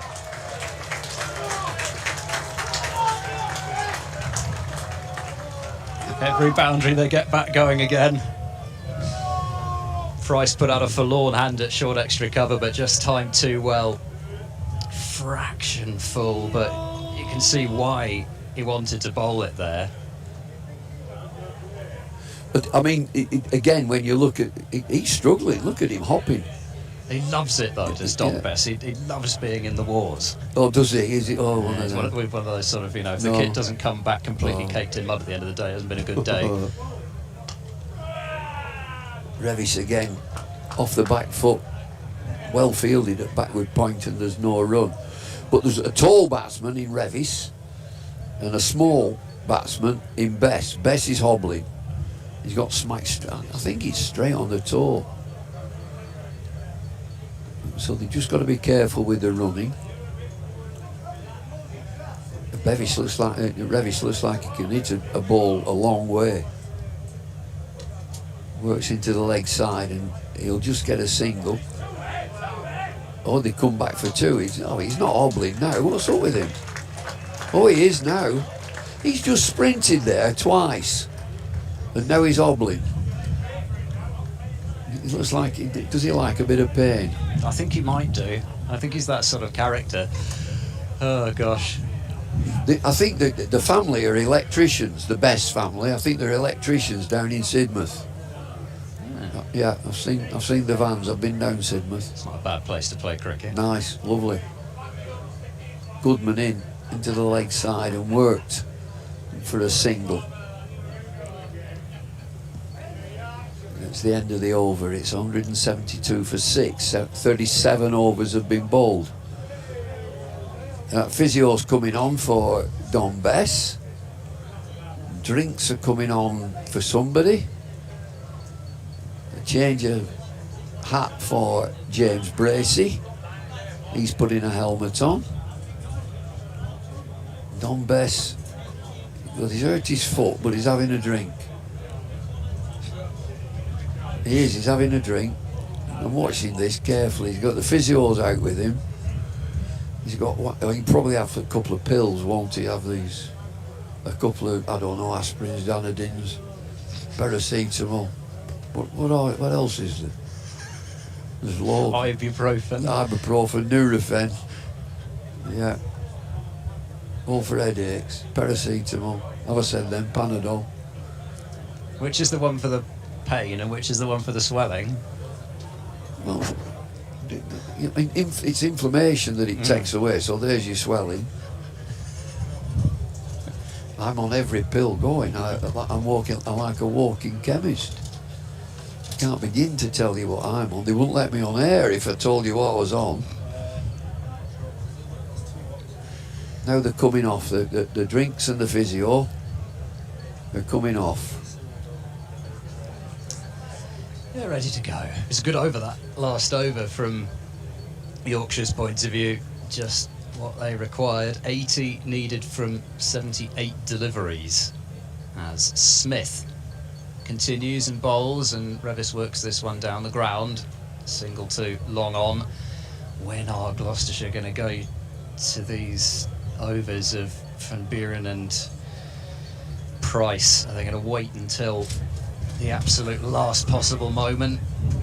This is Smith's 9th now, so you'd suggest he'll bowl out, won't he? Surely going to bowl out, Yeah. given that he started this over. 4 bowlers, 8 overs each, and 2 bowlers, 3 and 2 respectively. Smith in a full ball drill down towards long off, just along the floor though. Single is taken. Is that best off the mark? It feels like he's got some runs by now, but he hasn't. He's just been running all Revis's runs. Revis is the one who has put back to ball. He's got 16, back on strike now. Has looked assured since coming in.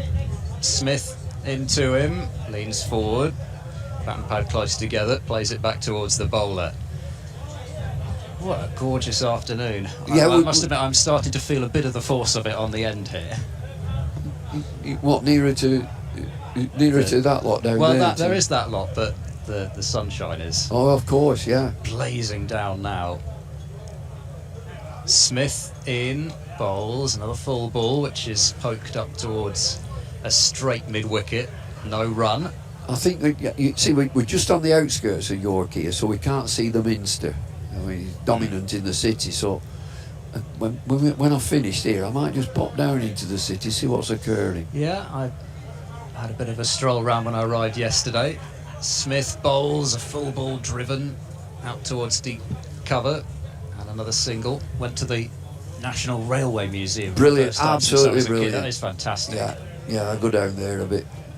Is Mallard's still in The there? Mallard, yeah. Yeah. You can go on a Yeah, you can. railway bridge over Yeah, the top of it as that's well. it. Get a good view of it from all angles. Replica of the rocket. Stevenson's rocket. Smith bowls, use of the feet, and it's squirted out towards point.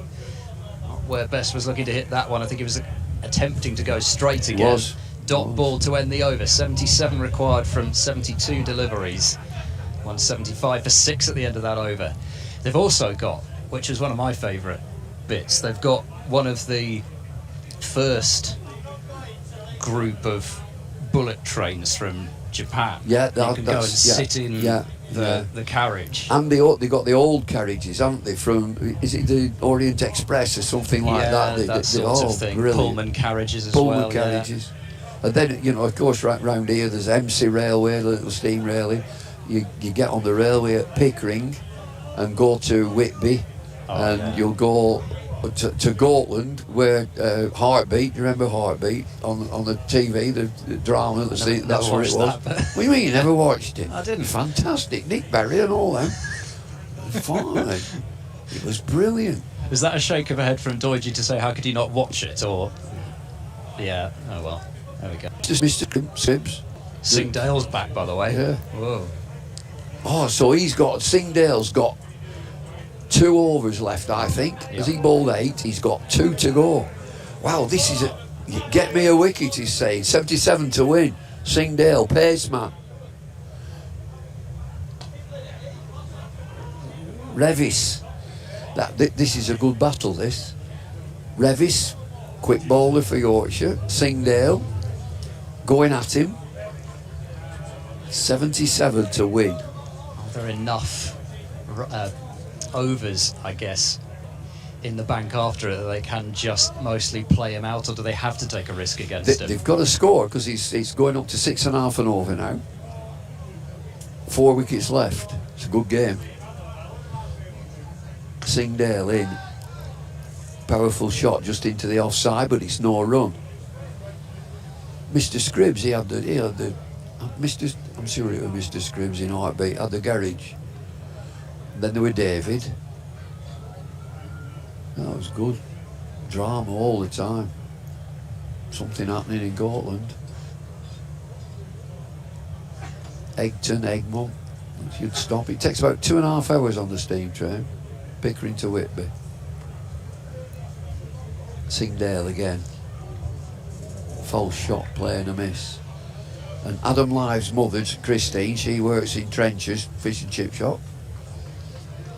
That's in Whitby. You have to start comparing fish and chip shops in Whitby. I've not sampled enough of them. Yeah, there's plenty, Yeah, and but there's everybody lots has to their choose from, favourite. yeah. Everybody has their favourite.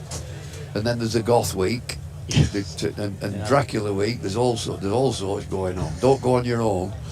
I'm not entirely certain I'll be going at all, but Oh, it's really absolutely fantastic, Whitby. Singdale races in, quick bowler, back foot punched into the offside, and it's a single. might have the hair for it if I dyed it black. Yeah, the good Goth Week. But I'd certainly need to dye it. Everybody's in black and pale. Well, that's another part that I've got sorted. Yeah, you're pale. You'd be all right there. And then there's all the rock and roll weeks, all the tribute bands, the swinging blue jeans. You get all them. Brilliant. Mersey Beats. Hippie Hippie Shake. You remember that one, for goodness sake. Singdale. Flies in again. Huge appeal. What's he going to do? He's giving him! Don Bess, LBW, full length ball. He's done it again. Brings Singh back into the attack. Singdale, get me a wicket. He's done just that. Yeah, my only thought was, is that a bit high from this angle? I can't tell, particularly in terms of leg sidishness, but either way, he had a long think about that to Jack Chantry. When that head doesn't go down straight away from Chantry, you know you're in trouble, because when he makes up his mind immediately that you're not out, it tends to be like that, whereas it's not quite the old Steve Buckner routine, but if he waits, that finger is quite likely to go up. They're in trouble here. They've got work to do, Yorkshire. They 76, they're 7 down. It needs to, I mean, Revis is, what's called like? He's handy. He's handy. You can certainly hit him. Well, it's going up to 7 and over. So yeah, I think the captaincy's been absolutely fine. He's got to find 4 or 5 overs from his lesser bowlers. Now, have they got it in them, Yorkshire batters, to clatter them, to clatter that 5 overs? If they've got big hitters, that's your chance. Because this is his 9th over. Singdale, will he bowl him 10, go for broke, and leave him out? Leave him 1 left. 176 for 7 in the 39th.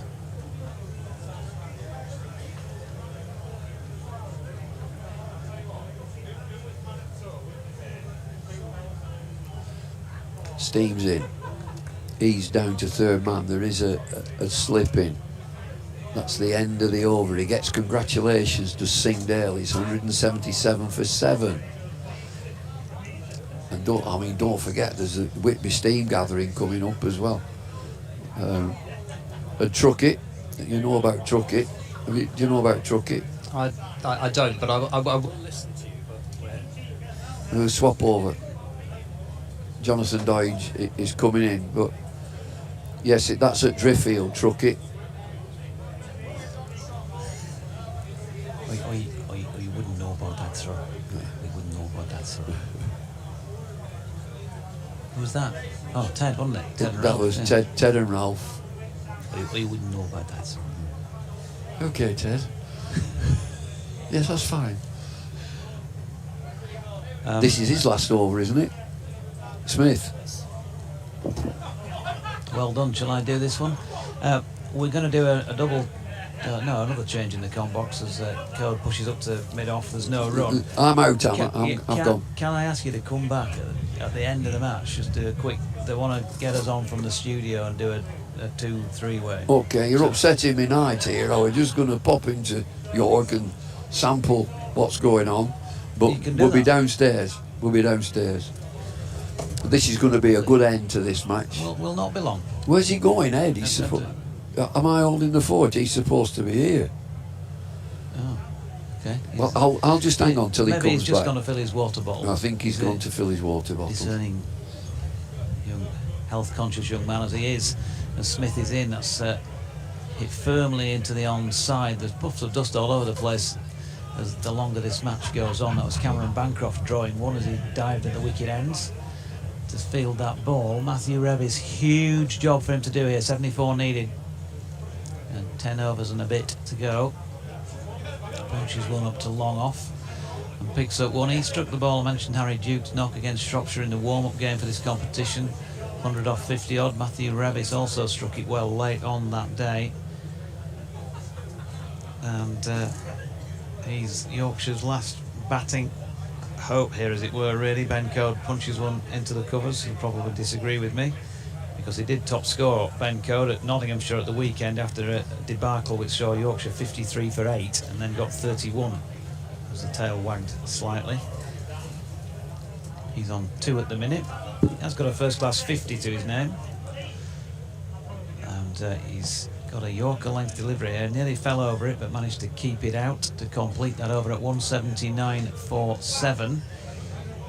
That is 39 now complete. Bumble's just having he's got a bit of an issue here with his equipment. Got his headset lead caught in his ECB pass. Thanks for now, Bumble. We'll see him a bit later on. And Ed is back, having dashed off somewhere and back. Just a quick drink of water.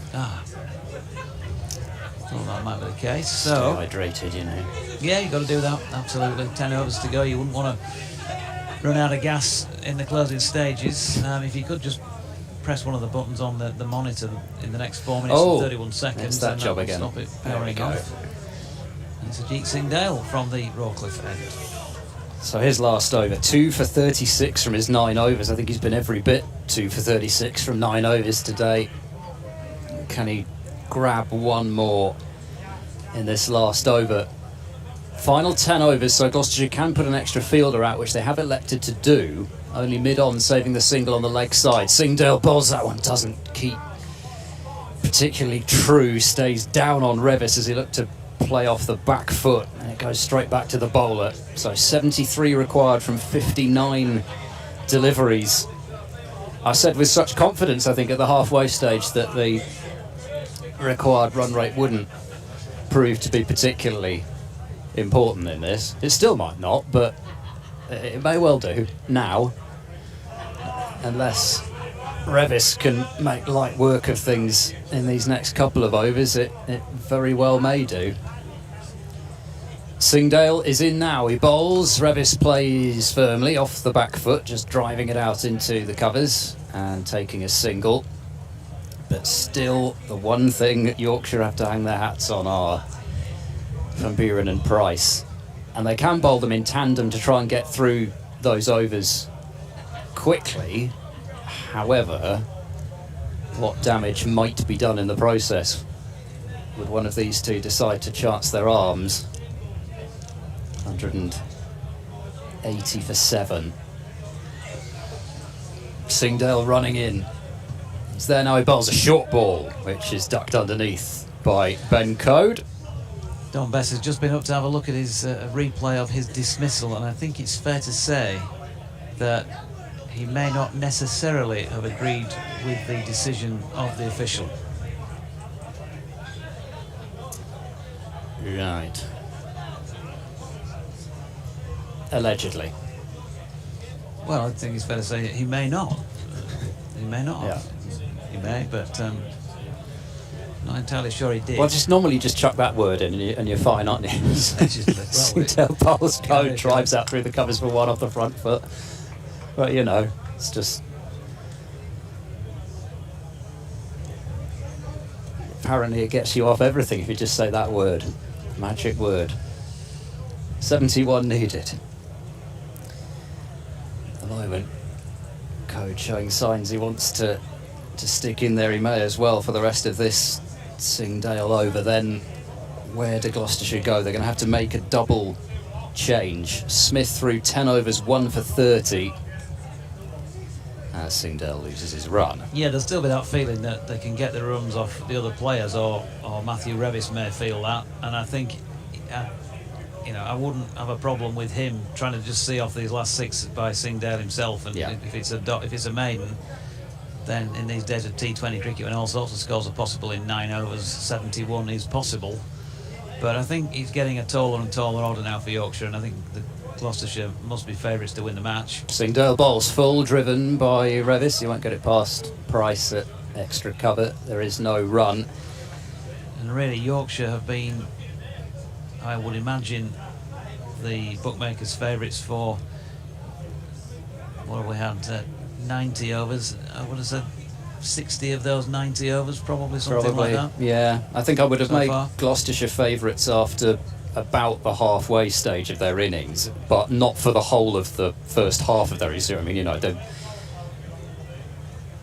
would have gone about 20 overs of that innings being favourites. That's nicely driven out to deep cover. They're thinking about 2, but Charlesworth has dissuaded them from coming back. He's not got the strongest arm, does Charlesworth, but they don't like to take it on because he's normally very quick at releasing the ball. And that completes Singdale's spell. 2, 4, 39, is that in the end? Or is it ticked up to 40? I'm not certain whether that borders. Yes, it's gone already, hasn't 39. it? Yeah, 39. Yeah. So, and again, it underlines that mixture of pace and accuracy that he's got. The fact that it's not really an irregular occurrence for him to have those sorts of figures, where certainly in the Championship you can kind of rely on him not to go for a huge number of runs, and same thing in this 50 over format as well. It's not been easy to score on, but even so, to go under 4 and over and pick up 2 vital wickets, he has bowled superbly today. Now it is over to that 5th bowler. Graham Van Buren is back into the attack. 2 overs for 15 so far. Yep, left arm round the wicket, and Revis punches that one up towards the mid-wicket sweeper, Cameron Bancroft Fields, and they have picked up 1. They can't just obviously play as one man here. Ben Coder is going to have to come up with some sort of contribution. He, as I was mentioning, top scored at Nottinghamshire at the weekend, but I think it was a typical tail-ender who scores runs type of knock, as in, I've talked about this in Championship cricket, the pressure was completely off really, because nobody expected much of anything. 53 for 8. He played a nice little paddle sweep here, to be fair to him, and he's going to get physique. Ooh, now then. It'll be interesting to see if it touched the rope or not. Singdale with the field in there. Yeah, supporters are claiming 4. Cody's are going to have to settle for 3. I thought it was fine, but people aren't going to accept that if you're of an opposing persuasion.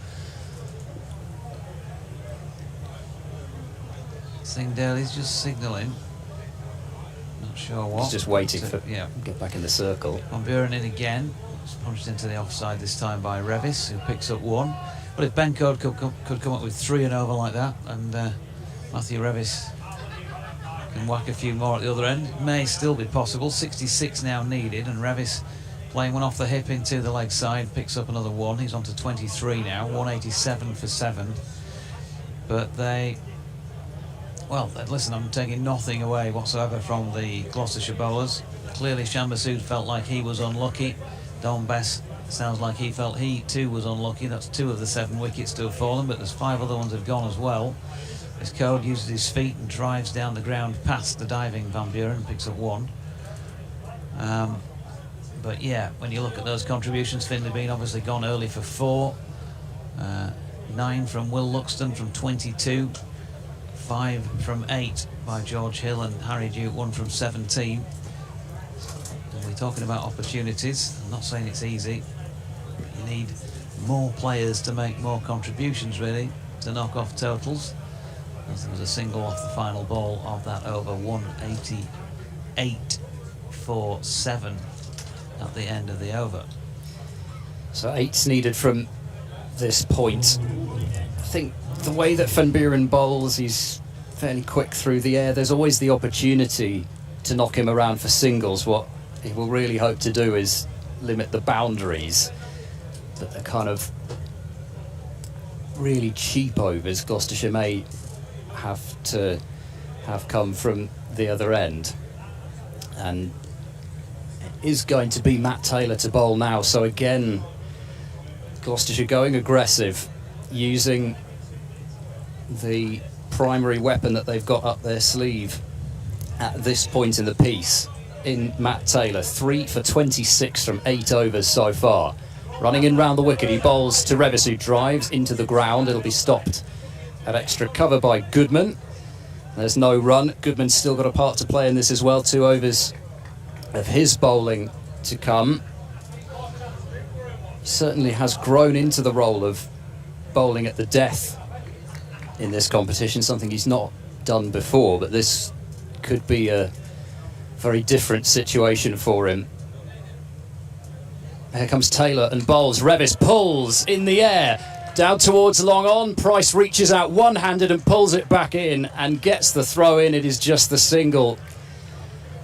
There's a real launch attempted there from Code, but he's not quite found the boundary. Really smart work from Price down there at long on, and Gloucestershire have moved some of their quicker men now out towards the boundary.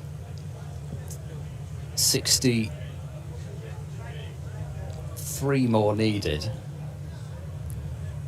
Taylor in bowls, driving Revis towards mid-off. It's hit firmly. Jack Taylor can't quite field it cleanly. I don't think he would have had an attempt at a run out even if he had done so. 190 for 7. But again, you know, can Yorkshire just maybe score at 5 6s off a couple of Taylor's overs, then try and get the runs against the other bowlers? Taylor bowls a short ball. Coates tried to leather that one through the leg side, but the ball is just trickling out of the 30-yard circle. But it is another single. Yeah, Ben Code, like most players, but certainly most tailenders, you know, does want the ball in certain areas. Does like it with a bit of width outside off stump in particular, and he will get his hands through those. Not seen play, you know, hordes of short balls that effectively in terms of scoring runs, at least. Taylor to Revis, it's another short ball, pulled away. Price again gets round at long on, and once more they cannot take on the arm and come back for 2. There haven't been many 2s available all match, and Price still quick across the ground as Yorkshire were earlier, limiting those extra runs. It's hard when you get drawn into the shot because of the length of the ball, but actually, you know, if you can just step back and then steer that into that yawning gap on the leg side, you may get back for 2 and actually take some pace off the ball. 60 required from 43 deliveries. Taylor bowls now. This is driven up and over the offside. Can deep cover get in? He can't. Half volleying the ball is Charlesworth. They're not going to take a second run, but I think Charlesworth gave that one as good a go as he could. Tried to take the catch, but all he could do was parry it. It hung in the air, but not long enough from a Gloucestershire point of view. 59 required from the last 7 overs. But Taylor now just has the 1 over left. Given that they've started him, probably going to have to continue with him. And if they can't get another wicket in that over, maybe Yorkshire just start to feel better about things. Like to get it at this end. I think they desperately need a big over now. I mean, it's just that time is ticking by, and they're not getting the required rate off any over, so the rate is going up. 59 off 7, and Ben Code is on strike. That was a typical Code sort of shot, really. Feet nowhere near the pitch. He doesn't get much of a stride in. He got a thickish outside edge and got away with that. He's using his feet now to come down to Van Buren. No, he could be on here. Yeah, but he's miles out, run out. Oh dear me, that is a disaster at this stage. He wraps his own pad. He pushed it to the onside of straight. There's no fielder within a country mile of it, with the exception of Graham Van Buren, who was quickly across. Revis stood firm at the non-striking end and said no, and Code has he's run himself out for 10. So 193 for 8. This is going Gloucestershire's way unless unless we can see some heroics from Moriarty, Cliff if needed, but first and foremost, Matthew Revis. Yeah, he's almost, has he got to just go for it himself now? Has he just got to say, well, I'm the one that's going to win this game, so I just need to get on strike and start trying to find the boundary rather than leaving it up to, well, not leaving it up to, but, you know, rotating the strike and trying to take it deep, as they like to say. You might just have to go for it now. Smart work from Van Buren, but to be honest, it was a piece of fielding that most bowlers would have made off their own bowling. A bit of ground to make up, but Code had just come way too far down. There was no chance for him to get back. The only thing that Van Buren could have done wrong there, which he didn't, was wing the throw in enthusiastically away from Bracey, but he bounced it for him nicely. Yeah. Simple work for Bracey to effect the run out. And it's not done yet, but it's again getting to feel like it's that inconsistency that we see year after year after year in white ball cricket for Yorkshire. Win, loss, win, and it's going down again here at the moment. Another dot ball, which was fired through by Van Buren. Moriarty, number 10, left-handed of course, pushed and missed at that delivery, and turns one now to mid-wicket to get Revis back on strike. And that's really Moriarty's job. If he doesn't get a bad ball that he can put away, we haven't seen many shots from him so far in his Yorkshire career in terms of on the wagon wheel, then he's got to try and work a one and give it to this man who's on 25 and has got himself in. Revis pushes one away into the offside. There's a bit of a chase on for Moriarty to get through for the one, but he does so and will get the strike back. 57 needed, but they're running out of deliveries in which to get them, and really they have had all the time in the world today to get these. Just over 5 and over. As Moriarty plays a cross one, Van Buren really just pinged that one through, didn't he? It's even quicker than Moriarty was bowling earlier at times. Yeah, not so far off Singdale pace there. I'm sure he'd love that. From a standing start. Graham Van Buren would love it if he was told that. 195 for 8. Moriarty on 1. Having just gone in to replace Ben Code. And here he is stepping back to try and play an expansive cut shot and misses. And another ball chewed up. But as a tail ender in this situation, if you're not confident, and I don't think any Yorkshire supporter would be at this stage, that Dan Moriarty would be capable of knocking these off on his own, he's got to just try and play the sensible overs. 36 deliveries to get 57. That run rate is going sky high. Taylor with his last hasn't quite come off, and it's only a single. Then all of a sudden Moriarty's back on strike early on in the over. Ross really perfect for this point on. Moriarty on one, he left 0-2. Handed Moriarty, just not going for the attack. Then he got 4 wheels inside the sort, covering quick point for the post. Moriarty pushed away to Don, was in the circle. 56 required, 34 deliveries. It's also amazing how quickly the requirement come into this as well. It was almost in that period blaming Hill. When that period came out, there's a couple of kits and a just reset on Moriarty. They want to wind along, the situation they move, but not this. They need massive.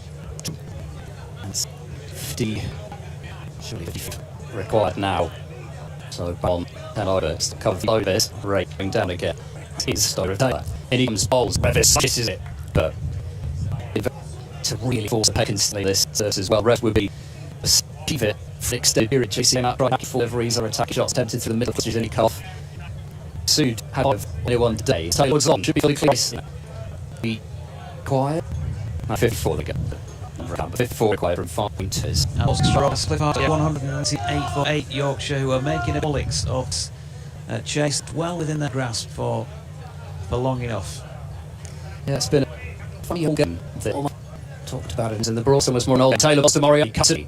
He's got a score. There's 53 required from 31 deliveries. No, 30 deliveries at the end of the order. So Taylor all out. He's been magnificent again for his first game back 100, covering for backward before 35 against Yorkshire 2 maidens.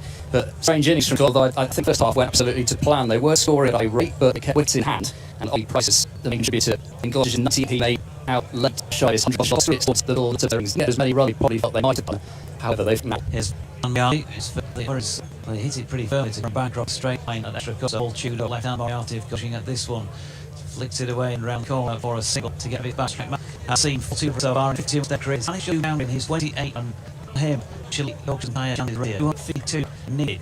Can't really get after this because they didn't fly into the cup at the swing round one. 66 Shanmers, Yorkshire's high score. This innings 68. It wouldn't be a bad decision. It would be as being 5 the off 10, but also shaky his head as Australia's been having his time with Yorkshire. Moriarty just looked people single in. Jane Walton made 6 from 8, lobbed one up Grave of Smith, and one received another one. So at the moment, still not do, and it looks like trying to think the killer.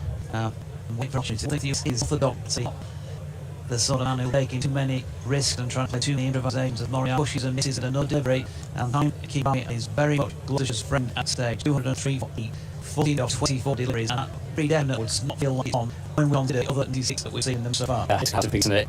Hitting big regularly has just not looked in this, which has been a little bit based at times. I don't think it's bad. It's been more of a sort of, I don't really 20 fingermost video game. It's been a really watchable game. It's just that kind of crush back wallet like 50 over. You see, it's been in general this year, one day, how hard to come again, day 6 fixtures, only 1 sub 300 things, and then only just.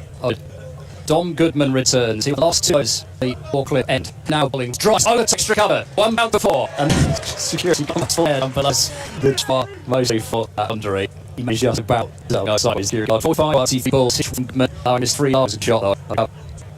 Goodman like bowls. He's on the ground powerfully, all the way collapses into the upper 6. And he must just have his left, remain more right, and 22 delivers Goodman under pressure. He's under pressure early though, which from Yorkshire's point of view, B. But the long way to go, he got there, he's got us to get pressure. He's the only player to go on level. But you expect either nor and Moriarty to be able to just run it and stuff. Because Goodman also reps a short ball down towards the long single.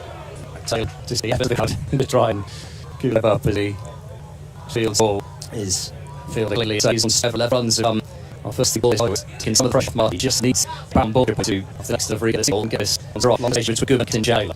Yeah, as I said earlier, Thompson shot down, play nice out the way, never. Goodman is Mark York. He's just got a bottom end. That's Moriarty keeper.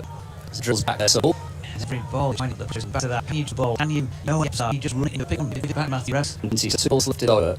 A couple of singles, that's off the last 3, but they've got the sub. If Moriarty doesn't fight often, Goodman balls up to the line. They'll take 1 is the sum of it. They jog through. So 37 from D. Differ responding from 19 to now. You either win it, well, you base 1. You can put the line up, but you definitely set 4. Yeah, and then Moriarty pushing one on the ball. It's just not much death material left for Goodman. New in the roll and then in. It resides up the air. Fielder underneath, long off. It's Jack Taylor on it. It's the. And Yorkshire 9 man has gone. 13 for Ospreys. Goodman has served bowled another length ball. Revis. Too much elevation. Not a distance, just not the strong. Did it farther than Lucas. He can't give him what he has to show. He's made from 4 deliveries. Done his best. But has fought to move 53 from nose for Goodman and Amber Cliff. Yeah, Mark Darling 26 on. And so Moriarty and Cliff will 57 run from 80 deliveries. And I was going to say, if I made a mistake, I could get out. You know what I'm saying? Walk it and end the. Seems to be just as tough for them for Yorkshire in Whitehall Creek. Finger out another one. Can through? It'd be remarkable like there. Now they come off with that sensational sweep in Surrey last year. That was on the winning runs. Harry Duke was there and waiting the kits. It's not dissimilar. It's great to me to beat Yorkshire all out for 115 runs. I've fell into position match. Contrived to lose it. I have lost it by 36 runs with 17 ball rimming. Well played Gloucestershire. They saw that weren't show. Yeah, and like you lucky because chance at the crease at 37-2 weren't exactly winning. Hadn't got that step out of that partnership. Stood in James to begin the ball. But everybody else really had consistently throughout the match, and it as though the game was turning. They may well have sliced into rid of mood, but they've run with that bit of force. Take wits off this innings, and exactly the right handling change that produced a win. It went grave, doesn't all pay off, but it certainly paid off. For instance, the opening bowler just at the time to get the breakthroughs, and then Smith flowed up that spell as nail Taylor and just continued to break the pick of wickets along the way. And it has been an excellent bowling performance from Gloucestershire, and with the bat, I think you have to say much as Ollie Price's 98 and Hammond's 54 were the 2 big contributions. Worth also saying that without the efforts of Tom Smith, who yet again came in a situation where Gloucestershire just needed him to bat some time, went out there, made 27. It doesn't look like a huge amount, but that innings is probably the difference in the match. The fact that he was able to stay with Price for that period was the difference between Gloucestershire just getting to 250 and probably being all out for 220, which would have made that chase so much easier. Yeah, so once again, Yorkshire making qualification look difficult for themselves. They've got 4 points from 4 matches. They're not out of it by any stretch, but there are now a diminishing number of games, 4 remaining, 2 at Scarborough next week when they're taking on Essex and at Leicestershire. And then they're away at Rugby School against Warwickshire and finish off down at Cardiff against Glamorgan in whatever that is, a couple of weeks or so's time, midweek match, I think, to finish off the group stages of this. Gloucestershire, well, they'll move on to 4 points from 4 matches, so 2 and 2, and therefore being just as inconsistent as Yorkshire are. And just seems to me, even though we're talking about these young lads for Yorkshire, 4 seasons they've played together in this competition now, you know, finding that form to back up a good performance still is proving elusive. And Gloucestershire with a more experienced side, but showing that it's not just Yorkshire who find that an issue. Well, I mean, Gloucestershire will hope, after losing their first 2 games, winning their next 2, that they are back on track in this competition. As I mentioned earlier on, they're a side that would expect to contend in this competition. They made the semi-finals last year. They'd be hoping to go a couple of stages further than that this year, and would feel they have the side to do it. And you know, they've got some youth as well. They've got the likes of Goodman and Singdale, who are huge parts of this bowling attack, both